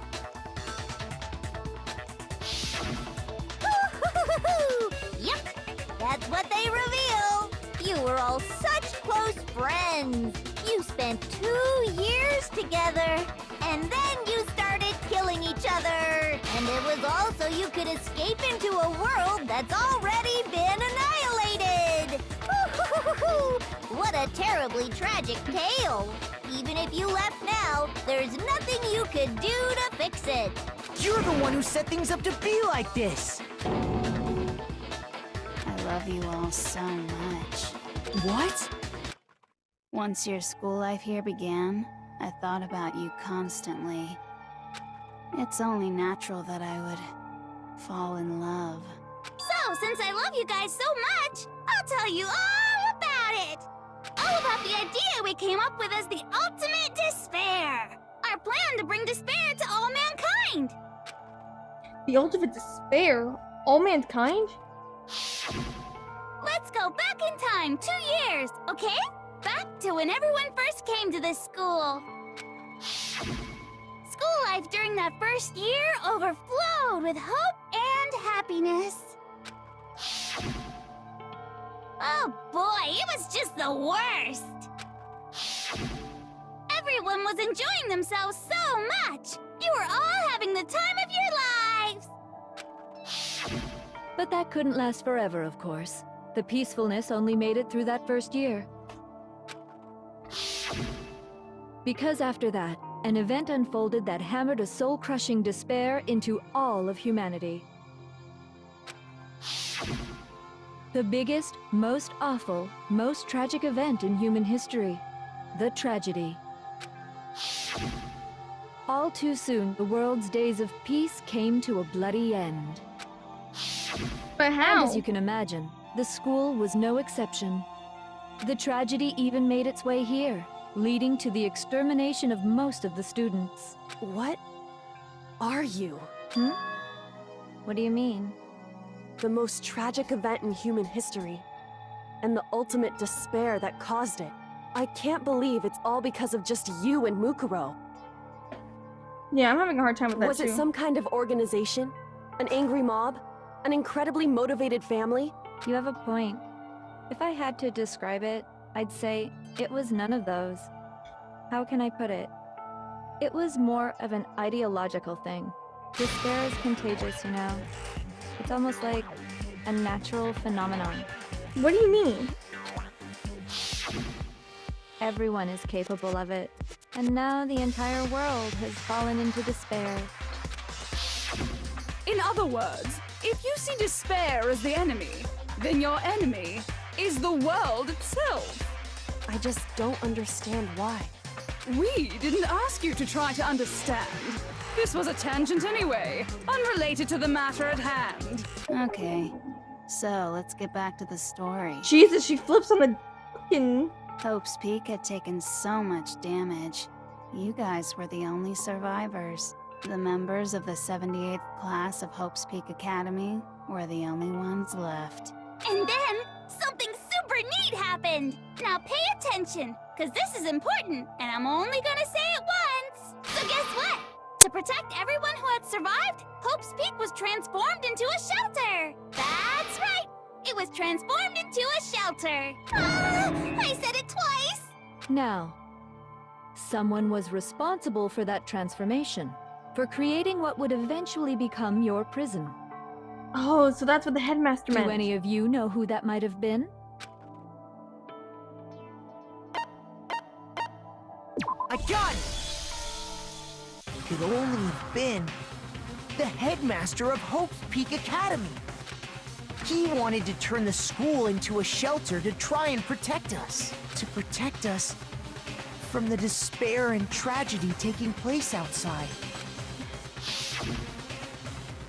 That's why he asked us to make that promise. To say that we were willing to live in this school forever. We believe he had something like that in mind, yes. If you, the collective hope of a new generation, could survive, maybe the world could have a fresh start. Yeah, the headmaster put that much faith in you. And because we had that same hope,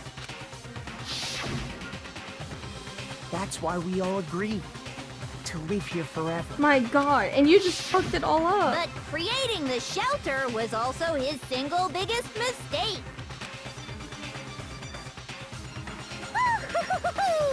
It's laughable, really. He was the headmaster, but he had no idea. He had no idea that we, the ultimate despair, had already made our way into the school. So what was supposed to be a shelter to keep you safe became a cage that made it impossible for you to escape despair. You little shit! I have to say, it really helped me out a lot. It saved me a ton of time. By the way, it was you yourselves who blocked off the windows, the doors, all the exits. Under the headmaster's direction, you all went about your work like obedient little sheep.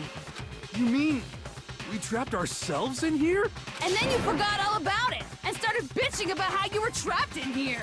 Once you'd finished building your little shelter, it it was time for me and Mukuro to get to work. And thus began the killing game. Me and Mukuro have come here, spending the last 2 years waiting for that moment. That moment where you all began killing each other served as the climax of our global despair plan. And the only reason you survived the tragedy was so that you could be a part of it. You let us live? So we could go around killing each other? Is that what you're saying? Why? Why would you do that? Because this was so much more than a simple high school deathmatch. Rather, it was a method to hunt down and destroy every last remaining speck of hope in the world. You little shit! What are you saying? Well, it would seem that there's a little bit left out there. A few souls unwilling to give up hope. So I thought I should show them, which is why Well, why don't you tell me? But the mastermind did to show everyone in the outside world that was... Yeah, the airwaves! To broadcast it to the world! H-A-C... Hijack. I need an I and a J. J.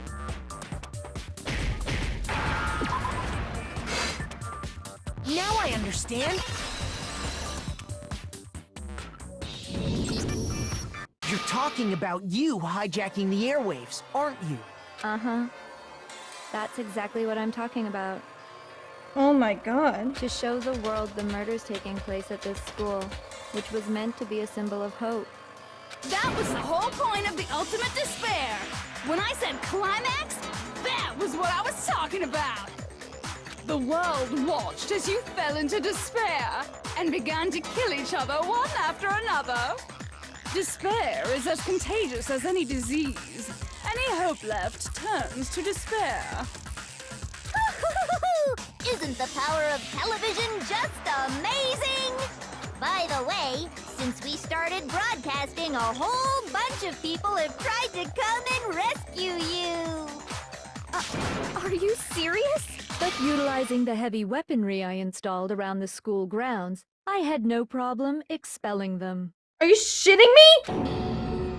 Expelled them? I have to thank you all. They were a relentless bunch, refusing to give up on hope and trying to force their beliefs on the world. But in the end, I was able to give them the final despair. Death. So you just used us? To bring despair to everyone in the outside world? Well, sure, but I also gave you a second chance at life, right? So it's like, give and take. I didn't sneeze. Give and take? You're so full of shit! And there's a reason I chose you guys to survive when all the other students were dropping like flies. I mean, we built up 2 years of memories together. You were all my treasured classmates. Sorry, that's a lie. I just figured you'd despair even more when you found out a friend had betrayed you. And that's the truth, which is what you wanted, right? So, does it make you feel utterly lost and hopeless? You solved the mystery, but despair at the truth, right? Don't tell me. Did you seriously count on the possibility that we would solve your mystery? And if we did, then what? Our final desire for creating this world of despair was so we could experience one last class trial. If you were bold enough to solve the mystery, only to discover that the truth was utterly hopeless, how would you react? What would you do? See? Discovering the truth doesn't necessarily lead to a sense of hope. Truth can be full of despair, too. Like right fucking now. Truth, full of despair. That's... Not to mention, all those motives I talked about were totally meaningless. I mean, with the world having ended and all. Meaningless? Then we've been murdering each other for nothing? And think about it. You chose to lock yourselves up here, then started murdering each other to get out. We weren't just random strangers either. We were classmates. We'd spent 2 years together. No, even I can't laugh at that. We get it. She started laughing. Okay? You're totally awesome, right? We get it already! So help us! I'll do anything! Just help me! A peasant begging for his life? Oh, how delightful! We've never witnessed such a travesty firsthand. But I'm sorry to say, begging doesn't work on me. All I want is despair, and there's no reason for it. And since there's no reason, there's no argument against it. There's just no understanding it. No argument, no understanding. What better definition of ultimate despair could there be? Wait, hold on. You've just been going on about whatever you feel like, but there's no real reason for us to believe anything you have to say. Huh? You say the world's fallen apart, but I haven't seen it for myself, so I don't acknowledge it. I don't accept it as the truth. Until you see it with your own eyes. Truth and falsehood overlap one another. In other words, you're not unlike Schrodinger's cat right now. Is that what you're saying? If so, what then? Are you saying you won't accept the truth until you can go outside and see for yourself? Well, you better not. You go out into that world and you're all gunners for sure. Trust me, I'm not lying about any of this. Well, even if it's all true, I refuse to give in. I refuse to lose to you, for the sake of everyone you've killed. Huh? Everyone I've killed? What are you talking about? You're the ones who killed them! I didn't kill anyone. I simply gave you a little nudge in the right direction.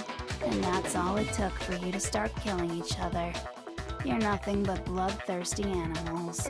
That's why anyone was murdered here, peasant. Say what you want about hope, but we're all creatures of instinct, right?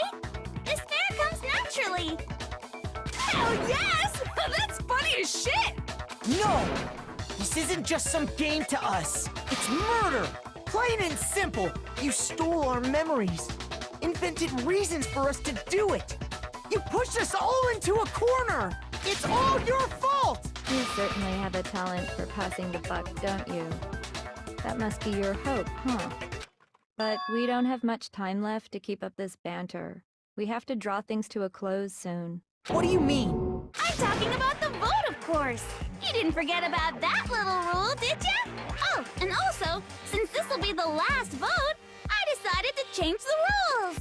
What? You guys so full of hope, and me so full of despair. I've decided to have you vote which one will be punished. If even one of you votes to punish Hope, well then, I'll consider that a win for me, and punish everyone on the side of Hope. Even if it's just one person? Oh, but don't worry, I won't be voting, of course. Even if you don't, you've still got the upper hand in all this! It's okay. Nobody would actually vote to kill themselves, right? Oh, let me just mention one more thing. When I win, to punish you guys, you'll have to stay here till you grow old and die. No fighting, no killing. That's your punishment. What? You mean, we'd Have to just live here? She's saying she'll let us live. If you're not happy with that, then go ahead and punish me. And make your way to the outside world. Enter a world fallen from grace, where only despair exists, where you'd likely be dead within a day. What are you saying? So no matter what, we're doomed. Wait a sec! I just got hit with an inspiration bomb! Dying of old age is boring as shit, right?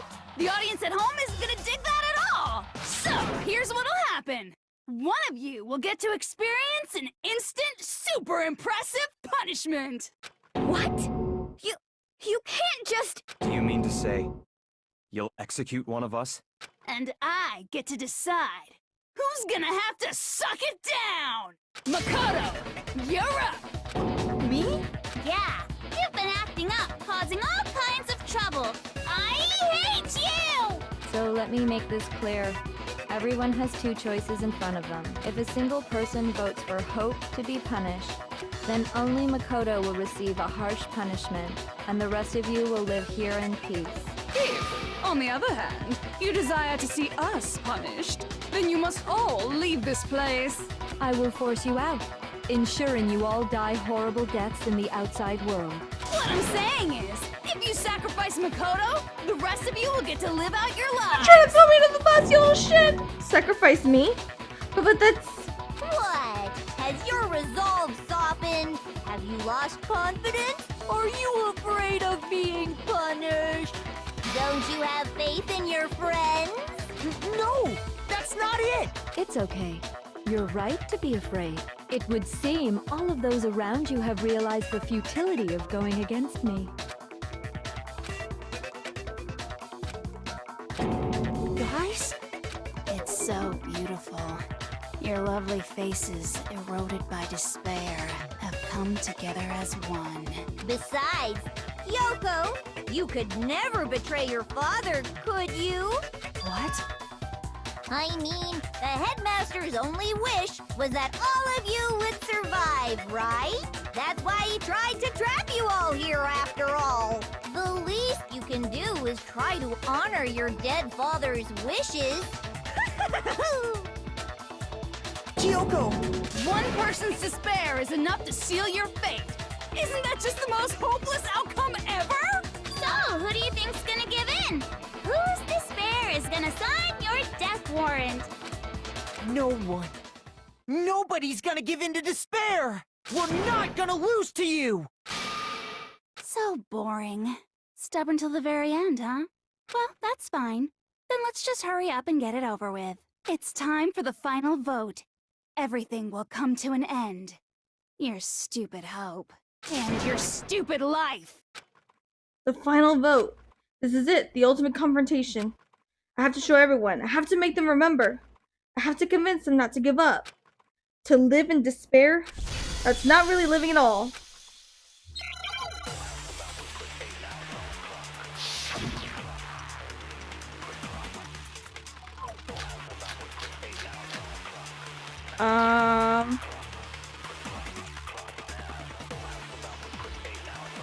We won't give up! As long as there's hope, we'll never give up! Hope! If I were to die, that would be the end of Hope's Peak Academy. Don't lose hope now! All my fortune-telling senses are telling me not to leave this place.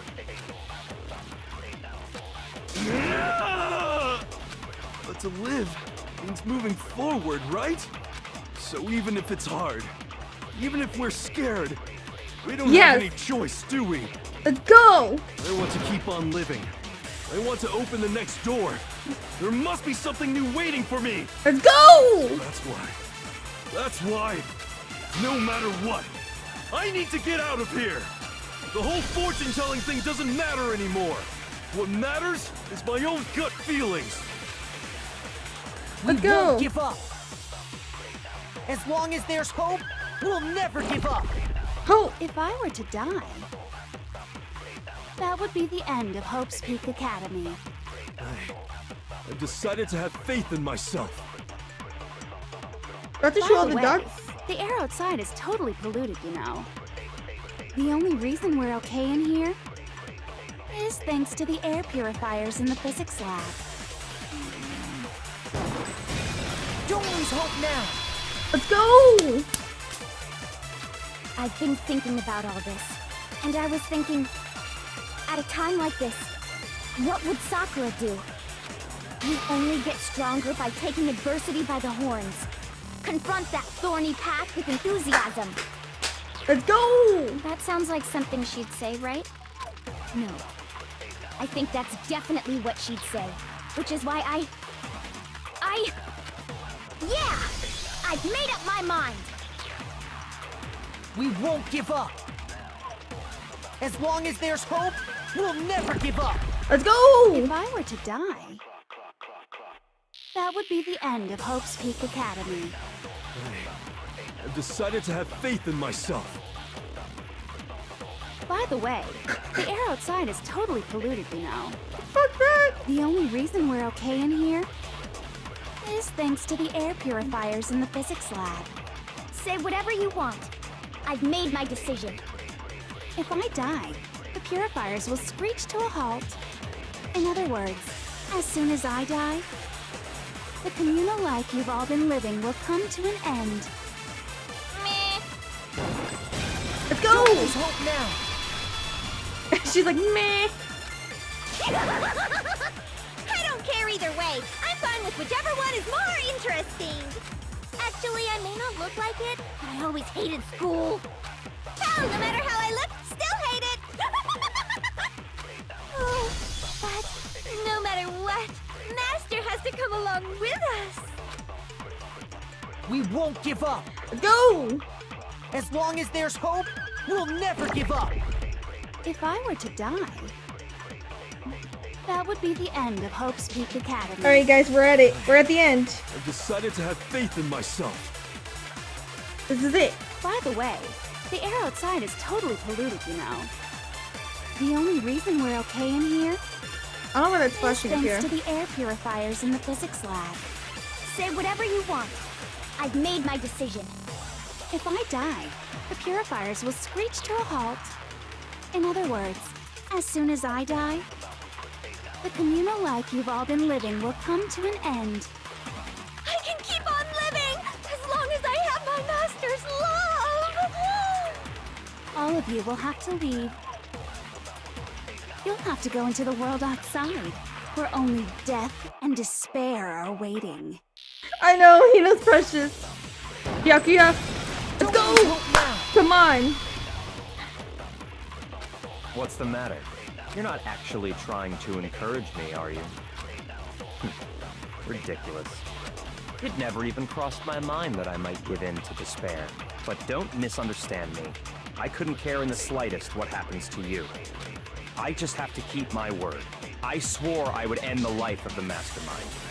Besides, the Togami family isn't dead, because I'm still alive. Yeah! So until I can restore the Togami family and bring it greater glory than it's ever known, we won't give up. As long as there's hope, we'll never give Got up. one more person. If I were to die, that would be the end Let's of Hope's go, Peak people. Academy. I've The music decided to have changed. faith in myself. By the way, the air outside is totally polluted, you Can I know. hit the next arrow? No, I The cannot. only reason we're okay in I here can't skip all this fucking is dialogue thanks we've to been the air repeating in the past purifiers in fucking few physics minutes. lab. Say whatever you want. I've made my decision.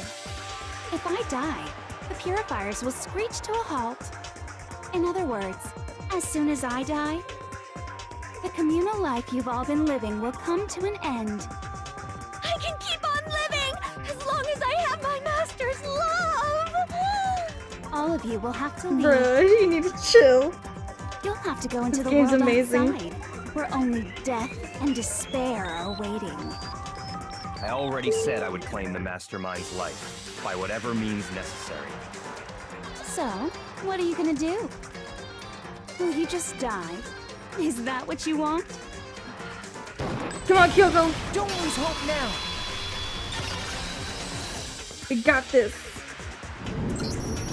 I didn't really know my father, so I can't pretend to know what he was thinking. But even if we're just connected by blood, there's one thing I am sure of. He would never want us to abandon Makoto and choose to stay here. I can't explain why exactly. But if I'm sure of anything, I'm sure of that. Just because we don't actually know anything. Does that mean we can't understand? Could it be that... No, never mind. So, Makoto, I don't think you wound up at this school because you had good luck or bad luck. I think you came here for a different reason entirely. You came here to bring down the ultimate despair. You came here to confront despair without ever giving up. And if that's true, I think we could call you the ultimate hope. What do you think? Yes. What the hell are you? I'm the ultimate hope, motherfucker. So uncool. Your stupid faces, the stupid things you've said, the stupid way you all treat each other. It's all so uncool, so unhip. Shut up, shut up, shut up, shut up, shut up! Lame, lame, lame, lame, lame! I'm not any kind of elite anything. Hope isn't a talent you develop, but still. But I still Let's do this! What are we doing now? What's going on? Oh, fuck. Oh, fuck, oh, fuck, oh, fucky, fuck, fuck, fuck. You suck! What do you want? You dare to stand against us? Hope is a joke. Who are you? Your idiocy ends here. You're gross. Suffer from despair. I just love despair! You suck. What do you want? So uncool. You're unbearable! Hope is a joke. Who are you? Would you like to die? You're gross. Suffer from despair. Everything is pointless. Suffer from despair. I just love despair! Everything is pointless. Despair into No! Hope Fuck keeps you! on going. Shut your bitch ass up, bitch! I was fucking up so hard on that one. Oh, my hands are sweaty. I refuse to give up. I refuse to get bored. I refuse to throw it all away. I refuse to despair. Because all I have going for me is the desire to keep moving forward. What's going on? What's happening? Bitch. Yo, mama's what's happening. No, I'm just kidding. A, straight A's, boy, bitch. Oh my god, this brings the end. Y'all, this is the end. We did it. It looks like we've reached the end. I think it may be time to vote. We just gotta pull the lever, right? Good. I'm ready to go. Let's put an end to these trials. Put an end to the killing with our own hands.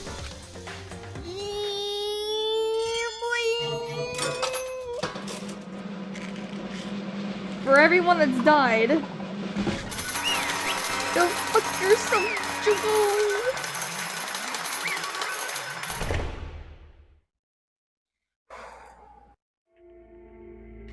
The hell? Indeed. You've lost, Junko. I lost? I lost? Me? No way. Well, that's just... It can't be!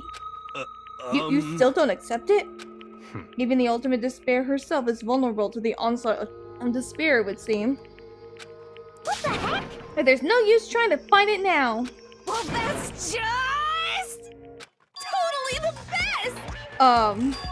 Huh? So this is despair. This is despair. We came to the school 2 years ago, created our incredibly detailed plan. I even killed my own sister for it. And now To come this far and fail at the very end? True despair. It's the most ultimate despair. But what are you talking about? And now Don't you see? I was so hopelessly desperate. I was so bored of the world the moment I was born. That's why I've been looking forward to this so desperately. This is once-in-a-lifetime experience. It is my first and last colossal despair here at the moment of death. To have the chance to taste the highest grade despair, the utter failure of my dreams. True despair. I'm so hopelessly happy right now. Huh? Wait, is she enjoying this? Anyway, So are you prepared to admit defeat? You think I care whether I won or lost? Either way doesn't change a thing. Totally the best. Outside is only despair, inside is only despair. No matter where you go, despair awaits you. That's not true. Not possible. You're wrong. Huh? Don't make me repeat Let me myself. tell you this right now. We no longer fear despair. Okay. Because we've decided to enter the outside world with hope. Yeah, Makoto's totally seduced us over to his side. Everyone. hey, You said that despair is as contagious as any disease. however, But the same is true of hope. All you have to do is look at us to see how true that is. Kyoko! Ah, stop it! Stop! I hate those faces you're making! To see those awful looks cause me nothing but pain. There's one last Fine. thing. Let me just say one last thing. If you guys want to get all hung up on the word hope, that's no skin off my nose. But just be warned, from this point on, one despair after another will stand in your way. No matter where you run, no matter where you hide. Maybe you'll find some hope, but there is a very fine line dividing that hope from bitter despair. Knowing that, you still plan to cling to your hope. Of course, because we... Shut up! That was a rhetorical question! You interrupted my monologue! I'm almost done though, so whatever. Because it's almost punishment time, right? It can't Do you really intend to go through with this? That was the agreement, right? Hold on. It's not like I want you to die, you don't have to. Stop it! Stop it! Stop it! Stop it! What? How many times do I have to tell you? The act of living brings me no hope at all. All I want now is to taste that despair of death that you only get once in life, though. Don't get in my way! Dude, she's nuts. So this is how the despair of death feels. It's so wonderful. Even a tenth of this despair, even 100th. I want every last soul on this planet to taste such despair. Bruh. I want the entire world to die with that despair in its mouth. You need help. Okay, let's do this. Oh, look at their eyes. Oh, God. Stop. I've reserved an extra special punishment for last. Let's give it everything we've got. It's punishment time! Bruh.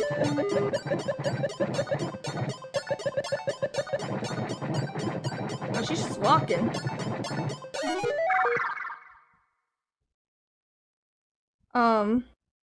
What are you doing? What's happening?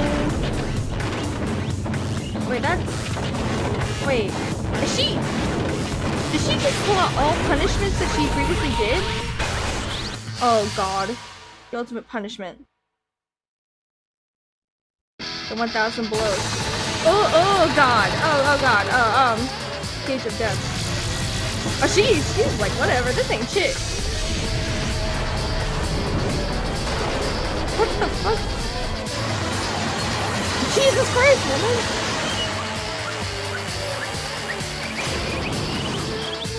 Dude.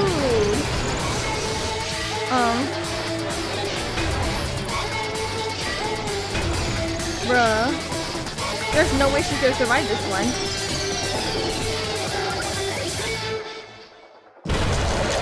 Oh! Oh god, wow, okay, wow. That... She's gone. There's no way she survived that. Oh yeah, she's dead.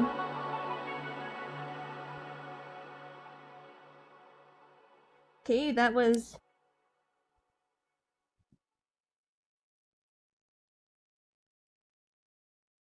And that's how everything came to an end. The final class trial. Junko Enoshima, the ultimate despair. Life at Hope's Peak Academy. It was all over.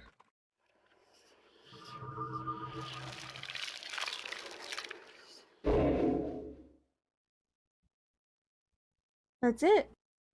It's... Thanks, Ellie. Here's the Monokuma hair tie present. I kinda want those, not gonna lie. Yes, I want to save. Is there any more to this, or is that it? But even after saying it was all over, it's not like the building exploded or collapsed in on itself or anything. That wasn't the kind of ending waiting for us. Nothing changed. Well, with one exception. The air purifiers turned off, just like Junko said. They shut off immediately. That wasn't the only difference. Oh, that was the only difference.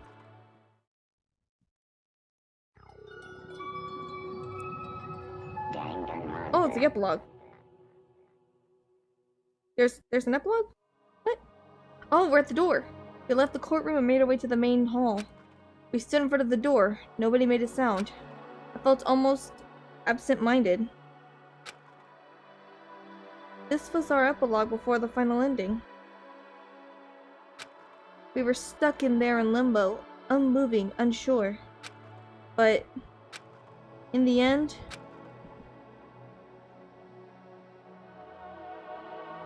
hey, we can't just stand around like this forever.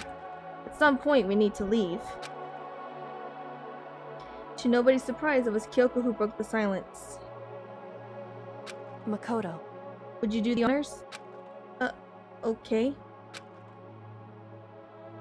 As if awakened by Kyoko's words, I took out the object we'd gotten. Up until the moment of her death, it had belonged to Junko. And in the end, she dropped it before us. So, But is that really it? Is that really the key to this door? Indeed. You don't have to read into what she said too much to find the answer. If, on the other hand, you desire to see us punished, then you must all leave this place. I will force you out, ensuring you all die horrible deaths in the outside world. In other words, I will force you out, she said, just before dropping that. It makes sense that it would be our way out of here. But you never know, maybe it's actually a switch that's gonna make the whole school self-destruct. I mean, Junko never said specifically that she let us leave here alive. it's true. You may be right about that. Maybe. Yes. But even so, it's impossible to think we wouldn't take our chances with it. Yeah, I guess it's true. There's nothing to worry about! My beautiful scissors! If something ever happens to Master, I'd take my scissors and jam them up so for him! Hey, where's the courtroom? Where's the mastermind? It's all over. We're just about to leave the school. What? Leave? We can go outside? That means me and Master can get married? No, you need to calm down. That's enough. Please stop. That would be greater horror than anything I've gotten so far. Anyway. Don't worry, I'm not. Goddamn Choco. I can't with this girl. I can't with this girl. Okay, I think I'm good. Alright. I have no doubt that we'll be able to leave here without a problem. but It's what happens after we get out that I'm worried about. But you know, in the end, I think part of me still thinks you're serious? maybe when we get out of here, we'll see that everything she said about the world was a lie. On the other side of the door is a world as peaceful as we remember. A lie, peaceful as we remember. Well, no matter what it looks like, it's still our world. It's where we are meant to live. Yeah, I guess so. And how do I put this? Unlike the school, the world is really big, right? Since it's so big, I'm sure there must be some despair no matter what. But there also has to be lots of hope, right? In other words, The act of searching for hope to try and find it, that by itself is the true meaning of hope. As long as you have that hope, you can keep moving forward no matter what trouble you may fall into. am I wrong? Is that what you mean, Makoto? Yeah, that's pretty much the gist of it. I don't need any of you to spell that out for me. You know, Junko mentioned that there were still others out there who had cast away hope just yet. Maybe I should find them and make them work for me. To rebuild the world, we must first rebuild the Togami dynasty. I'll go with you. I'll follow you anywhere you want to go. You got it! Well, my first stop is gonna be the closest donut shop. I can figure out the rest from there. Hey. And what are you gonna do if there are no more donut shops or donuts? Okay. I'll just get some flour and make some myself, and if there's no flour, just grow some wheat. I get it now. If there's no road, you just gotta build one. Creation. Fate is telling me to remake the world. Could it be? That's my hope. How about that? I've reached the next stage. The next chapter of Yasuhiro Hagakuri's life story is about to begin. Whoa! Thanks, Tina. You've totally opened my eyes. Hey, press on his face, buddy. You're seriously creeping me out. Makoto. Come on, Makoto. Even if everyone in the outside world is gone, even if the world is steeped in despair, as long as I have people like you around, I can face forward and keep moving. If we can get out of here and do something, have some sort of impact. But what can we do? There's so few of us and we're so small, so what can we do? No, we could probably do anything. Yeah, we could do anything. Let's go! well, I guess this is goodbye. And goodbye to Sakura. But hey, if we gotta say goodbye, we may as well do it with a smile on our face. Hey guys! You guys want your fortunes told anywhere, anytime. You just let me know. I'll be there. Oh, You know my how heart. much I hate being annoyed, but if something does come up, you may as well let me know. I can't guarantee I'll actually bother listening, but, you know. I don't know why, but I have a burning desire to start writing. I might be able to pull it off. A story about Master and me, and the others, I guess. I can't say I'm sorry about what happened, but still, it does feel kind of strange. I really don't know what to say. I guess we graduated?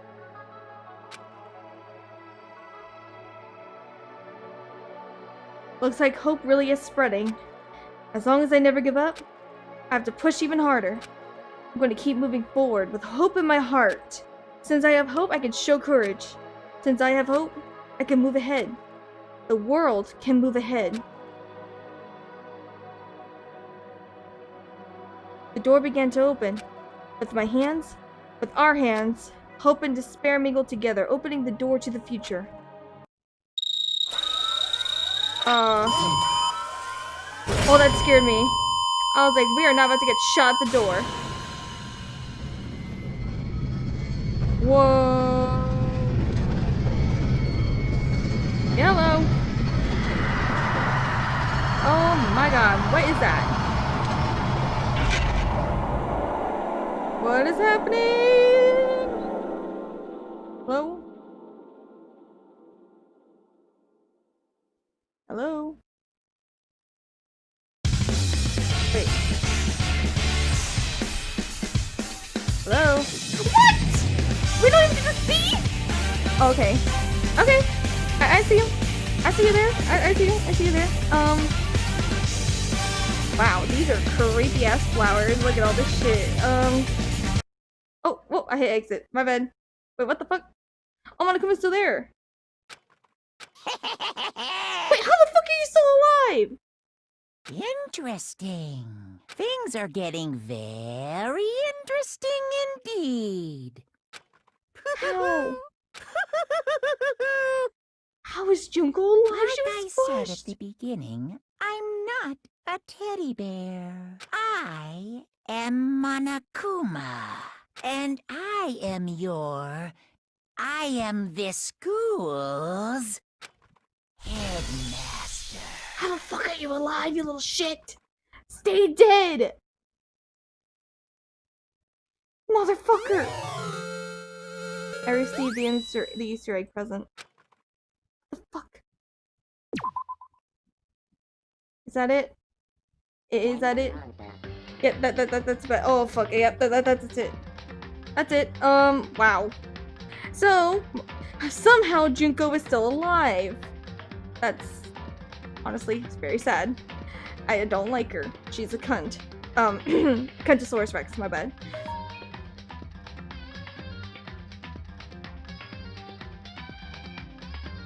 Wait, I just got a text message from. Wait, the beginning. That person in the beginning was the headman. Oh my, I'm done. You know what? Fuck this game. I'm gonna throw my phone. Other games are connected. Well, it looks like I'm gonna have to buy the other games. That's great. You know. If y'all want me to keep playing the Danganronpa series, y'all just let me know in the comments or whatever. You know, whenever this is uploaded, because it takes a while. It takes a hot minute for these things to actually fully upload. But let me know if you guys want me to keep on going with the Danganronpa series. Also, keep an eye out that Drift Away is almost complete. It's just a matter of finishing coloring and editing is taking a hot minute. So please forgive me. But Premiere is a bitch. So, thank you all for tuning in to the Danganronpa Chapter 6 ending! Woo, we're done with the first Trigger Happy Havoc. That was amazing, and obviously Detective Nick isn't- no, I'm just kidding. I'm horrible at these games. I'm just getting by pure fucking luck. I'm probably gonna have to go on like super easy mode next game if you guys want me to keep playing these Danganronpa games. So, just let me know. Thank you guys so much for tuning in to Danganronpa Trigger Happy Havoc.